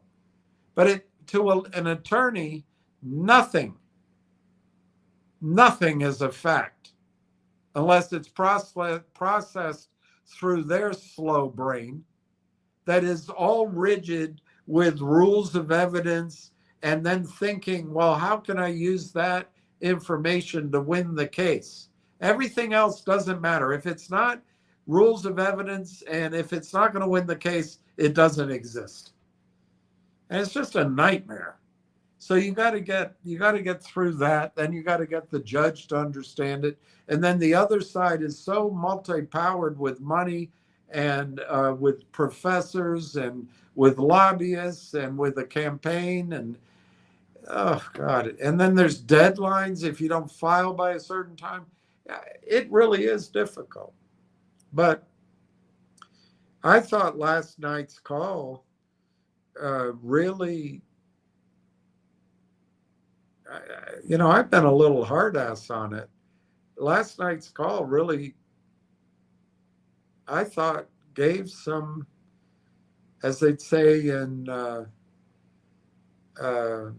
UK, there were some green shoots there in terms of maybe this is going to get to some resolution. The only thing is I don't go with those high numbers. In fact, I'm not 100%. Let me just give you, for example. Let's just use the 2 facts we know. It's number one, it's possible that next week, following week, Roth Capital raises money for NextBridge at $15. And secondly, it's possible this will put pressure on the street to settle. I guess we should put a third fact in there. The attorneys want to get paid. So what if the judge rules that a fair settlement, which I really don't think is obvious, by the way. If the judge right now ruled that all of the chits are worth $15, the other side would say, no, Your Honor, they don't even own Oro Grande. This is a whole different company. So I'm not 100% sure on that. On the other hand, where the catch comes, which I think is some of the enthusiasm last night, is if Wall Street continues to say that what you have in your accounts, they call it NextBridge, and they're telling you it's NextBridge. Well, if at the transfer agent and the last trade, the last raise, $500 million priced at 15, and they're kind of stuck with their own lies, their own strategy. At 15, they might even put it in your account. Yeah, it starts sounding like, there are some green shoots here.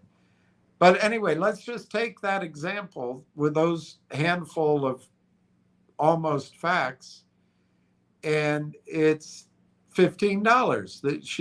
The judge says, okay, I've listened, and I accept that the settlement should be $15.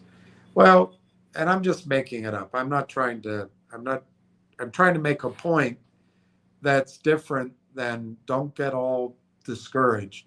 But you got to pay the lawyers. They're going to take 40 to 60% of it. Let's say they take half, because that's easy arithmetic. You get $750. Judge will want her part depending on what state it's in. There'll be hard costs. Brokerage firm will give you a processing fee. Might end up with $5 in that scenario. I mean, look, it's kind of worth it's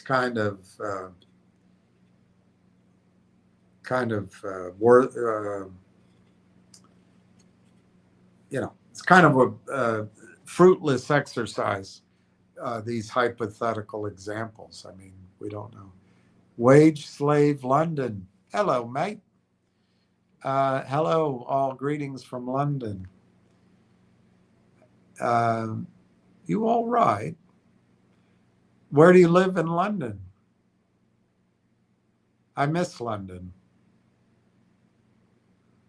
After the first 1 or 2 years, which can be depressing for an American, it really grows on you. It really grows on you.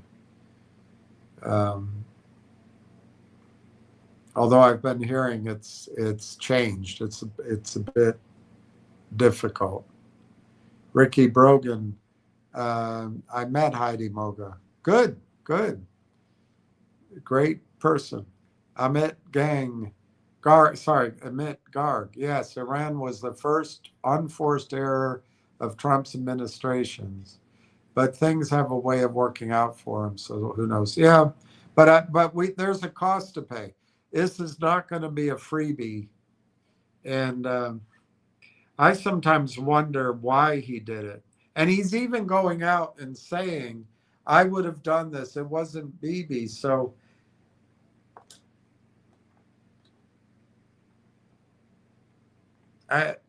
Either there's something in the Epstein files, which I don't believe. I think Trump is clearly attracted to the ladies, but I don't think.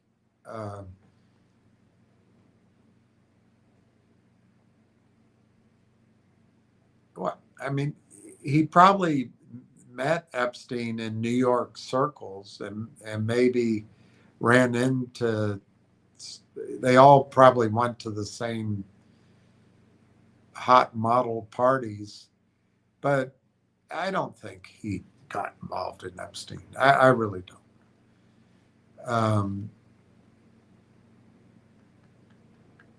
But I hate to say this, I will say it. It's only something that crosses my mind. But they've gone after him 3 times now, maybe 4. They got Charlie Kirk, and none of the times that they've gone after him make any sense. None of them make any sense.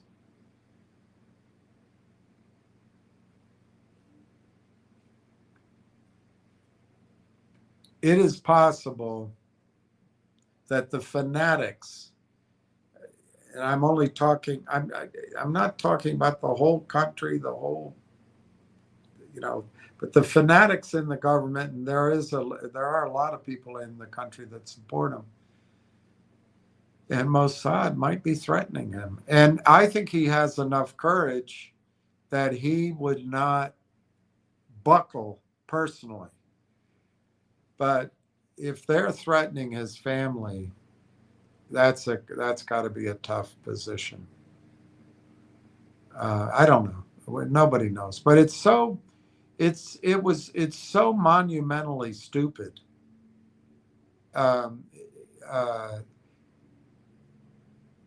We don't have the airport that Biden gave away.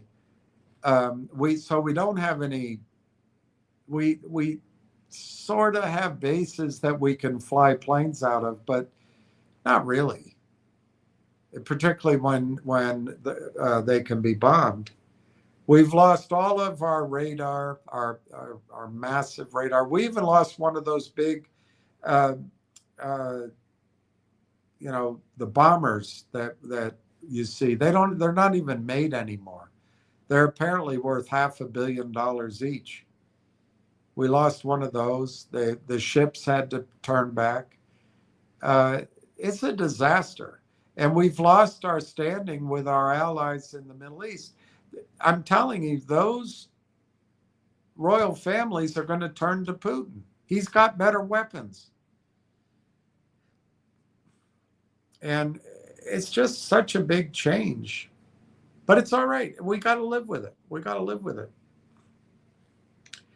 But if Trump pulls, you're right. If Trump withdraws quickly, declares victory, I agree with you. I think things can work out. I think if he admitted, hey, that was a boneheaded move, and I'm going to lift sanctions on Iran. We're going to pay whatever to make good. And I really think that Trump had a chance with Iran if he hadn't sent Zionists to negotiate with them before he killed their leader, who was going to die anyway. Why make a martyr out of him? And before he killed 135 girls, I think one of the great things Trump could have done is lifted sanctions and opened Iran for business with American businessmen and women. That would have been an amazing jolt for our economy. But no, we're going to go down. I'm telling you, the regime in Israel, I'm not talking about any more than all Germans were bad, but the regime in Israel is going to end up being as hated around the world, this regime, around the world, as the regime 80, 90 years ago in Germany. Obviously, not all Germans, not Germany. It won't be all the Israelis or Israel, but we're going to go down the tube with them because of Miriam Adelson, dimwit,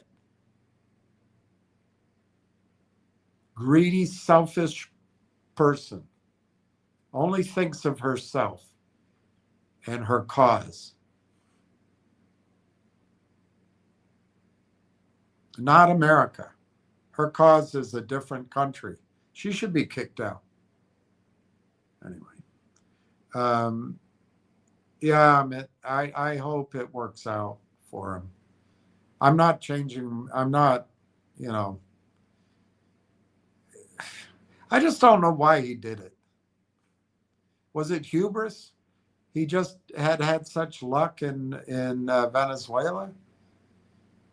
I just don't know. He's all he's surrounded with are Zionists. That's all he's got around him. Rubio, Miriam Adelson.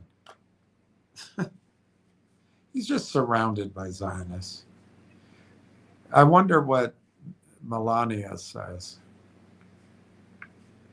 I wish Robert Kennedy had more of a say.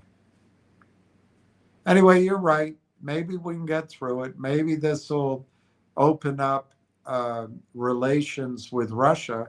We've lifted sanctions on all Russian oil. So maybe now Putin, who is more powerful than he's ever been, Russia is, maybe now we can get into bilateral relationship with Russia. We should be doing business with Russia. Just because Hillary lost an election, we shouldn't hate Russia and Putin. And, maybe Trump is separating us from the city of London. I just think MBS is going to move away.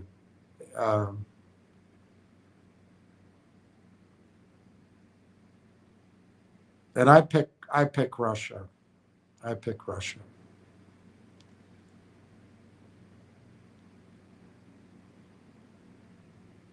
course, Turkey's very powerful there too. And Russia's kind of an ally with Iran, so maybe they won't pick Russia. But China's kind of an ally with Iran. I don't know who MBS is going to pick.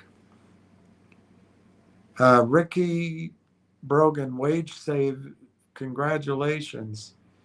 Ricky Brogan, amen. Jesus died for every one of us. God, that's a long time ago. Willie Wiggins, how can NBH offer a set? Willie Wiggins, how can NBH offer a settlement? They can't. They can't. They can be part of a settlement, and they'll be the biggest part of a settlement. And they can make sure that the settlement applies to all MMTLP shareholders and NextBridge. They can do that. But they can't. They can't. I'm taking your question as meaning, can they create the basis of a settlement? No, I don't think so. They can always, in the, what, 2 years ago, I showed you there's all these attorneys. Every brokerage firm has several attorneys. Every regulator has attorneys. NextBridge has attorneys. The criminals have attorneys. I added it up. It could be 200 or 300, 400 attorneys having to learn this and give advice to their clients. And then you have a couple cases where it's it's a handful of attorneys. But this whole lumbering process, I said back then, it's going to take a long time once it goes legal. Well, last night, I think there is progress. Because once all this mass of attorneys starts getting to the point where they understand the risk to their client, where they understand the parameters, what they can win, what they can't, what the exposure is, they're going to start telling their client, you better do something here. Look, if you're a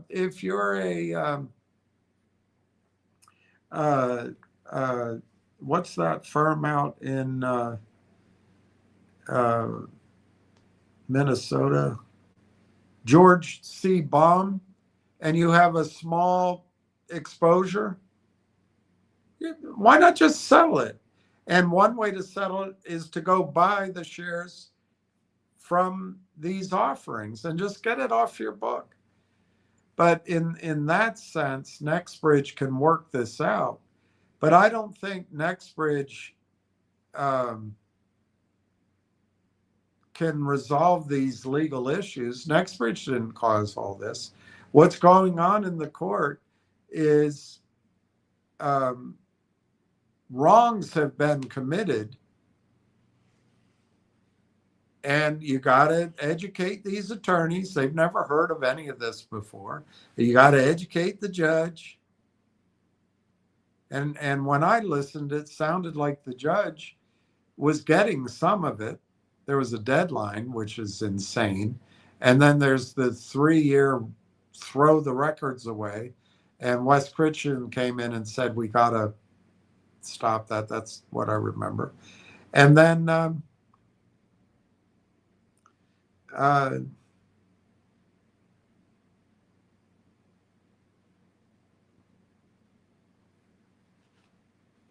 trying to remember I don't remember any of the names of the attorneys, but the bad guy attorney, he was terrible. He just I thought he was awful for his client, but I don't think he has much to work with. So that's where the settlement offers will come, not from NextBridge, but NextBridge is going to be the biggest player at a settlement table on the good guys' side.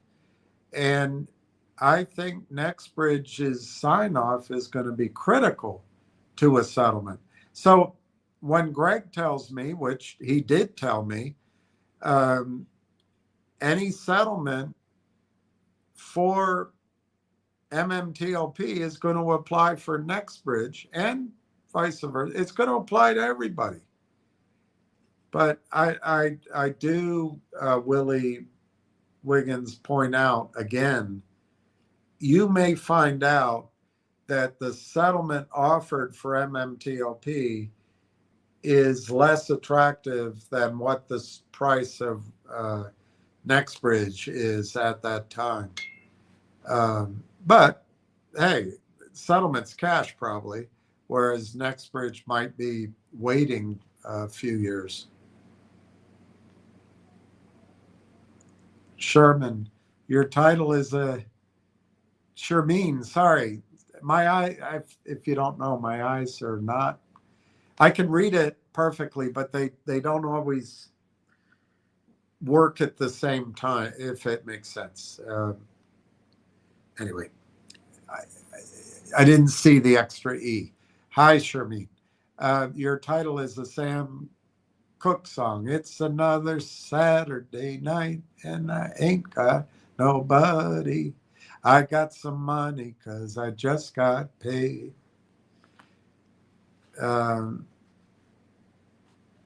Yes, it's Sam Cooke's song, but I also think Cat Stevens covered it, right? Cat Stevens? Yusuf Islam. Yeah, it's a great song. I like that song. It's a good pickup. Account settings. My sell order was 2,000, which was too late to cancel. I have the transaction number for that from JP Morgan Chase. Are you kidding? We even have people with a screenshot for 25,000 and 50,000 too late to cancel orders. But are you kidding? Account settings, you got 2,000? That's a crime. You know, that's really unfair. Because if the trade happened, she cannot go back. She can stop trading after that, maybe. But there's no way in a fair market she can go bust trades that already occurred. That's a crime. And if you have that evidence, to me, that's fraud. Everything I warned about, I think gets vitiated by fraud. I think fraud trumps everything. And then you can really talk some massive numbers. Because fraud can put a company out of business. I mean, a brokerage firm that relies on its right to trade and its license to trade. They can put it out of business. So fraud's a big deal. That's amazing, count settings. That's amazing. So we all would have made a lot of money those days. Isn't that awful? We did the right thing and could have made tremendous trades. Wall Street does this all the time. A guy like George Soros did it decades ago with the British pound.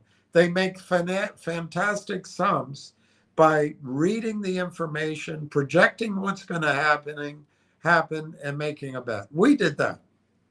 Many of you did it much better than I. And then to have evidence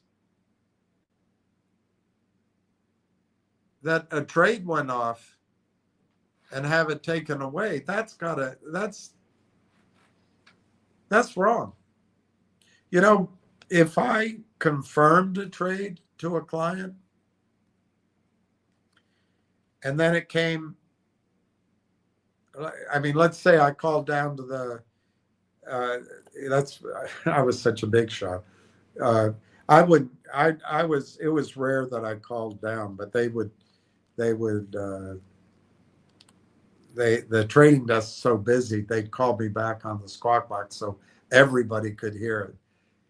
And let's say I was on the phone and I heard it and I turned around, I hit it. Thanks, I don't remember the names, but thanks, Eddie. And then I confirm it to my client. But if I misheard it, and when it came out of the wire room, when I went up to pick up my tickets, it's stapled, and let's say I confirmed it,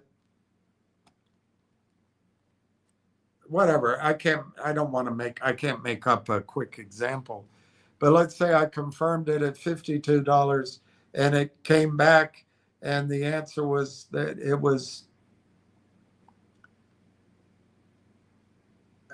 I can't make it to be 54, 51, 53, 55, 55, 56, 56. I can't make any of it sound bad. But anyway, let's say I just misheard it. So I confirmed the trade, but it actually came back and it was $1 less on 20,000 shares, 10,000 shares. I can't bust that trade. I can't say, well, you know what? I was wrong. I confirmed a trade to you and I've got to take it back. I've got to eat the error. And that happened to me. I was at lunch with my boss, jerk. I was at lunch with him. He had the wire room handle my accounts while I was gone. And I came back and it was a $52,000 error. $52,000. I didn't write the ticket. I didn't talk to the client. But the woman at the little bit older that entered the tickets took the order and she'd screwed it up.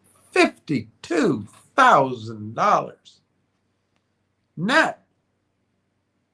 That means you have to do gross, depending on how much, what payout, but starting out to get there, you got to do gross of 150 to 200 grand to pay that off.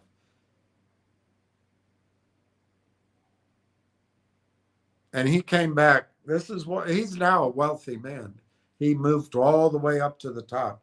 He came back to my office. He says, "Do you have a day timer?" I said, "I have one. I don't use it." Go buy one. Write in it that bop bop. And I said to him, he's my manager. I said, "Mike, I can't lie. That'd be a lie. No, I'll just put it in there in case something happens." I said, "I can't do it. I can't lie." And anyway, that whole time of my life didn't end well either. And of course, he was such a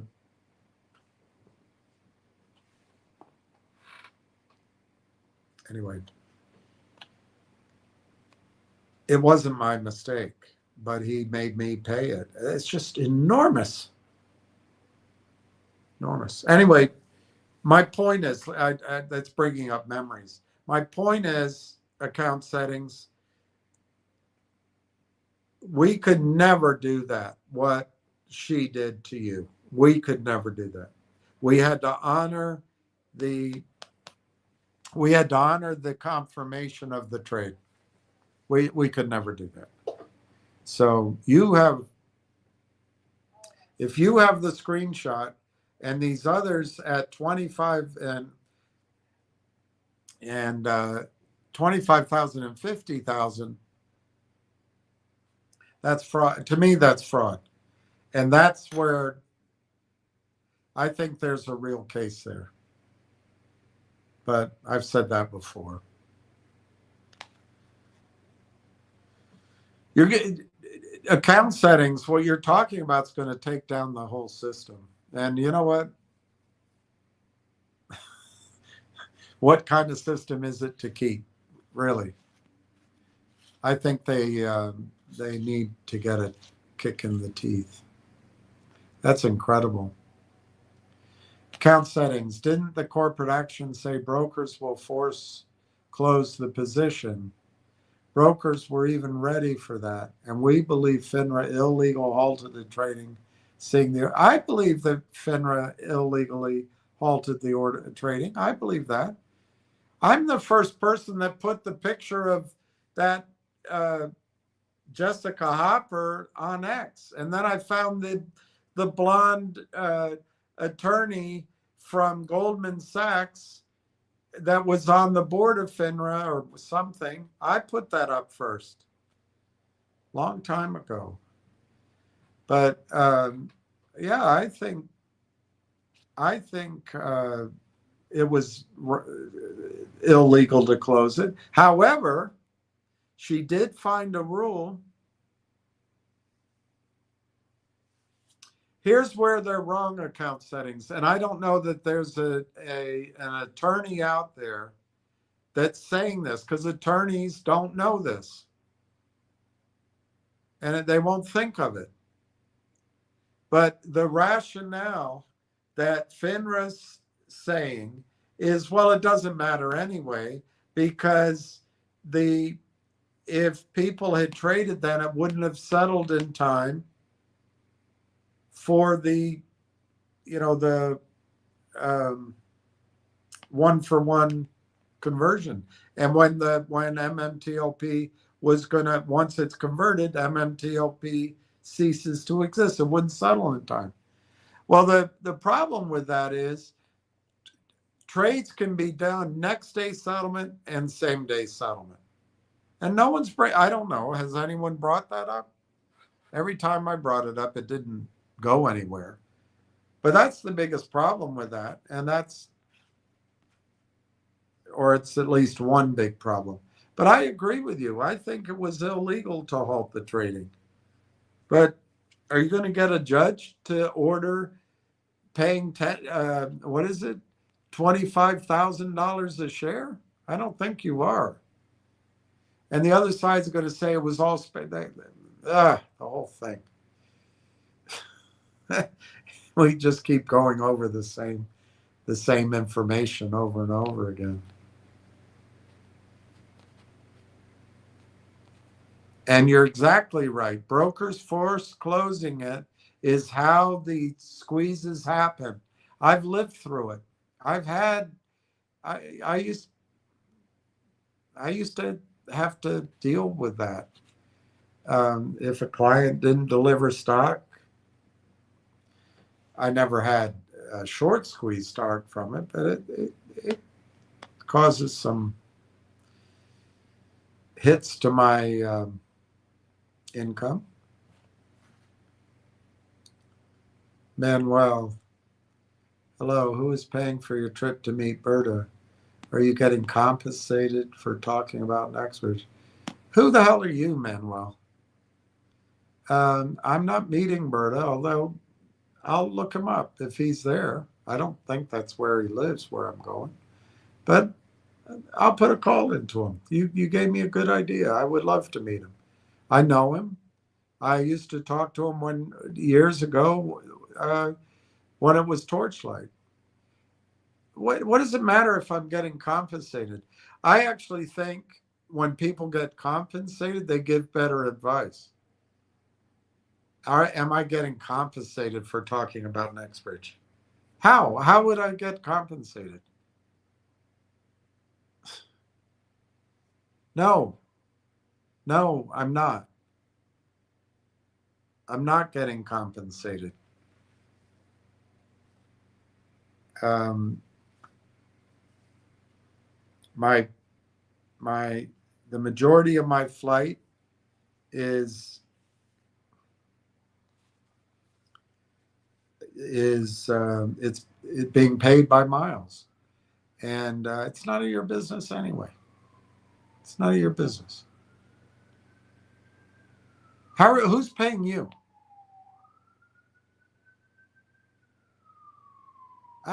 This question I find absurd. Roth Capital is going to make $30 million for raising money, and it doesn't bother you. You're going to pay your doctor money to give you advice. Doesn't bother you. Would you rather go to a doctor that's not earning any money? It's an absurd. I would actually flip that question. How do you know what you're talking about when nobody's paying you? You know, but it's insulting. I don't know who the hell you are, but you're making an assumption that's not even true. And anyway, I'm not being paid about NextBridge. I don't think, I don't think my message is, well, I guess from NextBridge's standpoint, I'm being extremely positive, but I don't think my message is all one direction either. But I'm not being paid. And why would you worry? You want me to be negative about NextBridge? That makes me think you were being paid. Anyway, I'm going to move on. Thanks for showing up, Manuel.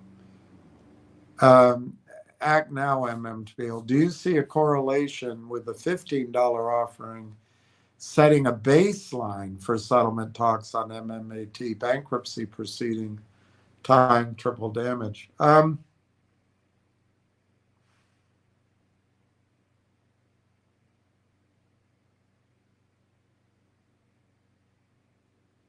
I'm not positive I have enough information on that. MMAT is a different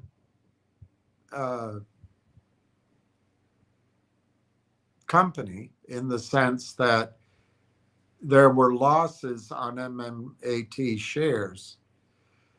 However, it's entirely embedded in when they reverse merged into Torchlight, just like so many of the stocks we've been involved in.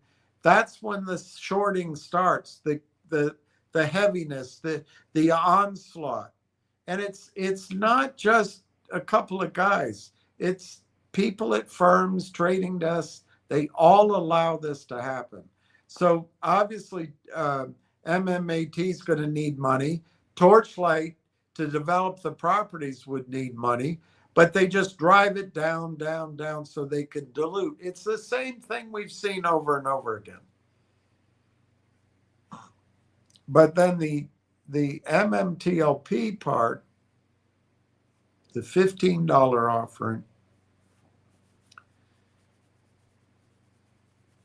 I see that as being somewhat distinct from damage done to MMAT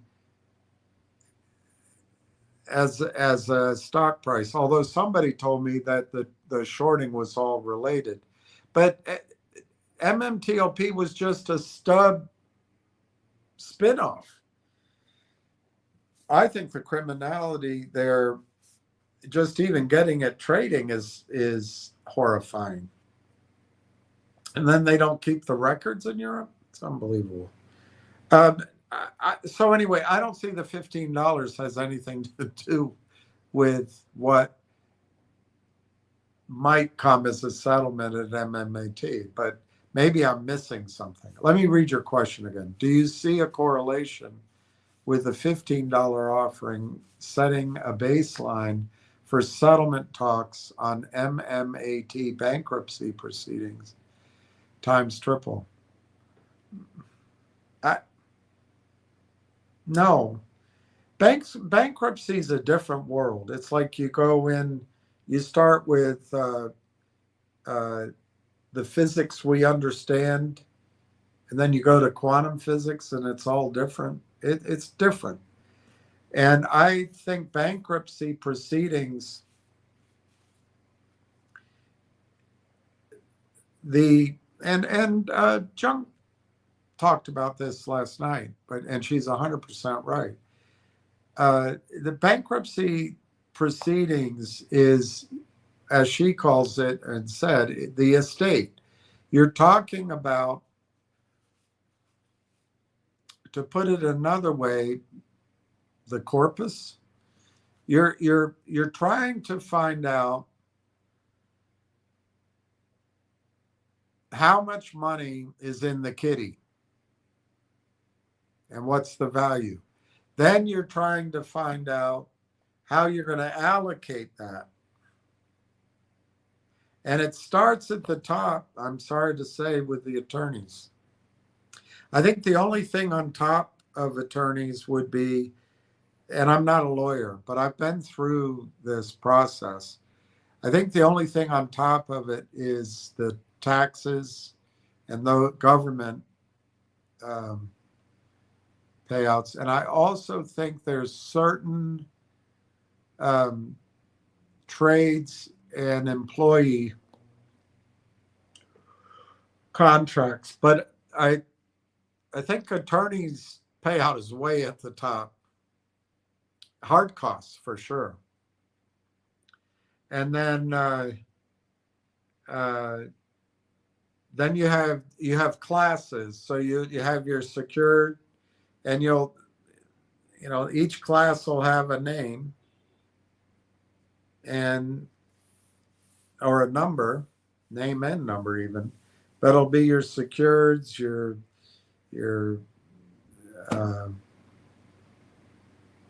I don't remember right now.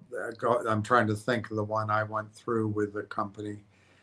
But the last one, class 8, is the unsecured, and there'll be someone assigned to that, an attorney.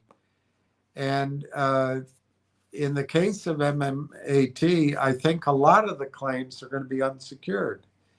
So on the other hand, I think there was a lot of, just like they did, in my judgment, with collective audience, I think they rigged the game. I think there's self-dealing, self-payouts.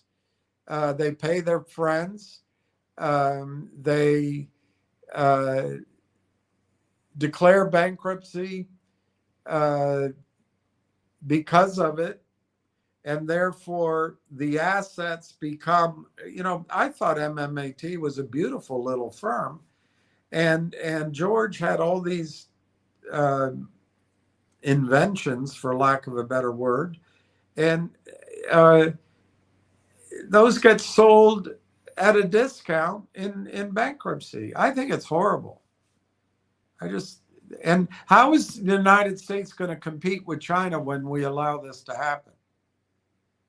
And it's all done for a handful of men that don't care about the United States.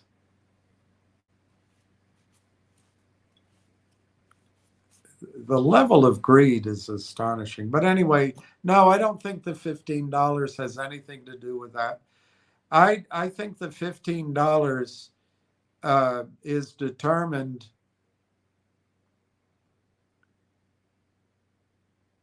I can think of 3 things, and it might be a little bit of all of them.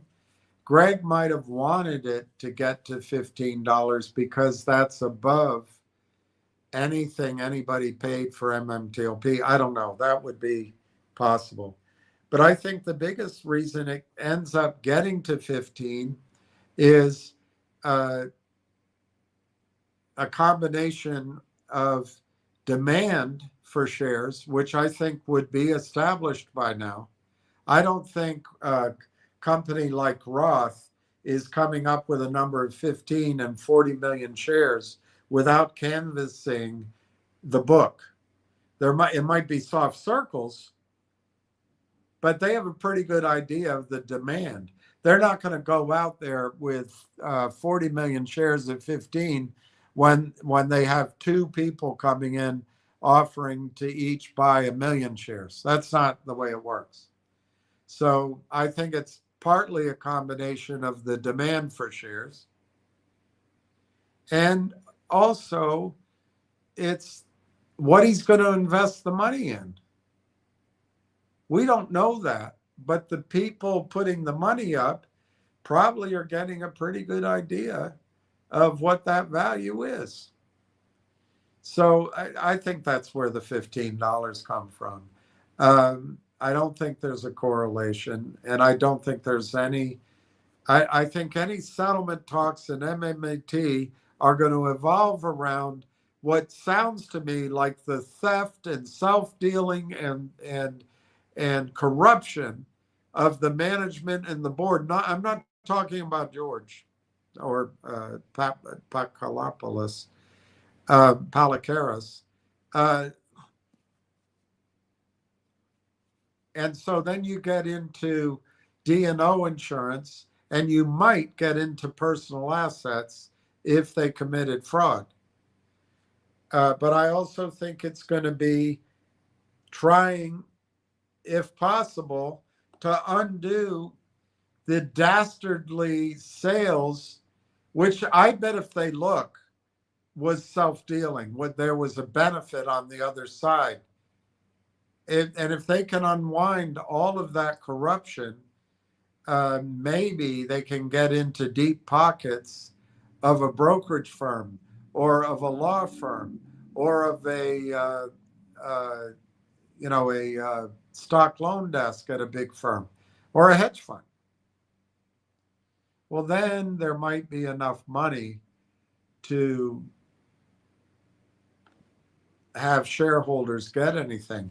But I don't know enough of how big the estate is. I don't know how big the amount of money there is there. But call me skeptical that there'll be anything left over for shareholders, unless there's fraud. That's my big way out, because it's true. It's true. If there's fraud, it just opens things up wide open.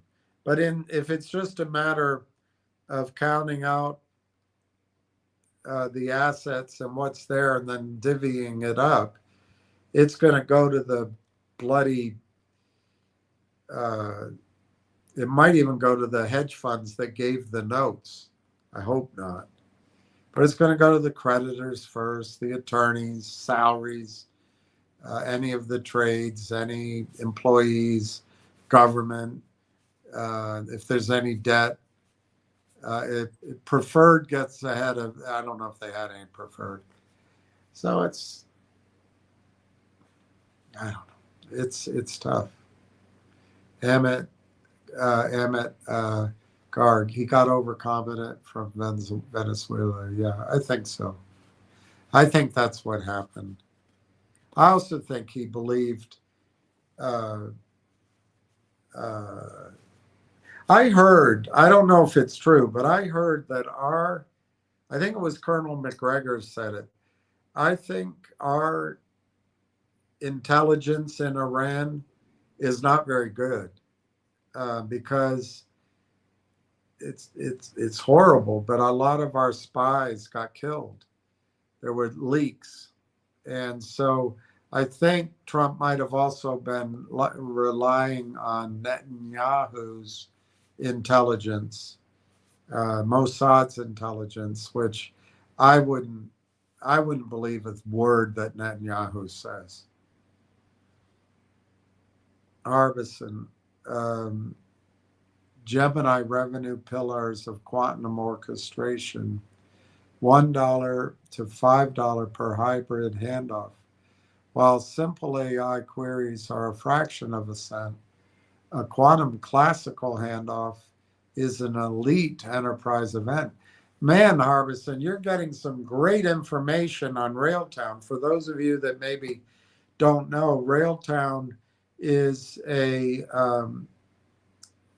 a 35-cent stock, but they have a platform, soup to nuts, that's on what's called an orchestration layer, a software engineering layer. They have other names for it, but because the names are evolving.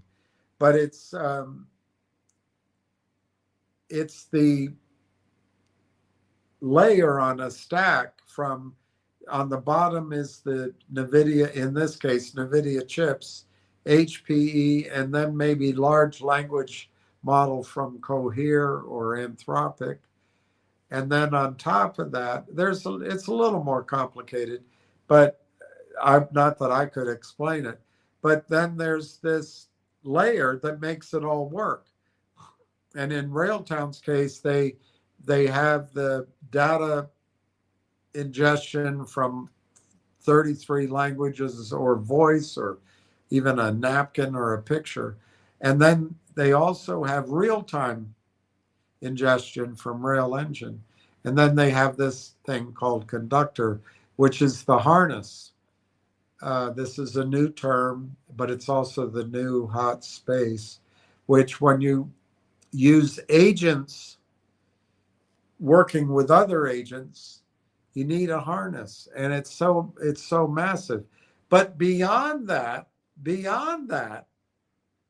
is quantum computing, and quantum computers need all of this too. And so Railtown just got an investment from the BlackBerry founders, one of whom donated $100 million to the Waterloo quantum computer think tank, something like that. You can look it up. But anyway, he's all quantum. And so this is a very important point. It's possible that Railtown technology now could be on top of quantum computing. And this is exactly the point that Harbison is making. So pillars of quantum orchestration. This is the orchestration framework. $1 to $5 per hybrid handoff. I'm not sure how many handoffs happen. While simple AI queries are a fraction of a cent, quantum classical handoff is an elite enterprise event. So it must happen often and rapidly. Revenue pillars of quantum orchestration, a 15 to 20% premium on top of standard sovereign AI tokens for PQC hardened data paths. This is very amazing. Thank you, Harbison. It's incredible. Jack Hamilton, thank you very much. Good evening, Mr. Williams. Some extra for your trip. And Manuel, stick it where the sun don't shine. Thank you, Jack. I've already forgotten about Manuel. HXOXXTX1. Good evening, Sir Willingham. How are you? I'm not ham, but I'm not, that doesn't offend me at all. Jack Hamilton, Manual 8008. Big Papa. Thank God I got to the end. So now I can show you what I wanted to show you. You and the Kramer still in bed together? Big Jib Papa? No. I've never been in bed with the Kramers. I saw, I think, Kurt Kramer at the conference at Atlantic City, and he walked through there in an expensive suit with a cigar and an entourage. To me, he looked no better than John Gotti, and I bet he thought he was John Gotti. And you know what the shame was is some of the companies, I sat in one of the breakout rooms. I still have some notes from it. Some of the companies were amazing, but they're all going to get screwed by him. But no, thank you for the aspersion. You're completely wrong. But since I don't know your name, I can't get you for libel. But no, I haven't ever been in bed with the Kramers. And in fact, I believe I was threatened by them early on my life. So no, you're wrong. You couldn't be more wrong. I think they're scumbags, and I wouldn't be caught dead with them. So thanks for asking. All right, let me go through.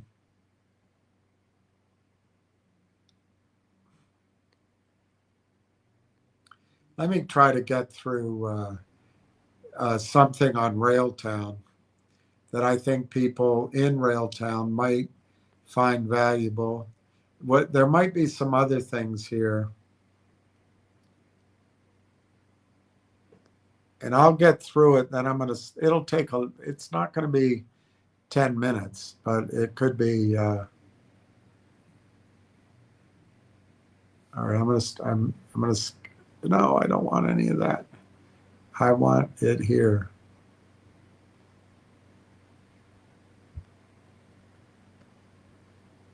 And this will probably be of interest to Jay Harbison. And I want to ask those questions. I'll do it tomorrow.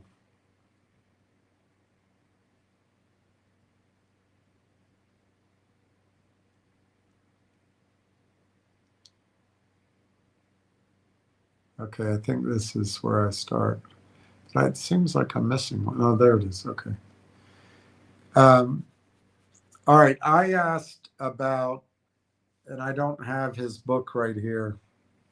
I asked about Jeremy Grantham's view on the markets right now. I'm reading his book, The Making of a Perma Bear. But don't worry, this is all related to, at the end of this is all related to Railtown. And it's, I think, a very powerful status of where Railtown is.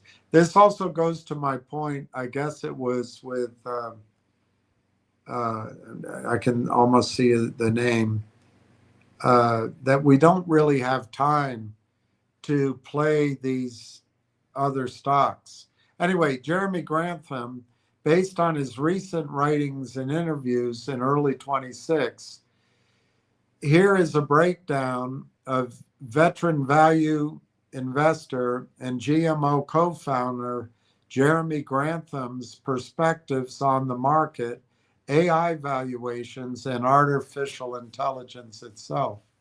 On today's market, Grantham is unambiguous in his assessment.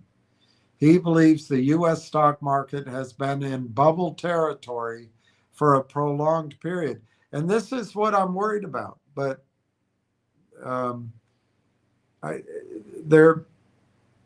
this isn't bad for Railtown per se.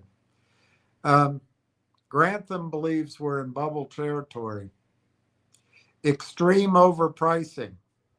He argues that by even historically reliable metric, every one, U.S. equities are vastly overpriced.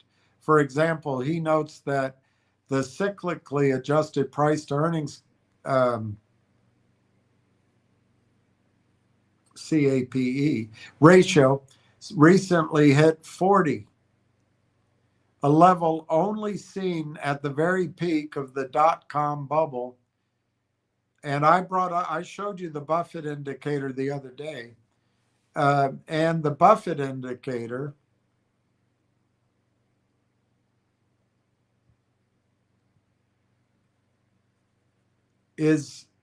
which is the market, something about the market to GDP, is at all-time highs. I think it's the overall value of the market ratio to GDP. Anyway, I showed you that graph. It is at all-time highs. It's above any other high. The interrupted bear market. Grantham points out that the market was experiencing a natural, handsome bear market in 2022, but this necessary deflation, in other words, you need markets to go down and have deflation, was nipped in the bud by the introduction of ChatGPT, which I think also saved our investment. The sudden surge of enthusiasm acted like a multi-stage rocket that reignited market euphoria. He expects there's going to be an inevitable correction. GMO defines a bubble as a 2 standard deviation divergence of an asset's price above its long-term trend. Grantham maintains his historical stance that in large developed markets, these type of bubbles always eventually break and retreat to their pre-existing trends. I agree with this. Everything comes back to the mean.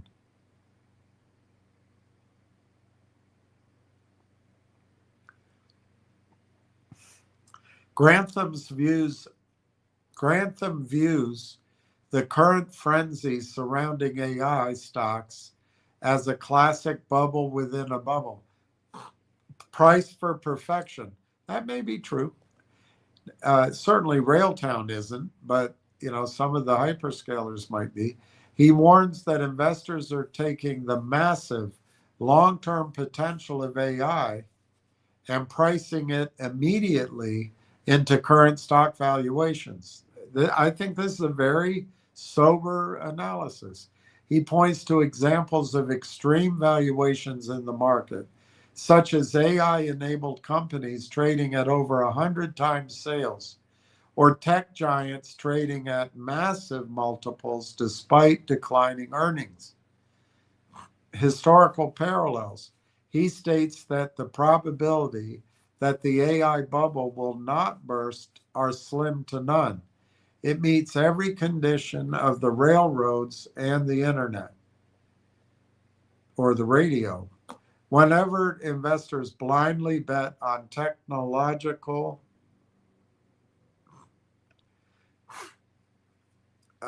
anyway, that sentence you can finish. Oh, here it is. Whenever investors bet on technological breakthroughs without understanding underlying risks or demanding fundamental business models, a severe correction follows. The burst. When financial realities catch up, Grantham predicts that the market leaders of this boom will lead the re-rating downward. However, he also acknowledges the career risk of shorting a bubble, noting that it's not a business strategy to be a bear in a bubble, because irrational exuberance can last longer than expected.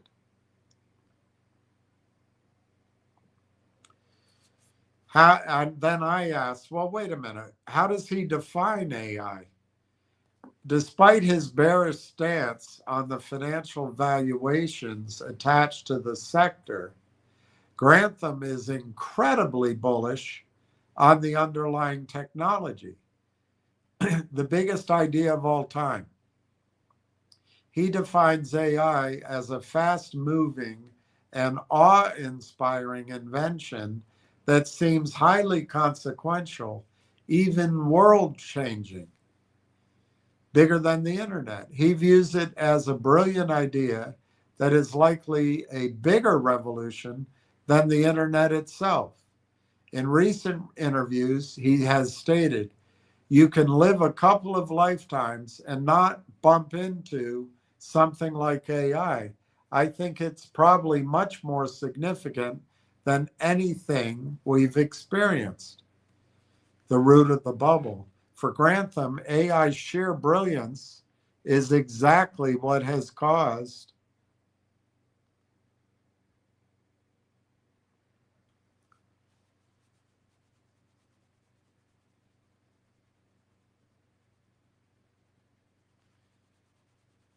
why it has caused such market mania. He explains that great bubbles are not formed on bad ideas. They are formed on revolutionary ones.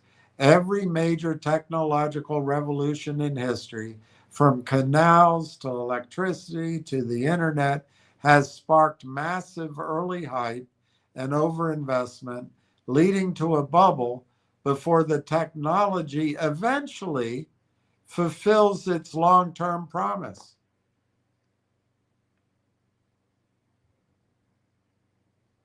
So you're saying we have a chance. So I said, how does he define AI? Surely AI is more than just saying AI. What about the software aspect, ADKs versus SDKs as opposed to hyperscalers? And there's more, I think, to my question. To answer your question directly, Jeremy Grantham does not define or analyze AI at the granular software engineering level of ADKs, application development kits, versus SDKs, software development kits, because Grantham is a macroeconomic historian and a veteran value investor. He operates at 30,000 feet. Well, all right. He isn't looking under the hood at the software architecture. Rather, he evaluates AI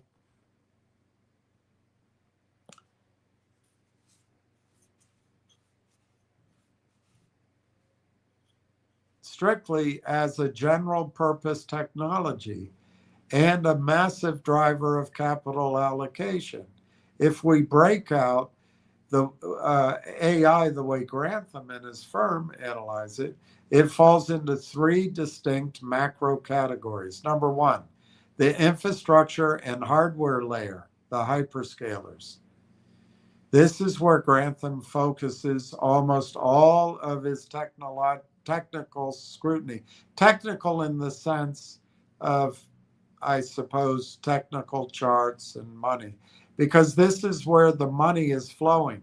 Rather than dissecting the software built on top of the infrastructure, he looks at the massive capital expenditure, CapEx, building the foundation, the hyperscalers. I argue that Railtown becomes all that more important for hyperscalers to get a bang for the buck on the money they're spending. Number two, the CapEx boom. He points to the estimated 660 to 690 billion in annual infrastructure spending by the leading hyperscalers, Amazon, Google, Meta, and Microsoft, as the core engine of the current market cycle. The depreciation trap. In early 26, Grantham specifically highlighted a red flag regarding hyperscalers. They are stretching the depreciation schedules for their servers and AI chips from 3 years to 5 or 6 years to make their earnings look better. He argues this is a dangerous accounting game because the rapid advancement of AI chip technology will actually shorten the useful lives of these assets, not lengthen them. I think he's got a point, although with the backlog, who knows? But I think he has a really good point there. Circular financing. He views the relationship between hyperscalers and chip makers like NVIDIA through a historical lens, noting the round-tripping of investment within the AI ecosystem is dangerously reminiscent of the circular financing seen between telecom and internet companies during the dot-com bubble. And I financed a big event here in DC. The launch party, the founder of the company was introduced as the next telecom/internet billionaire. Anyway, it was almost at the exact top. But I raised the critical catalyst money for that. The historical number two of this AI that he talks about. Number two is the historical paradigm shift layer. Grantham defines AI not by what it is technologically, but what it does historically. He categorizes AI alongside the canals of the 18th century, the railways of the 19th century, and electrification and the internet and Family Guy.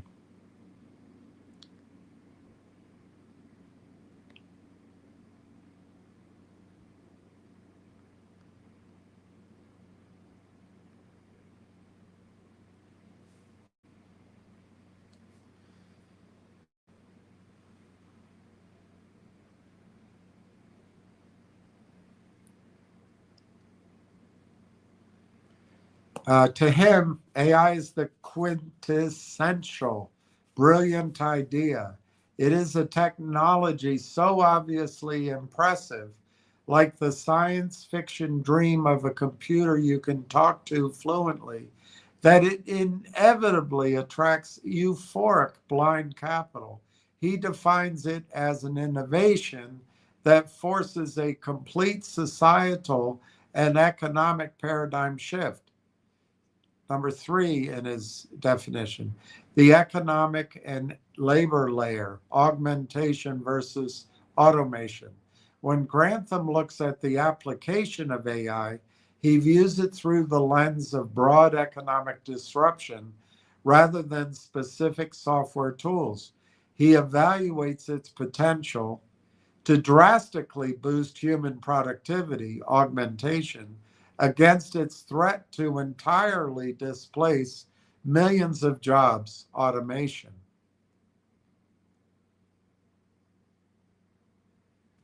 He defines the success of the AI revolution by whether this massive technological disruption can actually generate returns that justify the historic levels of investment the hyperscalers are currently making. I make this argument that when people talk about AI now, they're talking about the hyperscalers. But I also believe that we have to pay attention to this because if the hyperscalers ever have a dramatic correction, the mood is going to be flow through to the entire space. Ultimately, Grantham leaves the software distinction to venture capitalists and technologists. For him, AI is a macroeconomic force, a revolutionary breakthrough wrapped in a historic capex cycle that is destined to follow the boom and bust laws of financial gravity. Given his focus on the massive spending by hyperscalers, do you think the computer's asking me, do you think the current AI infrastructure build out is actually justified by future software revenue, or are we witnessing circular financing Grantham is warning about? I didn't follow that chain because I don't think we're seeing circular financing. Uh, I think they're spending this money because companies and countries are in a race to win this space because anybody that doesn't make it is out. They lose. And I think the revenues are there. What I'm worried about is the multiples could change. And once they do, that could last a long time. I'm more worried about the multiples.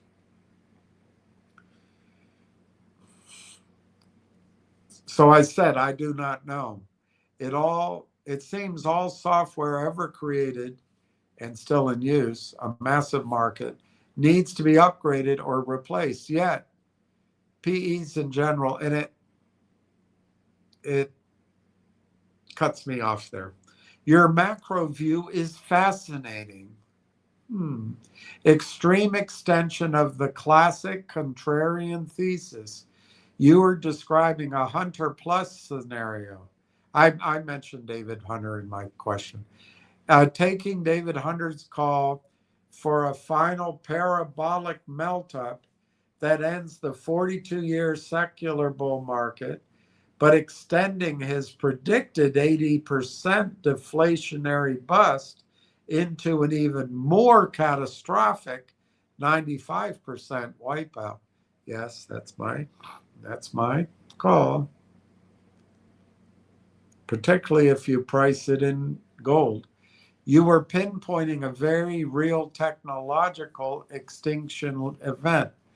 The reality is the vast majority of legacy enterprise software is bloated, rigid, and fundamentally obsolete, just like Robert Cook.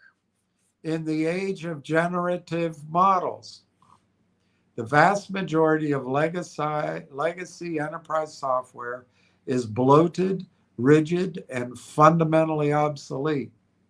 In the age of generative models, we are entering a cycle where massive technical debt must be entirely rewritten or replaced by autonomous AI agents. This is huge.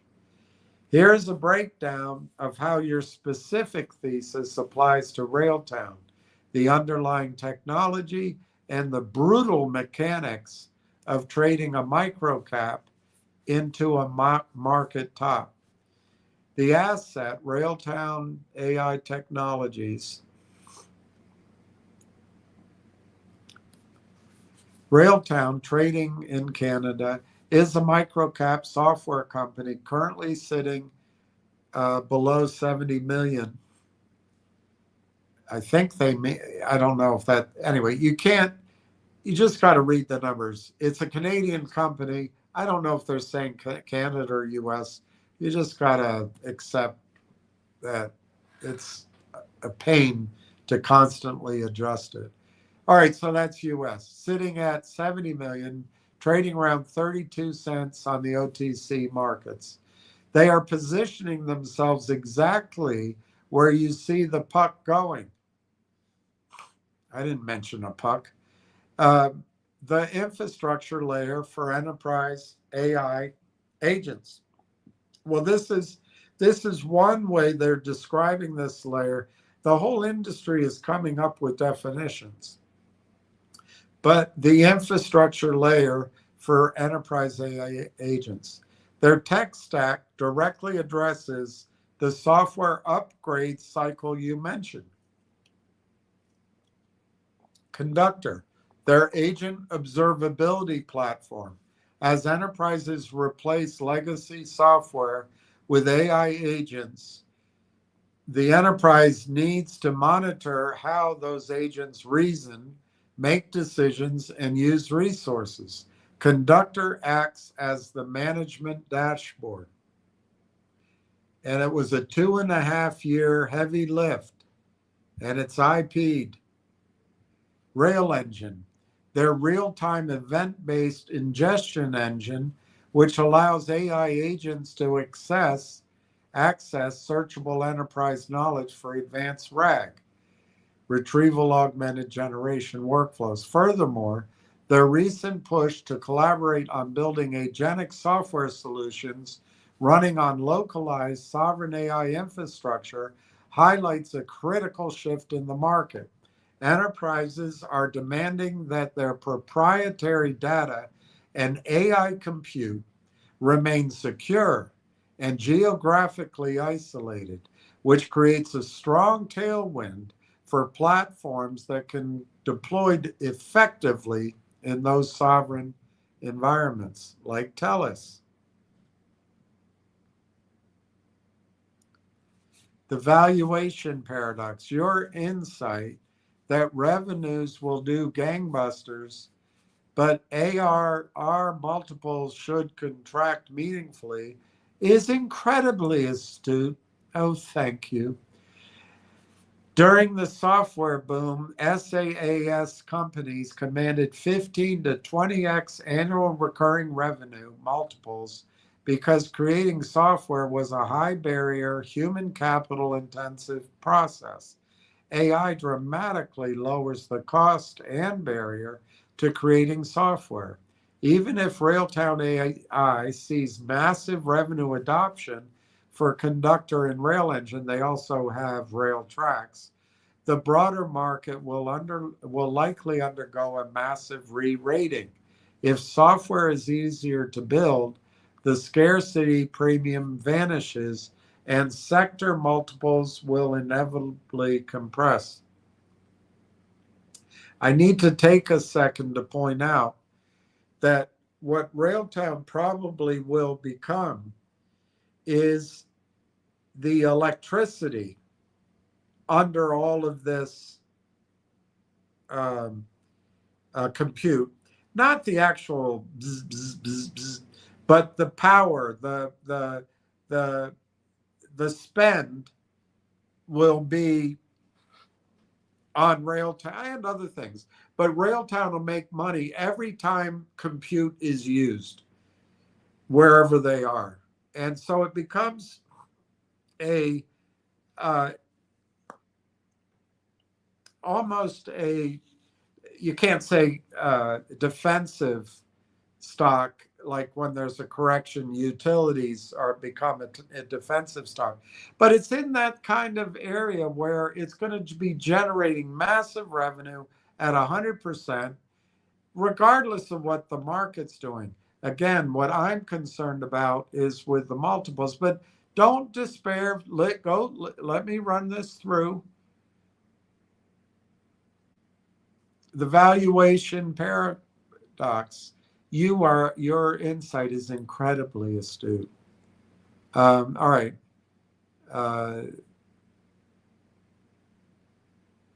The scarcity premium vanishes and the sector multiples will inevitably compress. All right, we saw that.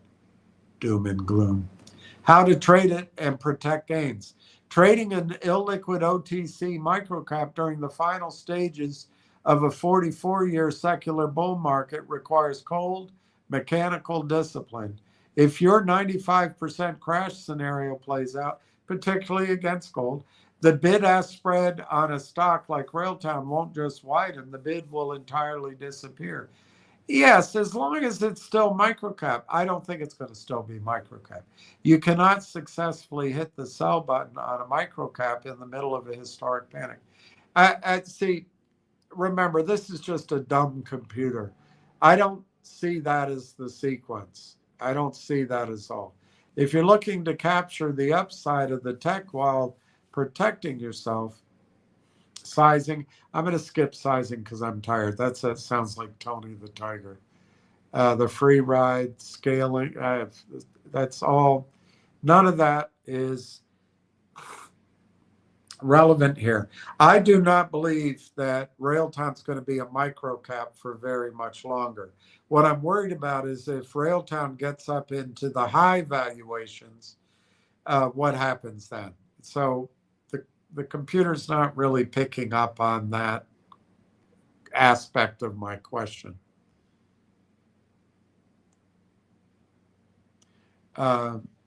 Avoid diamond hands. Absolutely. When multiples begin to contract, it's the canary in the whole coal mine. If the hyperscalers, microcaps will be the first to be sold. That's true. If there's a correction, the stocks that a lot of us have been playing will be sold as margin calls are met. They'll be thrown out with the baby. But again, I don't expect Railtown to be a microcap at that time. It's much more likely that it's going to be a unicorn at a massive valuation.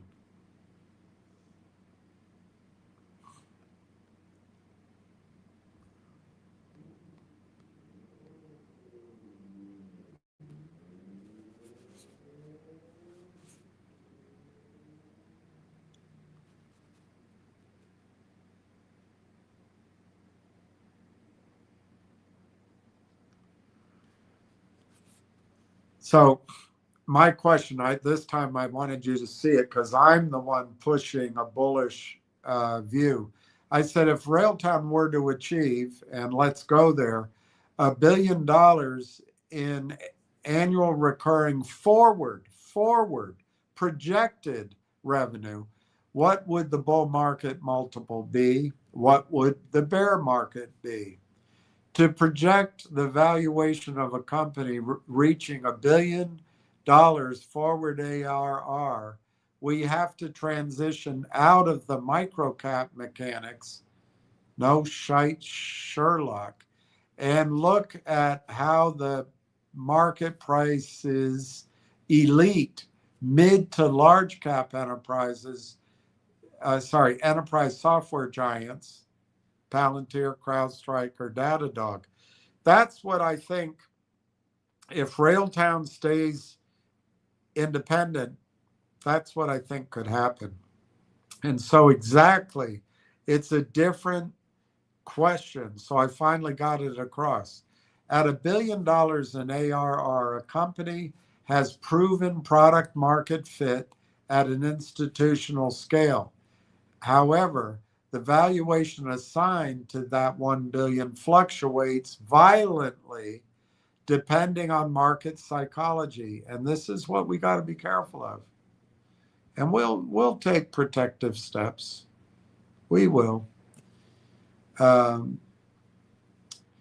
the market valuation can fluctuate violently depending on the market psychology and the perceived moat of the technology. I think the moat that Railtown has is very high, but these are things we're going to learn. Here is how the math breaks down in your two extreme market scenarios. The bull market for the final melt up. If Railtown AI hits, or is credibly projected to hit, 1 billion in forward ARR during a final euphoric market blow off top, the valuation multiples will detach from fundamental reality. The multiple 20 to 35 times forward ARR, implied valuation 20 billion to 35 billion enterprise value. The rationale: in a parabolic melt up, or a slow one for that matter,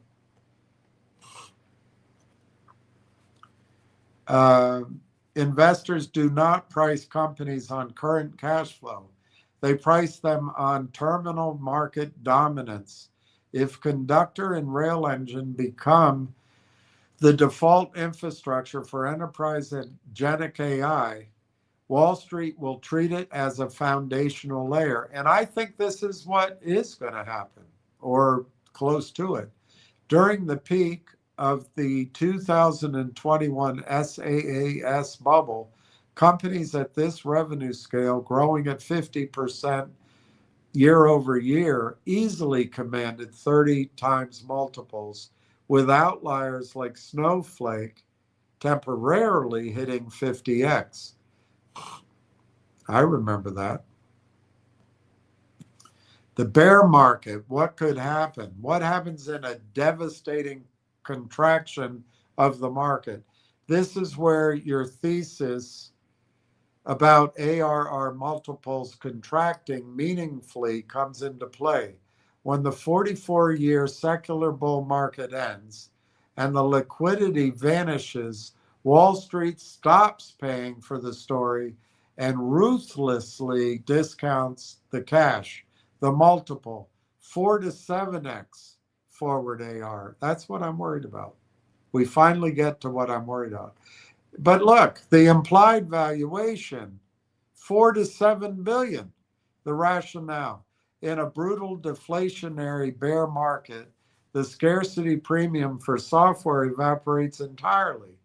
As AI lowers the barrier to entry for coding and software creation, the market will realize that many software platforms are easily replicable. When fear peaks, even companies generating $1 billion in pure high margin revenues are dragged to 4 to 5x multiples. Now here, the computer's making a mistake. Railtown's story is not software creation. It is the harness, the rails, the observation of agentic to agentic creation, true.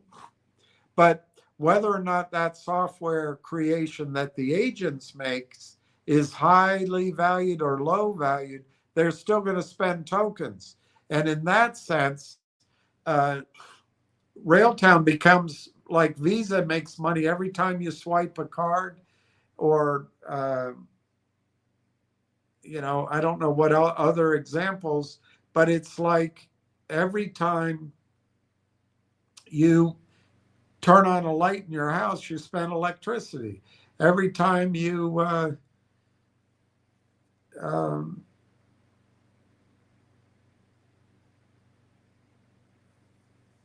I can't think of another. Driving. Every time you drive a mile, you spend gasoline.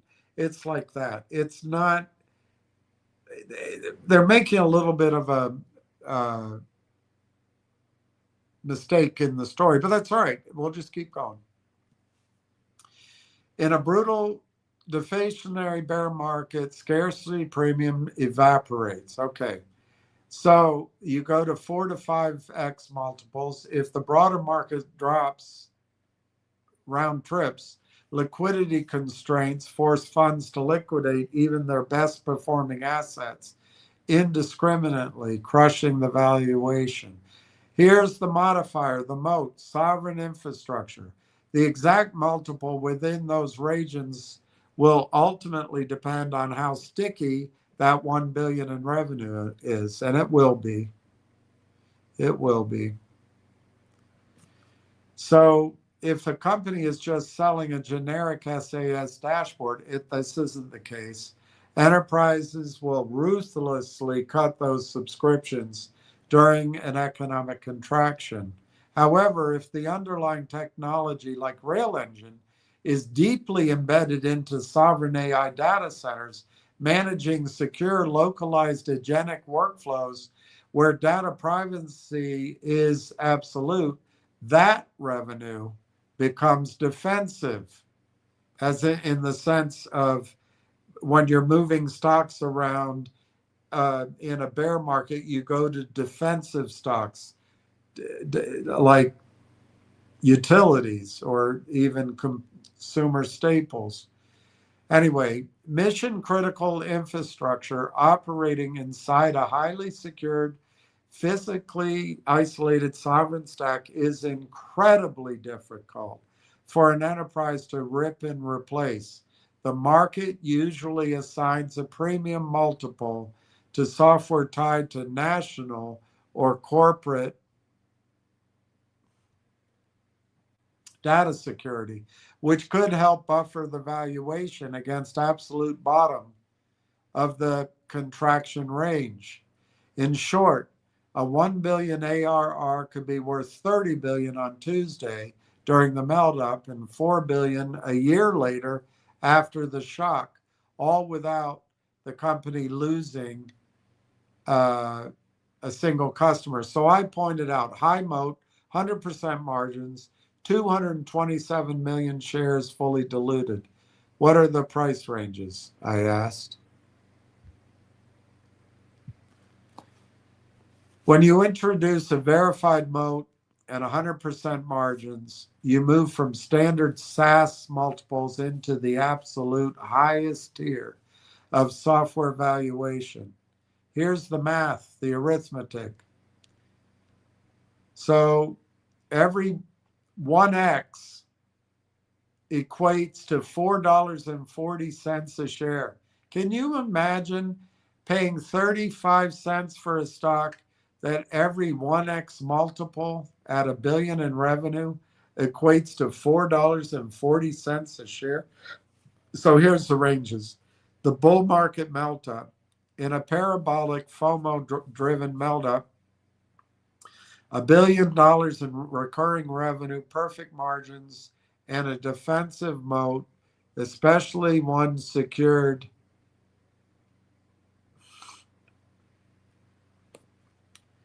by sovereign AI data centers, will command a hyper premium.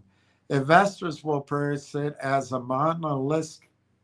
monopolistic utility. The multiple 30 to 45 times ARR. The price range $132 a share to $198 per share in the bullish market.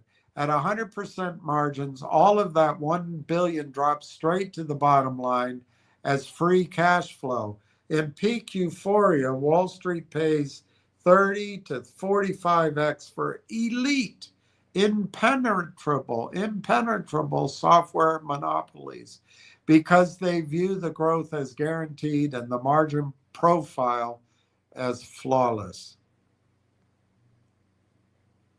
In a bear market bust, a 95% crash, when the 44-year secular bull market abruptly ends, broad tech multiples will be slaughtered. However, the variables you introduced, a true moat and perfect margins, act as a heavy anchor against the downdraft, 5 to 8x. Price range, $22 to $35. So even at the high of this crash price range, you're 100x higher than what you're paying for the stock today.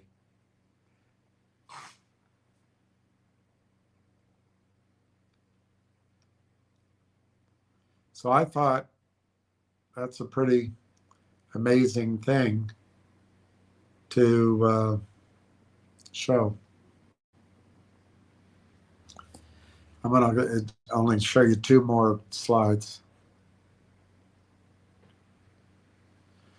The ultimate caveat, the arithmetic is clean, but microcap survival is messy. Sure is. We see it all the time with the criminals, but not here.